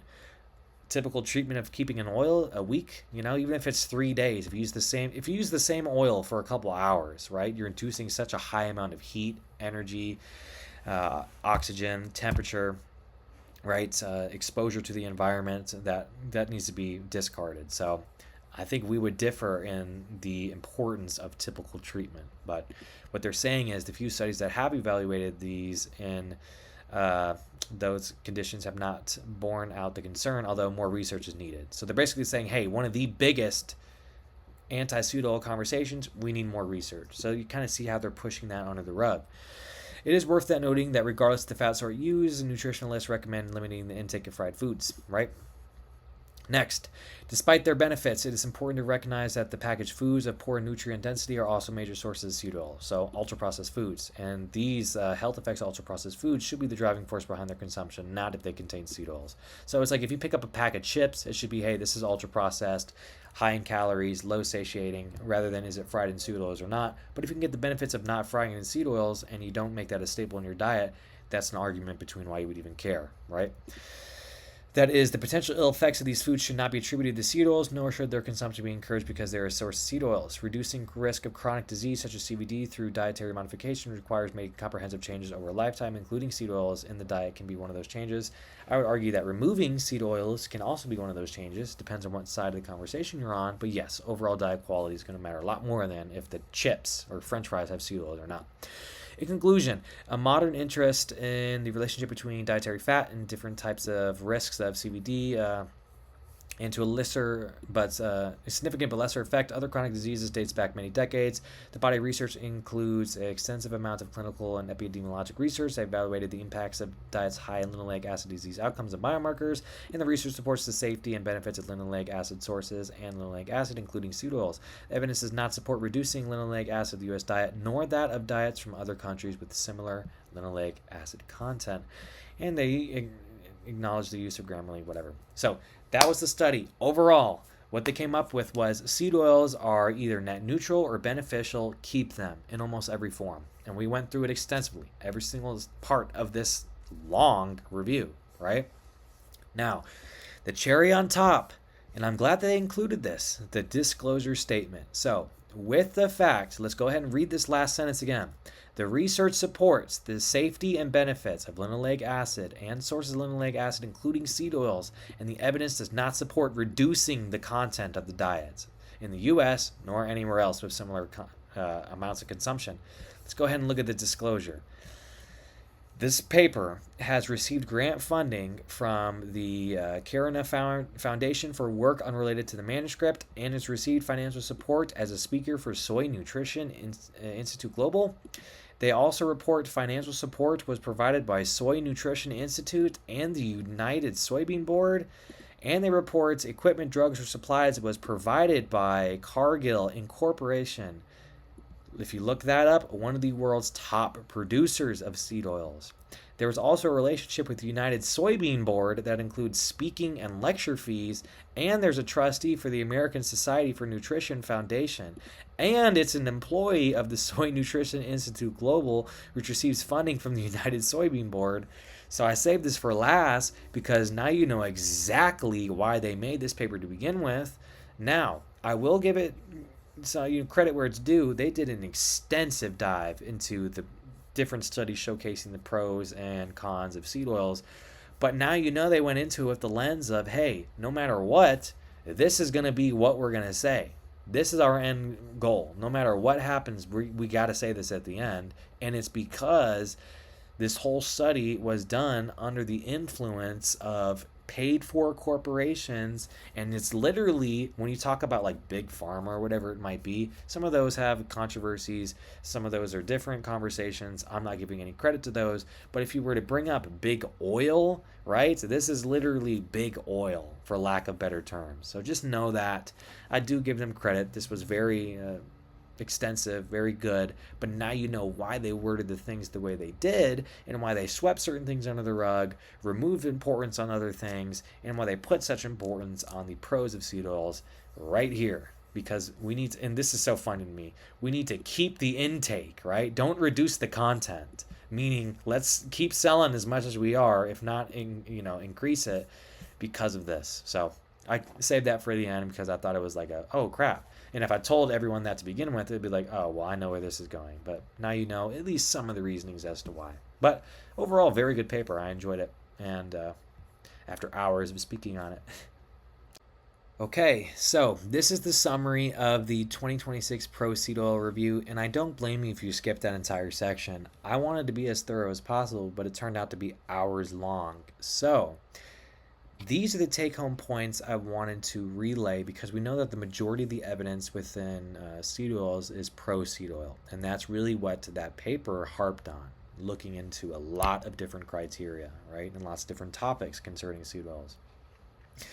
Looking at the evidence in general, the main limitation is a major limitation of the literature is that much of the evidence evaluates linoleic acid and polyunsaturated fats under controlled or semi-controlled dietary conditions, rather than the way seed oils are most consumed in the modern Western diet. Most studies assess dietary substitution models, biomarkers of omega-6 intake, home cooking oils, non-oxidized or minimally oxidized oils. However, typical real-world exposure often involves things like repeated high-temperature frying, restaurant fryer oil reuse, ultra-processed foods, long storage and oxidation periods, and combined exposure with refined carbohydrates as well as caloric excess. These are materially different exposure conditions, and this is the take-home message. This is the big thing. The majority of seed oil evidence that looks at the pros of seed oils, so when you have seed oils you get benefits, it's not looking at seed oils in the way that they are normally consumed, meaning it's hard to extrapolate data into, therefore saying that seed oils are beneficial, because you're not looking at it the way that they're normally consumed. That's a huge thing, right? And there's lots of reasonings as to why. The majority of it lies on it's very hard to do certain studies for a long period of time with the control you need to look at something like a new nutrition replacement. But that's a really big take-home point, right? So there's also oxidation and heat, high heat processing concerns, where the review acknowledges oxidation concerns but largely minimizes their clinical significance before moving on to other topics. This is important because oxidized oils may generate things like lipid peroxidation products, reactive aldehydes, oxidized phospholipids, oxidized LDL-related compounds, etc. Mechanistically, these compounds have been associated with oxidative stress, endothelial dysfunction, inflammatory signal, and atherogenic processes. This critique is not necessarily that all seed oils are toxic, but rather that the literature may inadequately model chronic exposure, remember we're talking about decades of this for the average person, to repeatedly heated industrial oils, which likely represents the dominant form of seed oil consumption in the modern Western diet. And I keep harping on this point because most people aren't pulling out seed oils and drinking it straight out the bottle, right? They're utilizing it in some form of either ultra-processed foods or cooking, especially with high heats, right? Things like deep fried or fast food, even normal restaurant usage, whatever it might be. So if you're not looking at it the way they're normally consumed, how can you extrapolate that they should normally be consumed, right? That's the big, conflicting results or discussion. There's also an important distinction with the review's conclusions that are strongest when discussing native or unoxidized linoleic acid, right? They look at things like controlled dietary substitutions and standard omega-6 intake biomarkers, but these conclusions cannot automatically be extrapolated to deep fried foods, reused restaurant oils, ultra-processed food environments, or decades of oxidized oil exposure. This creates a meaningful extrapolation gap between controlled research settings, looking at the majority of studies that exist, and real-world dietary patterns, as well as highlights the importance of looking at their disclosure. And I'm glad they included this, because this entire review article, right, the entire thing was funded by the Soy Nutrition Institute, the United Soybean Board, Cargill Incorporated. They're in relationship with the Soybean Board that does speaking and lecture fees, and they're a trustee for the American Society of Nutrition Foundation and an employee of the Soy Nutrition Institute Global, which receives funding from the United Soybean Board. So, with this in mind, we now know why the last sentence of the paper, which if you want to go back and look at it, is awesome, but the last sentence of the paper was, we do not recommend any lowering of the percentage of linoleic acid in the American's diet or other countries that are similar to America. And now we know they went into it with the mindset of, this is what we have to say, and now we can kind of twist the narrative looking at the paper, which they do multiple times, to kind of nudge it that way. Now, I will say you can't just throw out the entire paper, because they do an extensive and very good job at looking at the large body of evidence of seed oil conversations. And like I said, I'll give credit to that. I think they did a great job at looking at everything that there is. That's why it took hours to go over. But like I said, they went into it with a certain end goal in mind. I mean, they have to say that seed oils are beneficial. They're literally funded by the companies that produce the majority of seed oils, or at least a large amount. So keep that in mind as well. Continuing, the balanced conclusion really is the current evidence does not convincingly demonstrate that unoxidized dietary linoleic acid is uniquely harmful in humans. There's lots of different studies that showcase that. However, there remains a legitimate scientific question regarding whether long-term exposure to repeatedly heated and oxidized industrial oils, particularly within ultra-processed food systems, is being fully captured by existing randomized trials and observational data. And those two were the majority of the studies that they looked at in this review. So overall, like I said, I get if you didn't want to go through the hours-long deep dive into the review paper, but understand that this is really reflective, and why I added it, of the entire seed oil conversation, at least on the pro-seed oil side. This was a great, and actually the best demonstration that I could find, because it put everything into one. And it took a lot of the nuance and questions out of it, because this was basically every single pro-seed oil conversation we could have all in one. These are the studies behind it, and a lot of it has to do with what I'm saying here, which is why this is the take-home point. So there's, always read this stuff with a grain of salt. Okay, I'm going to do the same exact thing what we have coming up here, which are the anti-seed oil conversations and studies. So we're finally done with the pro-seed oil conversation. Now we can go to the other side. I hope you guys are staying along with me here. Okay, well, there's a little bit to get into before we talk about anti-seed oils, but that conversation is a lot less. So before we get into that, very quickly, and I'll go over this fast, right? We've harped on some of these points enough, but I wanted to include it one more time. Why context matters in seed oil research. Many of the mentioned modern-day controlled trials supportive in seed oil usage studies and examines them in controlled replacement settings, such as, again, saturated fats or trans fats. These studies often are in controlled feeding environments with moderate intake levels. However, the typical Western diet may differ, with most of the seed oil consumption occurring in repeated deep frying environments, prolonged heating and air exposure, restaurant ultra-processed food usage. You got to look at the food matrix, right? Which are all done in long-term cumulative intake periods, meaning people consume seed oils often from birth, if not breastfed, right? There are formulations with seed oils. Fun fact, fish contains large amounts of omega-3s, which are more prone to oxidation than omega-6s.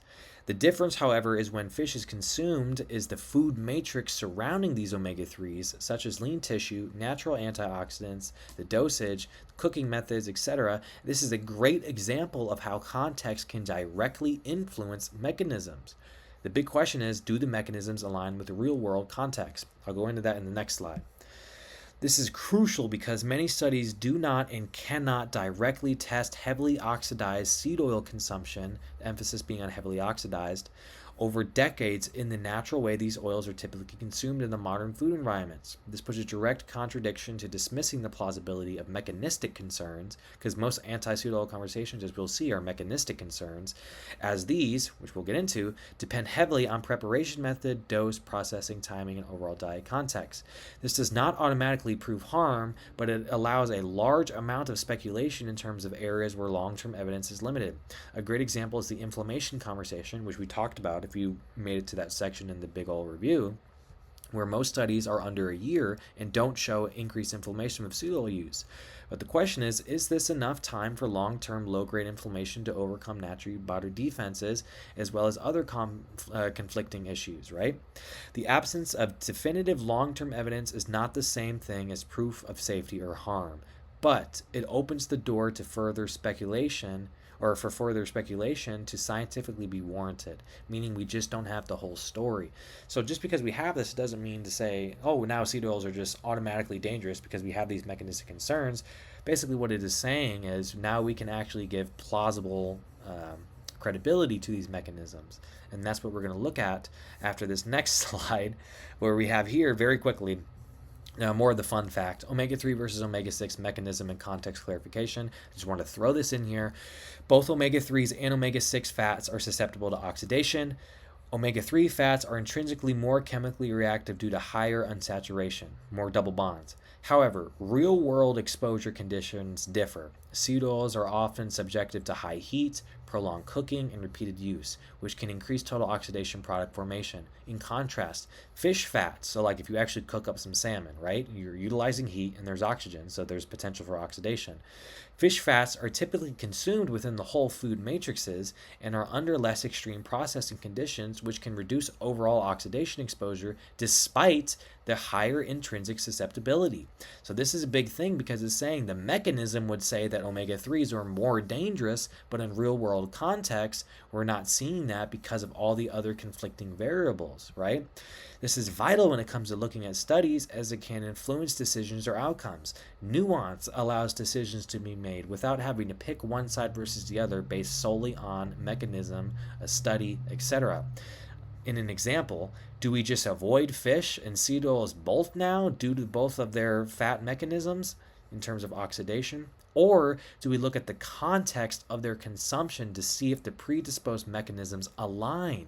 Meaning, the fish oil mechanism does not seem to match most real-world contexts, where seed oil mechanisms seem to match real-world contexts. And this is why we see things like omega-3s being considered healthy and omega-6s being under question, right? So do the mechanisms align with real-world usage? Now, there is the conversation to say that omega-3s in capsule form could be more prone to oxidation. There's long storage times, typically in an oxidizable ISK environment.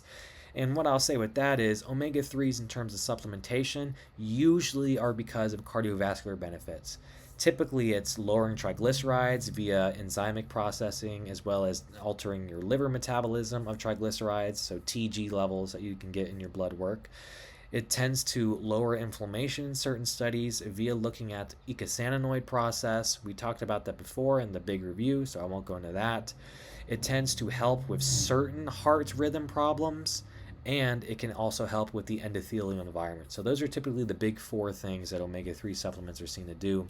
But the anti-seed oil conversationalists are now extending over to say, well, now we can't have omega-3s, especially supplementation-wise, because they're even more prone to oxidation.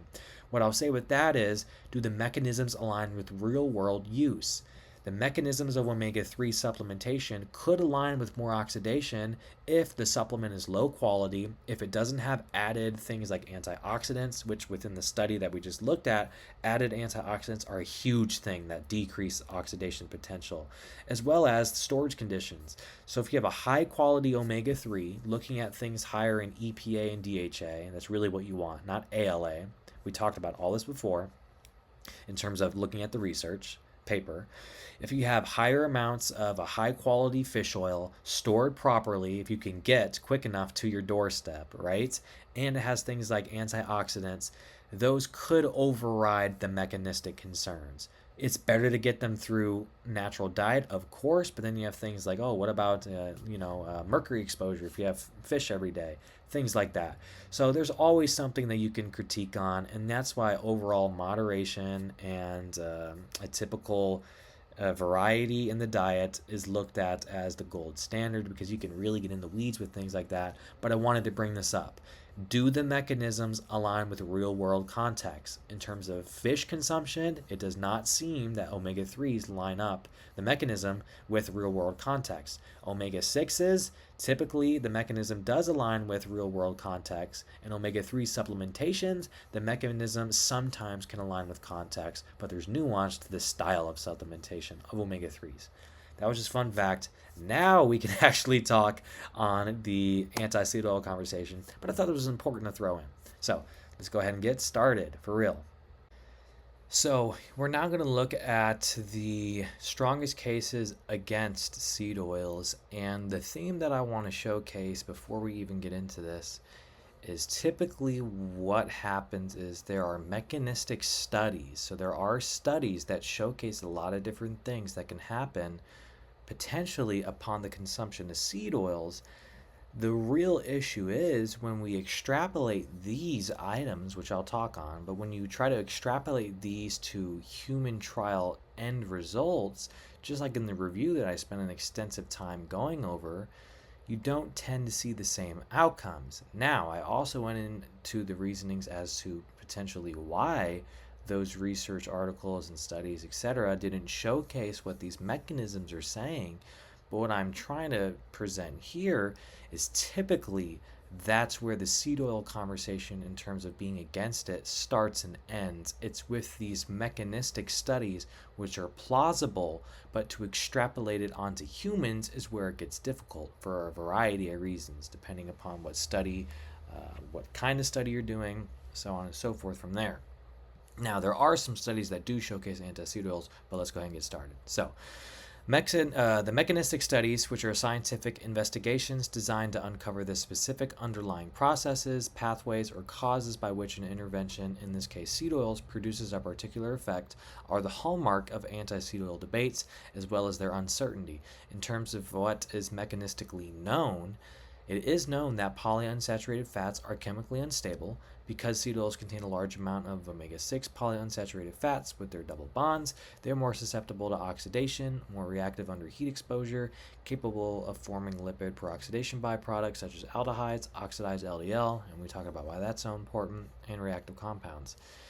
Oxidized lipids may contribute to vascular stress or plaque acceleration, where mechanistic concerns include environmental oxidative stress, endothelial dysfunction, LDL oxidation, mitochondrial stress because of the linoleic acid's ability to accumulate in lipid membranes. That's kind of a separate conversation, but just know that that's a mechanism that a lot of people try to attribute. Inflammatory signaling over time. And modern dietary intake patterns are historically unprecedented. Modern diets include large quantities of industrial oils, repeated oil frying and heating exposures, ultra-processed food intakes, and altered omega-6 to omega-3 balanced ratios. And we went into a lot of these specific concerns within the review article, and they looked at it from a pro-seed oil lens. So you can go ahead and maybe try to find the part of inflammation if you're interested, or oxidation, whatever it might be. But just understand that these are the underlying thoughts behind anti-seed oil conversationalists. So these mechanistic claims remain debated in terms of their plausibility, where many argue that long-term oxidative burden may not be fully captured by current outcome data. Modern-day ultra-processed dietary environments are understated as well. Basically saying we have mechanisms, and then we have human trials, and then we have, well, what could those trials have done better, or what's wrong with those? So dependent upon where in that timeline someone might find themselves, it's very variable in what they might say. If you just read the mechanistic studies, you'd be like, well, seed oils are horrible. Well, then if you go to the human data, you would be like, well, seed oils seem to be neutral to beneficial. Well, then if you go against, all of those studies, you might be, well, seed oils are undetermined. So it depends where you kind of start and stop in terms of the amount of information and studies you want to go into. Which is another reason why this conversation is so dang hard to begin with, because everyone's coming at it from a different angle. And that's why you can find something that fulfills, whether it's pro or anti-seed oil, wherever you might end up on. So, lastly, there do exist some controlled trials that showcase mixed outcomes compared to normal consensus, namely the Minnesota Coronary Experiment, or the MCE, and the Sydney Diet Heart Study. These studies allow the bridge to begin to how plausible mechanisms can and will raise important questions, but clinical outcomes still matter. That's a really big point. Let's go ahead and continue on here. Looking at the Minnesota Coronary Experiment and Sydney Diet Heart Study, these are usually the biggest home hitting points that people do in terms of anti-seed oil debates, because these are randomized controlled trials and double-blinded, etc. We'll go into the Minnesota Coronary Experiment specifically, but if you look at it on that criteria of evidence, the pyramid that I showed you, they're towards the top of controllable experiments. So there was, in the MCE, an institutionalized participant study showcasing the effect of replacing saturated fats with linoleic acid rich oils and margarines. Remember margarines, because that's a trans fat compounding variable. The main impact was clearly significant lower cholesterol levels without any clear mortality benefits observed, which is completely opposite from the mainstream consensus, where some analysis suggested higher mortality in older subgroups. Critics cited as evidence challenging the idea that lowering cholesterol alone guarantees better outcomes, as well as raising questions about omega-6 replacement strategies. The Sydney Diet Heart Study, to the right, aimed to replace saturated fats with safflower oil, and once again safflower, another margarine here. Looking at the impacts of increased omega-6 linoleic acid intake, the main impact suggested higher all-cause mortality in the intervention. In this case, the intervention is the omega-6 or seed oil containing group, compared to the control or the saturated fat containing group, as well as higher cardiovascular mortality outcomes in the intervention group. So another study showcasing the opposite from the normal consensus. Critics focus on this study as evidence that omega-6 oils may worsen outcomes regardless of lowering cholesterol. Limitations, however, in both studies involve different concerns, namely a different medical area than today being present. There was higher smoking, poor blood pressure, different baseline diets compared to what we do today, because both of these studies were, I believe, in the 1960s, 1970s range, approximately, especially centered around the idea that the intervention groups in both studies may have had a higher amount of trans fats compared to the control groups, although this point is still heavily context-based and some argue is accounted for. So we'll look at this counterpoint specifically, because usually a pro-seed oil debater will disregard these studies, typically because they think that the seed oil groups which had worse outcomes had trans fats. Now, like I said, there's some different underlying mechanisms as to why these were included, etc., and we can specifically account for it in the actual Minnesota Coronary Experiment study that we will look at in just a second. In addition, incomplete or delayed data release, especially in the MCE, are noted as potential flaws where small sample sizes or statistical limitations are noted.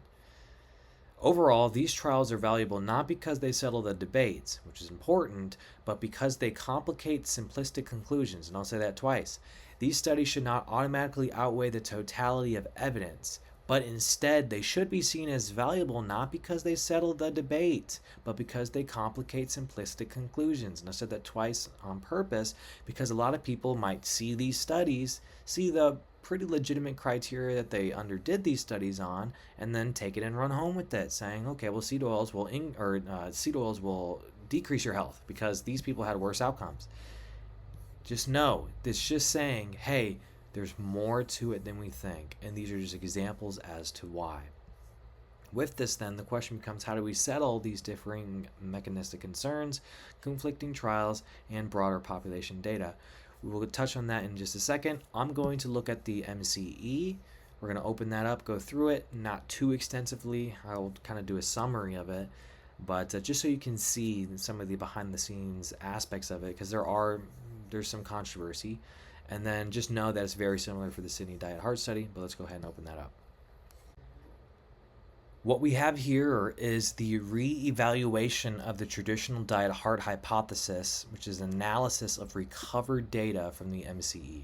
The MCE was done under two different people, and they'll be mentioned here. One of them was Ansel Keys, so the biggest anti-saturated fats proprietor of the whole diet heart hypothesis, which is important because, like I said, there's controversies, but just know that this study was done in the 1960s and 1970s, where it was published right here for public release in 2016.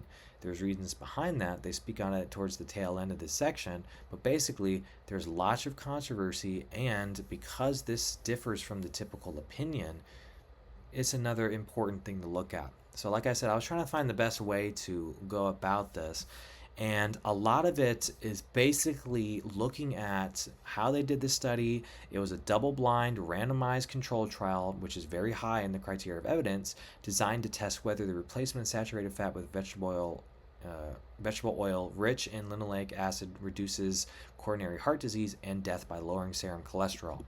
Recovered documents and raw data were analyzed according to the hypothesis by original investigators. A systematic review and meta-analysis of randomized controlled trials that lowering serum cholesterol by providing vegetable oil rich in linoleic acid in replacement of saturated fats without confounding by contaminant interventions was conducted. So, going into this, the setting was a nursing home and 6 state mental hospitals in Minnesota, United States. And this is very important because what this study does is try to get rid of both negatives of randomized controlled trials where you can directly intervene with the study. So these people in this study directly had their diet given to them, comparative to an observational study, which is usually for a longer period of time, but their diets are not directly given to them. So the control of a randomized controlled experiment and the longevity of an observational study is what this study tried to undergo, and is why a lot of people see this as one of the highest criteria, because in the nursing home and mental hospitals, the study participants were able to be directly controlled by the researchers. This is something that you can't really do again, especially with the ethical considerations in the United States nowadays, because the overall consensus is if you give someone high saturated fat and they might be at risk of coronary disease, you're increasing their likelihood of them getting it. So it's very unethical. Now back here and back then, there were still some questions about it. So they were able to undergo it, or to undergo such a study. But just understand that's why the question of, well, why don't we just redo a study like this? Because it's very unethical, expensive, and no one really cares to do it. So we're stuck looking back at studies in the 1960s, 70s, and there's more recent ones, but that's why we have to look back rather than perform new studies on the subject in terms of randomized controlled trials, right? So the interventions were aimed to have serum cholesterol lowering diets that replace saturated fats with linoleic acid, like we talked about, and the control diet was high in saturated fats. The main outcome measurements were death from all causes, association between changes in serum cholesterol and death, and arteriosclerosis. The results. So this is the big thing. The seed oil containing group had significant reduction in serum cholesterol compared with controls, right? There were graphs that showed no mortality benefits for the seed oil containing group in the full randomized cohort for any subgroup. There was a 22% higher risk of death for each 30 milligram per deciliter decrease in serum cholesterol, adjusted for other regression models and confidence intervals. These are just statistical terms trying to say if it's legitimate or not. There was no evidence of benefit in the seed oil containing group for coronary arteriosclerosis or myocardial infarcts. Additional reviews of the 5 randomized controlled trials for inclusion and meta-analysis showed that these cholesterol-lowering interventions showcased no evidence of benefit on mortality from coronary heart disease. So, what this is saying is they were very successful in lowering cholesterol in the group that they wanted to lower cholesterol in. That is the intervention group. But within that group, they saw the complete opposite impact, or an inverse relationship with health outcomes, meaning the lower cholesterol, the worse the outcome, right? That's just what this study is saying. This is not saying that this is the answer for everyone, but that's what this study is saying. The conclusion showcased available evidence from randomized controlled trials that replacement of saturated fat in the diet with linoleic acid effectively lowers cholesterol, but does not support the hypothesis that this translates to a lower risk of death from coronary heart disease or all causes. So that pretty much is the summary of this, and then they go into a lot more detail looking at it was a recovery, looking at other things about the Minnesota coronary experiment. You get the actual numbers. It started with 9,000 people. I think it ended up with like 2,000. So that's why some of the statistical significance questions are brought up, because you didn't keep everyone. I've done this recording a few times, and if we go down section by section, it boggles down this part of the video. So you've already gotten the main end result. Now it's just a few extra details. So ethical considerations, people were in these areas, the nursing home and the hospitals were told, but then if they allowed themselves to be able to be in these studies, their diets were directly changed by the researchers, right? The data recovery and validation comes from the decades after looking into of the information. There's appendixes used for the methods to recover data, and so basically these people are looking at how were the studies done. So usually a study is done, and then the researchers that did it are able to upload, this is what we did. In this study, they have researchers that looked at how was this done by prior researchers, and this is the best that we can describe in terms of their methodology. So that's why they're looking at the objective, lower cholesterol, which showcase lowered cardiovascular events. That was the hypothesis by the original researchers. Continuing, there was the power of the sample size and considerations, right? They wanted to obtain a difference in 5 years significant at 95% confidence interval. There was a timeline and setting, so pre-randomization phase, randomized controlled trial phase. There was the study diets. So they had, prior to randomization, each hospital's food production program was covered by free provision of surplus, just going into more legitimacy of this trial. And there's a lot of legitimacy that goes to showcase that this is a harder hitting study in terms of the overall conversation, rather than something that you could just throw under the rug. So there's the serum cholesterol lowering diet, which was very high in two things: liquid corn oil, and it was high in polyunsaturated margins in certain areas, right? Now, that's the trans fat conflicting variable here, or compounding variable, but we'll talk about that later. But just understand that the intervention group had lots of polyunsaturated fats and some trans fats. The control group was similar, right? The controlled diet was basically just trying to replicate what was going on before. It was designed to appear similar to the experimental diet. The free surplus commodities, including common margarines and shortenings, were the key components of the controlled diets, making the daily per participant allocation from the state of Minnesota adequate to cover the full costs, right? Common margarines and shortenings of this period were rich in trans fats. The controlled diet contained substantial quantities of trans fat. So both groups had trans fats, which is one of the reasons why people say you can't just throw this under the rug, because it was not only the seed oils containing group that had trans fats. Both had trans fats, right? Might have been the same number, but both did. More about randomization, masking, and then they go into serum cholesterol measurements, right? So we saw the overall results, it lowered. So let's just go ahead and continue. I don't want to bog us down here. More into the analysis, more into the 2016 analysis. They were looking at data for the 2,355 participants who received the intervention diet for a year or more, right? So the 9,000 that initially started, the majority of them did not maintain it, but a good amount still did. Looking at even more, there was a systematic review, meta-analysis of the randomized controlled trials, replacing, and a key component of the dietary guidelines has been to replace saturated fat with oils rich in linoleic acid. They're talking about why. So the results, we already went over it. There's one other thing I wanted to touch on here. I don't know if they speak on it very quickly here. Yes, there was a post-mortem examination of the heart, aorta, and brain. This is pretty important because it's one of the only studies that does this. After there were people that died following these diets, they wanted to do an autopsy to specifically look at some of the arteries to see if there's arteriosclerotic progression in the diets. So they didn't get all the autopsies, and they only recovered here 149 out of the 295 completed autopsies. So they didn't complete them all, and then they didn't recover them all, but there are some that still are recovered that they'll look on later. Overall results, we've already spoken on it. The intervention did lower cholesterol significantly, and it was seen about 18%, which is similar to the Ansel-Keys predicted equation. So basically, not only did they use the Ansel-Keys equation, Ansel-Keys was part of this study, and they were able to achieve his predicted lowering of cholesterol. So cholesterol was lowered. Did it lower death, right? Collective data from this publication, and let me go up here. The life table for the cohorts suggests the possibility of increased risk of death for the intervention or pseudo group compared with controls. Continuing, Was a change in serum cholesterol related in risk of death? What they saw here, there was a simplified visual in the changes of cholesterol, and we saw that the number, proportion, and probability of death increased as cholesterol decreased. So opposite. Sensitivity to analysis, you can go ahead and read that if you want. The findings that the greater lowering of serum cholesterol was associated with a higher rather than lower risk of death. Autopsy findings.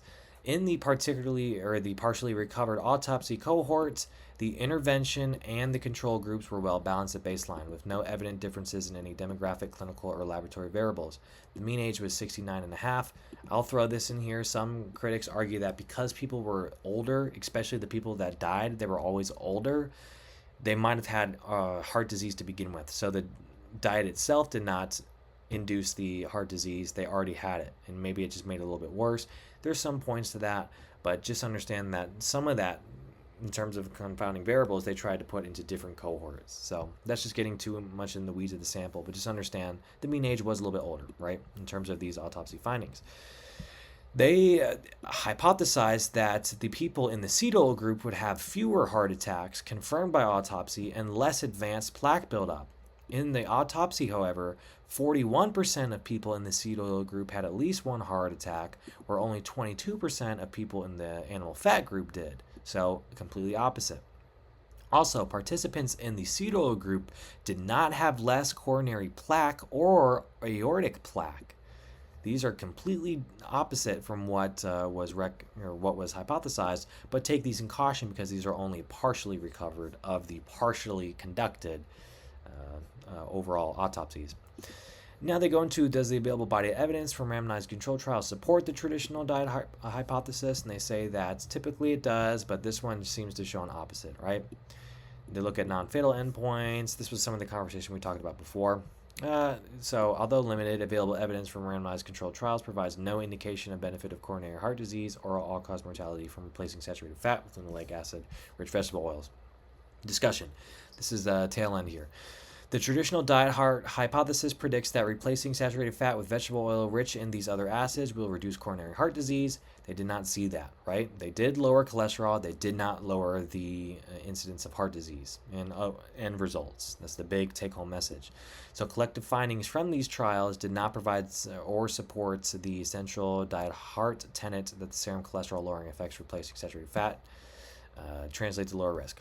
Limited and inconsistent evidence from non-randomized studies. The non-randomized trial is not the only study that can, is the only study design that can show cause and effect. There are observational cohort studies that can use to investigate long-term exposures. We talked about that before. They go into it as well. Just understand there's a difference in studies. Why didn't lowering serum cholesterol translate to clinical improvement in diet heart control trials? Basically, what they try to say is, perhaps the consumption of vegetable oils changes lots of other downstream markers, maybe even LDL oxidation. So the clinical effects of lowering saturated fat and lowering cholesterol maybe didn't overcome the increase in oxidation. Now, that's another big take-home point. They're not saying that cholesterol doesn't matter, but when you lowered cholesterol here, perhaps if you lowered cholesterol and you got this much benefit, if you induced a lot of oxidation, you got this much negative. So end result was worse overall. That's basically what they're trying to showcase here. And they want a broader understanding that could explain why. Further, one way to interpret the unfavorable results of the trials, and they also talk about the Sydney Diet Heart study within this study. Like I said, they both showcase similar end results, is that high intakes of linoleic acid could have adverse effects in people who are prone to linoleic acid oxidation, right? Such as a lot of the people within this study. So we're not saying that cholesterol doesn't matter. You're saying that perhaps lowering cholesterol is not going to be the end-all be-all, especially for people with metabolic disorder, oxidation issues, etc.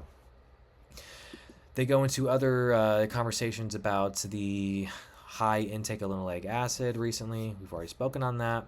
They go into beyond just serum cholesterol lowering. So it's been shown to increase oxidized linoleic acid derivatives and dose-dependent matter in many tissues, such as non-cholesterol tissues. This is the thing where you start talking about more membranes. There's lots of room for additional research that they just haven't gone into, at least at this point in time. Historical context. So this goes into why wasn't this published, and basically what they're saying is there's a lot of different reasons why, but perhaps the investigators here might have been concerned about heavy censoring of the complicated health and social histories of study participants that could have impacted results. In addition, methods of adjusting survival time analysis for covariates were just emerging, and statistical software packages were not widely available. Whatever the explanation for the data not being published, it's a growing recognition that incomplete publication of negative or inconclusive results can contribute to skewed research priorities and public health initiatives. So they're kind of pushing it, and hey, maybe they just didn't want to release it because it didn't follow with what they wanted. Now, that's not the overall end consensus. Some people say there was limitations in the study, etc., but they're raising the question of, did they just not release it because it didn't go with what they wanted, right? Continuing, there's implications for recovery of additional data files, right? Remember, they didn't get everything. And then they go into the strengths and limitations. One of the strengths is it's by far one of the largest randomized controlled trials, and they also were able to be randomly assigned, and they were able to look at the post-mortem assessment. In terms of limitations, the biggest one here, looking at study design and generalizability. It's hard to generalize this study to everyone else, so it's not possible to examine causality or to disentangle changes in serum cholesterol because the diet changes from other factors. The other big thing is the trans fatty acid contents were not available at the time, so it's hard to tell if there was compounding results of trans fats, but we looked at it. There were trans fats in both groups, and the principal investigator, which is Ivan France, and co-principal investigator, Mr. Ansel Keys, so it's funny that he's doing this, were well aware of the cholesterol-raising effects of trans fats prior to starting the study, and they devised the diets in these studies as well, which achieved the greatest reductions in serum cholesterol. So what this is saying is, it's highly likely that this experiment provided foods that contain as little trans fats as possible to to maximize the achieved degree of cholesterol lowering, which we saw they did lower the cholesterol to what they wanted to. Looking at it, its common margarines and shortenings were important components of the baseline hospital diet and the control diet, but not the intervention diet. Thus, confounding by dietary trans fats is an exceedingly unlikely explanation for the lack of benefit for the intervention diet. This is huge because usually people who are pro-seed oil see the trans fat debate as being the reason why we should throw it on the rug. What this is saying is not only did they know about trans fats, not only did they try to lower them as much as possible, but it's most likely not the biggest compounding variable. So you cannot throw the study out just due to trans fats considerations. There's also incomplete data recovery, which we talked about. We've also talked about how it's hard to generalize this to overall U.S. population, but it's important to know that this was just done in a specific scenario, and to generalize to populations without mental health or living outside of nursing homes is not applicable.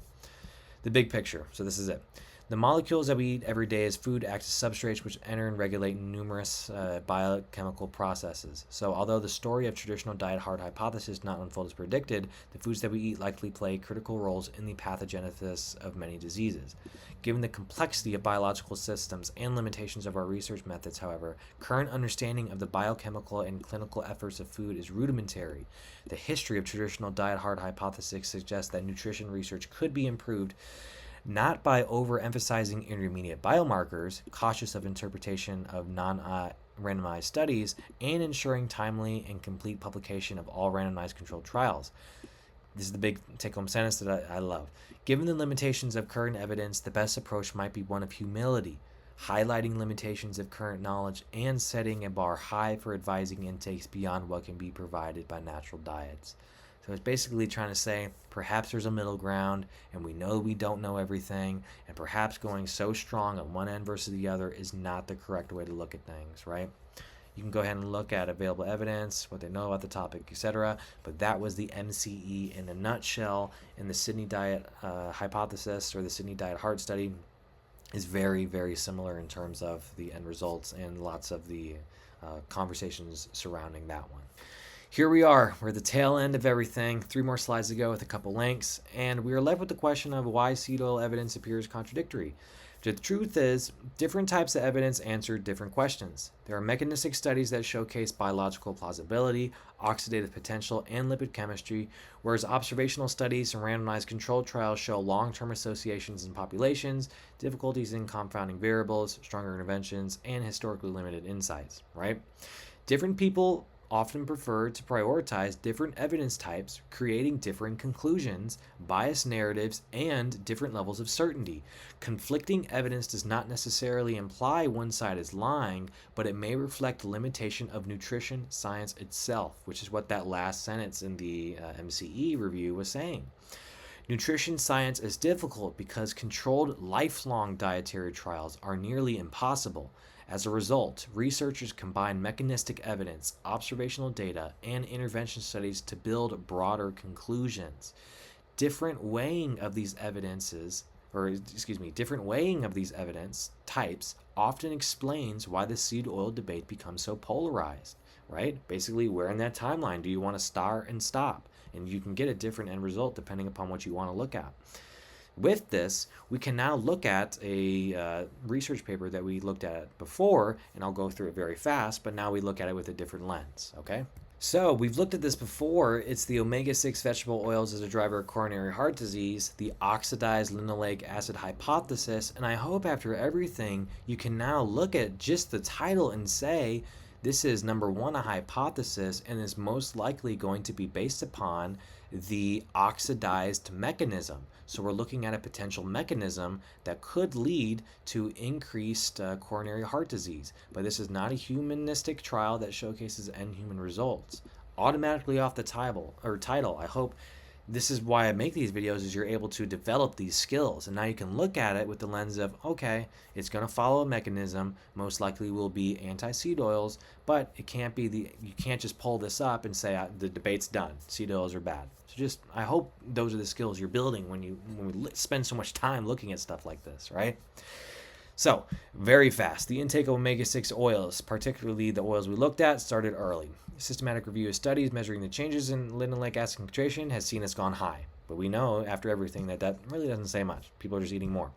The amount of linoleic acid in adipose tissue, but other places, has been associated with CAD, where long-chain omega-3s and where we see EPA, DHA are inversely related. Continuing, the LDL oxidation hypothesis gained traction in the 1980s because it was noted in general, native unoxidized LDL does not cause foam cell formation. We know now, if we look at this, unoxidized LDL itself can still be retained in the plaque arterial wall, can still be oxidized later on, right? But to a lower degree than if it already is via diet. See, those are the skills we're building. In other words, LDL had to become oxidized first in order for atherosclerosis to develop. And then that's where they had the oxidized LDL hypothesis, and now it's looking at, well, what could induce oxidized LDL? Well, both the natural environment as well as diet. Diet can accelerate this process. However, the oxidized LDL hypothesis of coronary heart disease does not get to the root cause, and that is what causes LDL to become oxidized in the first place. It was later discovered that the oxidation was initiated by the oxidation of linoleic acid contained within LDL particles. Indeed, linoleic acid is the most common oxidized fatty acid in LDL, so now we're going into the possible mechanism, right? Once it becomes oxidized, it binds to ApoB, containing or creating LDL that is no longer recognized, and then it does foam cell proliferation. We talked about that before in the second part. However, oxidized cholesterol was also considered a culprit as it was contained in atherosclerotic plaque, which led to the dietary cholesterol as a cause of CHD, right? However, cholesterol bound to saturated fats does not readily oxidize. That is not the case with linoleic acid, right? Now we know they're still looking at a mechanism, but does it extrapolate to human data? Indeed, healthier regions of aortas have been found to have less oxidized cholesterol linoleate. Continuing. Most prevalent fatty acid contained in LDL is linoleic acid. In LDL oxidation, linoleic acid is converted through oxidation. We talked about that process. Other colleagues published a paper showing that aortic lipid peroxides are positively correlated with atherosclerosis. More papers found that many diseases are hallmarked by an increase in lipid peroxidation products. So they're still just building up a hypothesis. More papers saw that endothelial cells can oxidize LDL, and this process involves lipid peroxidation. See how these are just an accumulation of mechanisms? Oxidized LDL was found to be atherogenic and toxic to endothelial cells. There are other components, chlorimicrons and VLDL, that can be acted by lipoprotein lipase. And then they go into evidence implicating omega-6 vegetable oils as a causative factor. Greater amounts are found in LDL, greater are going to be oxidized. Endothelial cells can oxidize it, right? Forming downstream oxidized products. A meta-analysis found that when saturated fats plus trans fats replace omega-6, there's an increase in all-cause mortality. And if we go down to 41, right, where do we see that? Right there, we see that evaluation of data recovered from the Sydney Diet Heart Study. Well, now we know why. This is one of the very rare studies that showcase the opposite result, but they're using it as a huge bullet point. See what I mean? We're developing skills, guys. You can actually read this now, and I hope you're very confident to look at it with a respective lens, saying, okay, this study isn't the end-all be-all. Now I understand where they're saying it, why they're saying it, and where it comes from. More mechanisms, more stuff. Linoleic acid is deposits in tissues and platelets. Mice fed fish oil. Well, we already know animal studies are low in the criteria of evidence. More mechanisms, right? Opposing views, right? People like to argue it against it because it reduces LDL. We already know that argument, the ApoB particle number, right? But we see that it increases susceptibility of LDL to oxidation. It increases small dense LDL. We already talked about that. Even if you have a decrease in small dense LDL, even if your LDL is still high overall, particle number over time, right? Area under the curve. More clinical studies that they look at where they see differences in linoleic acid groups. They saw a study by a bunch of people that postmenopausal women with higher saturated fat intake had less coronary atherosclerosis prevention when measured per stenosis as well as minimal coronary artery diameter. Whereas polyunsaturated fatty acid PUFA intake was associated with worsening or decline in diameter of the artery. The Anti-Coronary Club trial found that more people died overall due to heart disease when saturated fat was replaced with polyunsaturated fat. Recovered data from the Sydney Diet Heart Study. We already talked about that. Summarizing the clinical studies, a bunch of colleagues looked at meta-analysis of randomized controlled trials. We're looking at these things, looking at ratios. When saturated fat plus trans fats was replaced, there was a 22% reduction in non-fat MI plus CHD death, whereas the trial specifically increased omega-6 caused a 13% non-significant increase. So, I already spoke on this too. Basically, you get what I'm saying. Their summary was the consumption of omega-6 polyunsaturated fatty acids has increased in the Western world. Oxidized LDL has gone up. Lots of downstream harmful products. And in summary, numerous lines of evidence show that omega-6 linoleic acid promotes stress, oxidation, chronic low-grade inflammation, atherosclerosis, and it's probably a big dietary culprit. That was the hypothesis. But some people might just read this and they say seed oils are horrible because of this. So just wanted to look at it again with our brand new formed new formed lens, and now you can apply that to a bunch of different studies and a bunch of different topics, right? It doesn't just have to be seed oils, it can be different topics. But I thought it was important to build these skills with such a hard topic like seed oils, because if you can do this with seed oils and cardiovascular disease and all these other things, you can do it with a bunch of different topics, trust me. So what's the most defensible conclusion right now after all this? As of 2026, current evidence really does not strongly support the claim that moderate seed oil intake is uniquely toxic. However, mechanistic concerns about oxidation are biologically plausible. There are modern-day ultra-processed exposure patterns that remain understudied, and preparation method and dietary context all likely matter, especially when it comes to heat. The totality of evidence currently suggests that seed oils are probably neutral to beneficial in some replacement contexts, explicitly looking at LDL lowering. They're not a magical health food, however, and they're not conclusively proven to be uniquely harmful. But there's also severely lacking modern day context for the most part, right? So probably in the raw form for some individuals that could be higher risk in heart disease, they could be beneficial, but they're not magic. Which goes to show that means we can't just throw the whole conversation out the window. The real issue may be less about isolated oils and more so about ultra-processed dietary patterns, chronic calorie excess, poor metabolic health, low omega-3 intake, and repeated high heat oil exposure. This is looking at a middle ground. It's not just are seed oils bad or seed oil is good. It's saying in some cases they could be either or. It's very dependent, right? So what's the middle ground? The middle ground, if you focus on whole foods, if you focus on a high lifestyle, seed oils themselves might just be reduced in virtue of getting rid of ultra-processed foods and not going out to fast food that much, right? So you lowered seed oils without even having to think about it. But you didn't go crazy and increase your saturated fat to the point where you have causal LDL plaque formation, right? The middle ground. There's that same pattern, guys. The debate is often framed as seed oils versus health, when the real issue may be broader dietary and metabolic context, since the strongest evidence does not currently support extreme claims on either side. Most likely, the health impact of seed oils depends heavily on dose, preparation, replacement nutrient, right? What did you replace with seed oils or the other way around? And total dietary pattern. So I want to open up this Reddit article, I think the last link of this, and then we can finish out with our concluding slide. All right, let's do it. Here we are, Reddit once again, and we are in the subreddit Stop Eating Seed Oils right now from 15 days ago. And I chose this, to be honest, because I made a comment, but I think that it's a very good summary of the entirety of this video. So let me go ahead and scroll down here.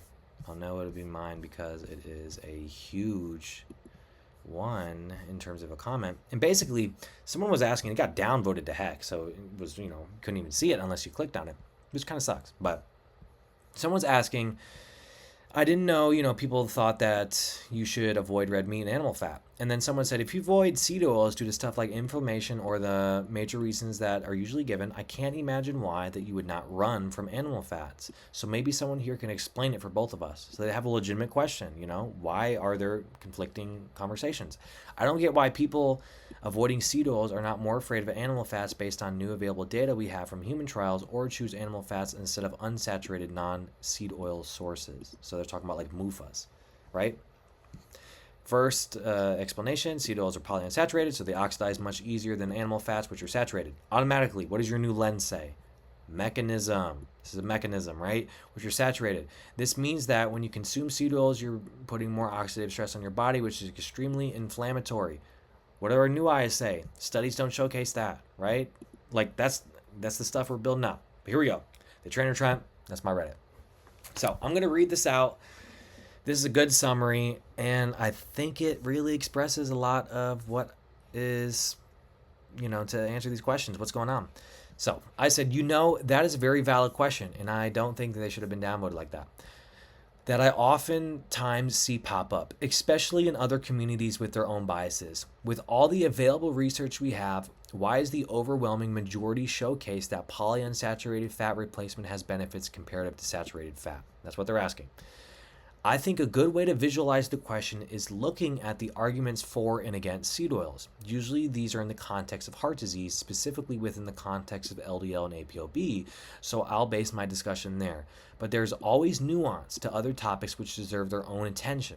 Cholesterol itself is also vastly prone to biases in these conversations, and people are so quick to jump on it as either being the bane of our human existence or something that isn't important at all, as long as you're metabolically healthy. But this itself has its own discussion, and it really deserves time to look into, much more than I could extrapolate in a Reddit reply. From what I can gather, most anti-seed oil studies utilize mechanisms to showcase warranted concern. An easy example is because seed oils are polyunsaturated omega-6s, they are more prone to oxidation, etc. I'm sure you've heard this story. That is a mechanism that is scientifically sound, but when extrapolated to most human-involved cohort observational studies, randomized controlled trials, meta-analysis, etc., there is a discrepancy. Once again, there is a large body of evidence that points to seed oils being either neutral or beneficial, but there are concerns on their legitimacy, funding, real-world context, and more. In addition, there are some randomized controlled trial outliers, such as the Minnesota Control Experiment, Sydney Diet Heart Study, which both show worse outcomes when the groups are given seed oils with lower cholesterol. But even these have concerns such as trans fats confounding variables in the seed oil group, etc. It seems that often to lower cholesterol via diet, the trade-off is harmful effects on oxidation possibility and mechanistic concerns. But to swap to animal fats to lower these, cholesterol oftentimes can go up. Once again, cholesterol is a complicated subject and people are very quick to jump to conclusions, but I feel it's important to mention this, especially in this subreddit, right? The truth is, it's really confusing and outright frustrating how much back and forth there is on the subject. From what I can gather, there are once again legit mechanistic concerns regarding high amounts of omega 6 linoleic acid consumption, especially within the context of Western diets. With this said, however, there's also a large amounts of validity within the concern of uncontrolled cholesterol, which seed oil replacement of animal fats do lower.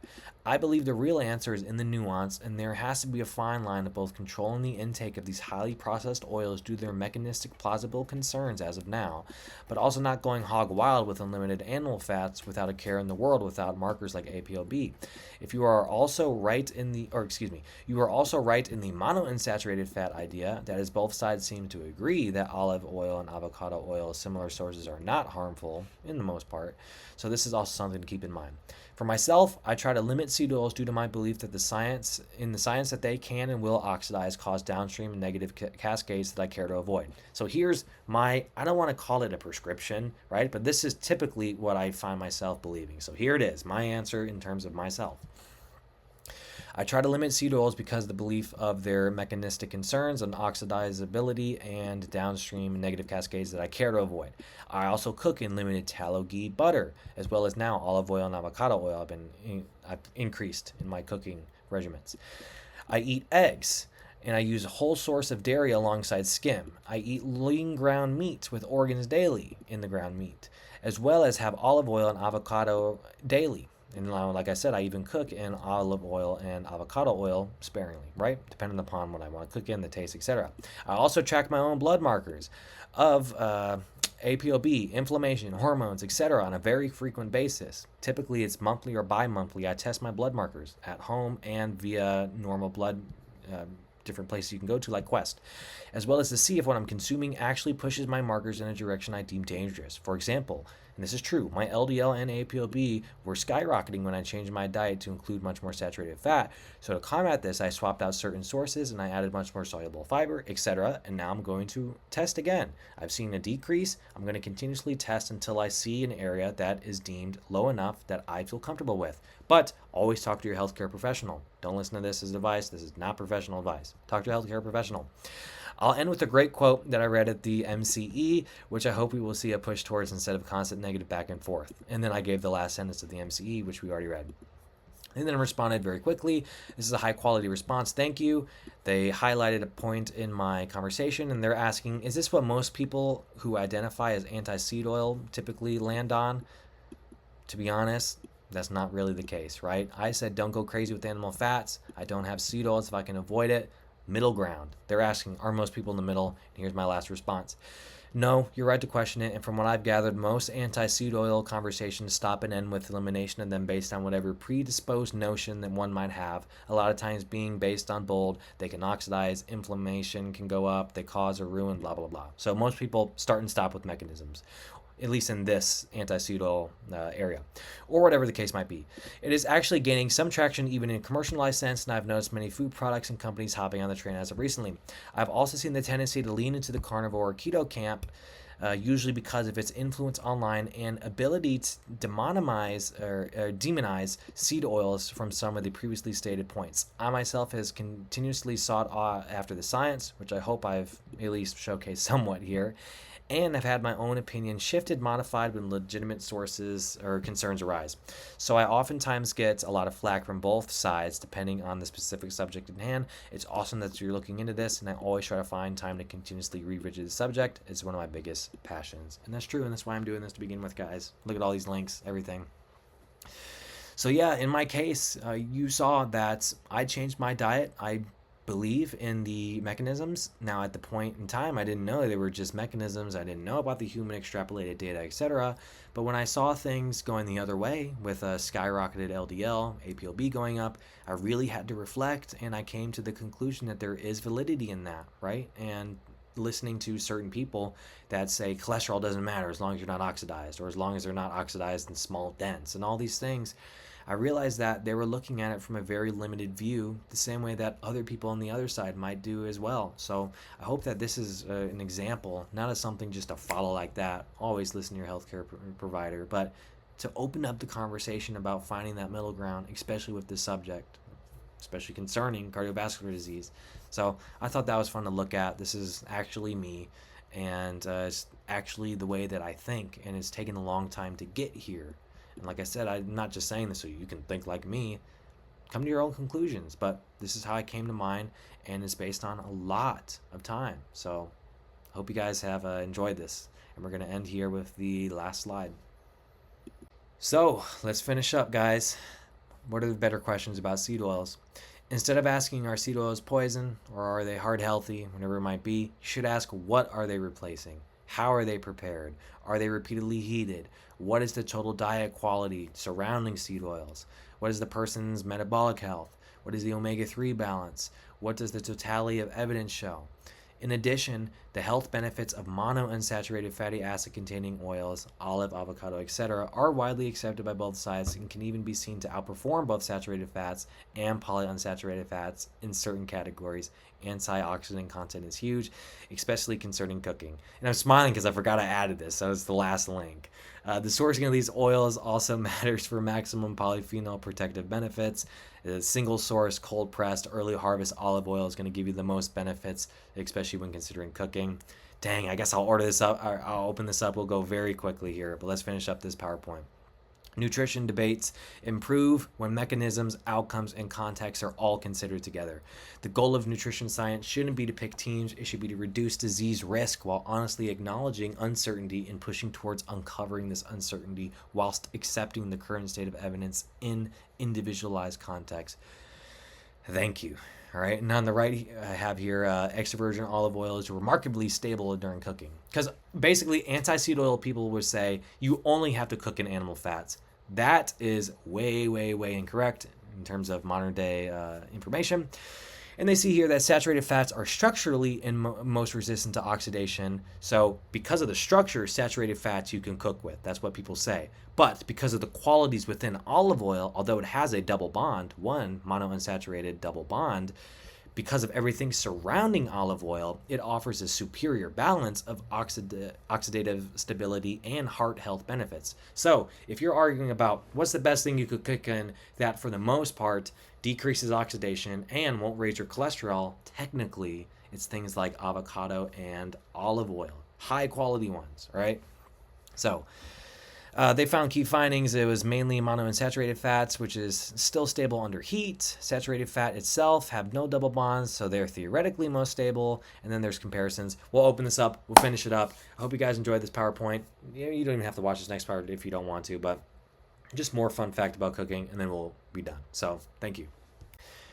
Okay, a little extended, I don't even know what to call this. I completely forgot I put this in here, but I was literally cooking one night and I was like, oh my gosh, I want to put this in the PowerPoint so people know it's not just black and white. This is a study, I'm not going to read through like that, but it's just looking at extra virgin olive oil, comparing its oxidative susceptibility in cooking, compared it with things like coconut oil, different seed oils, right?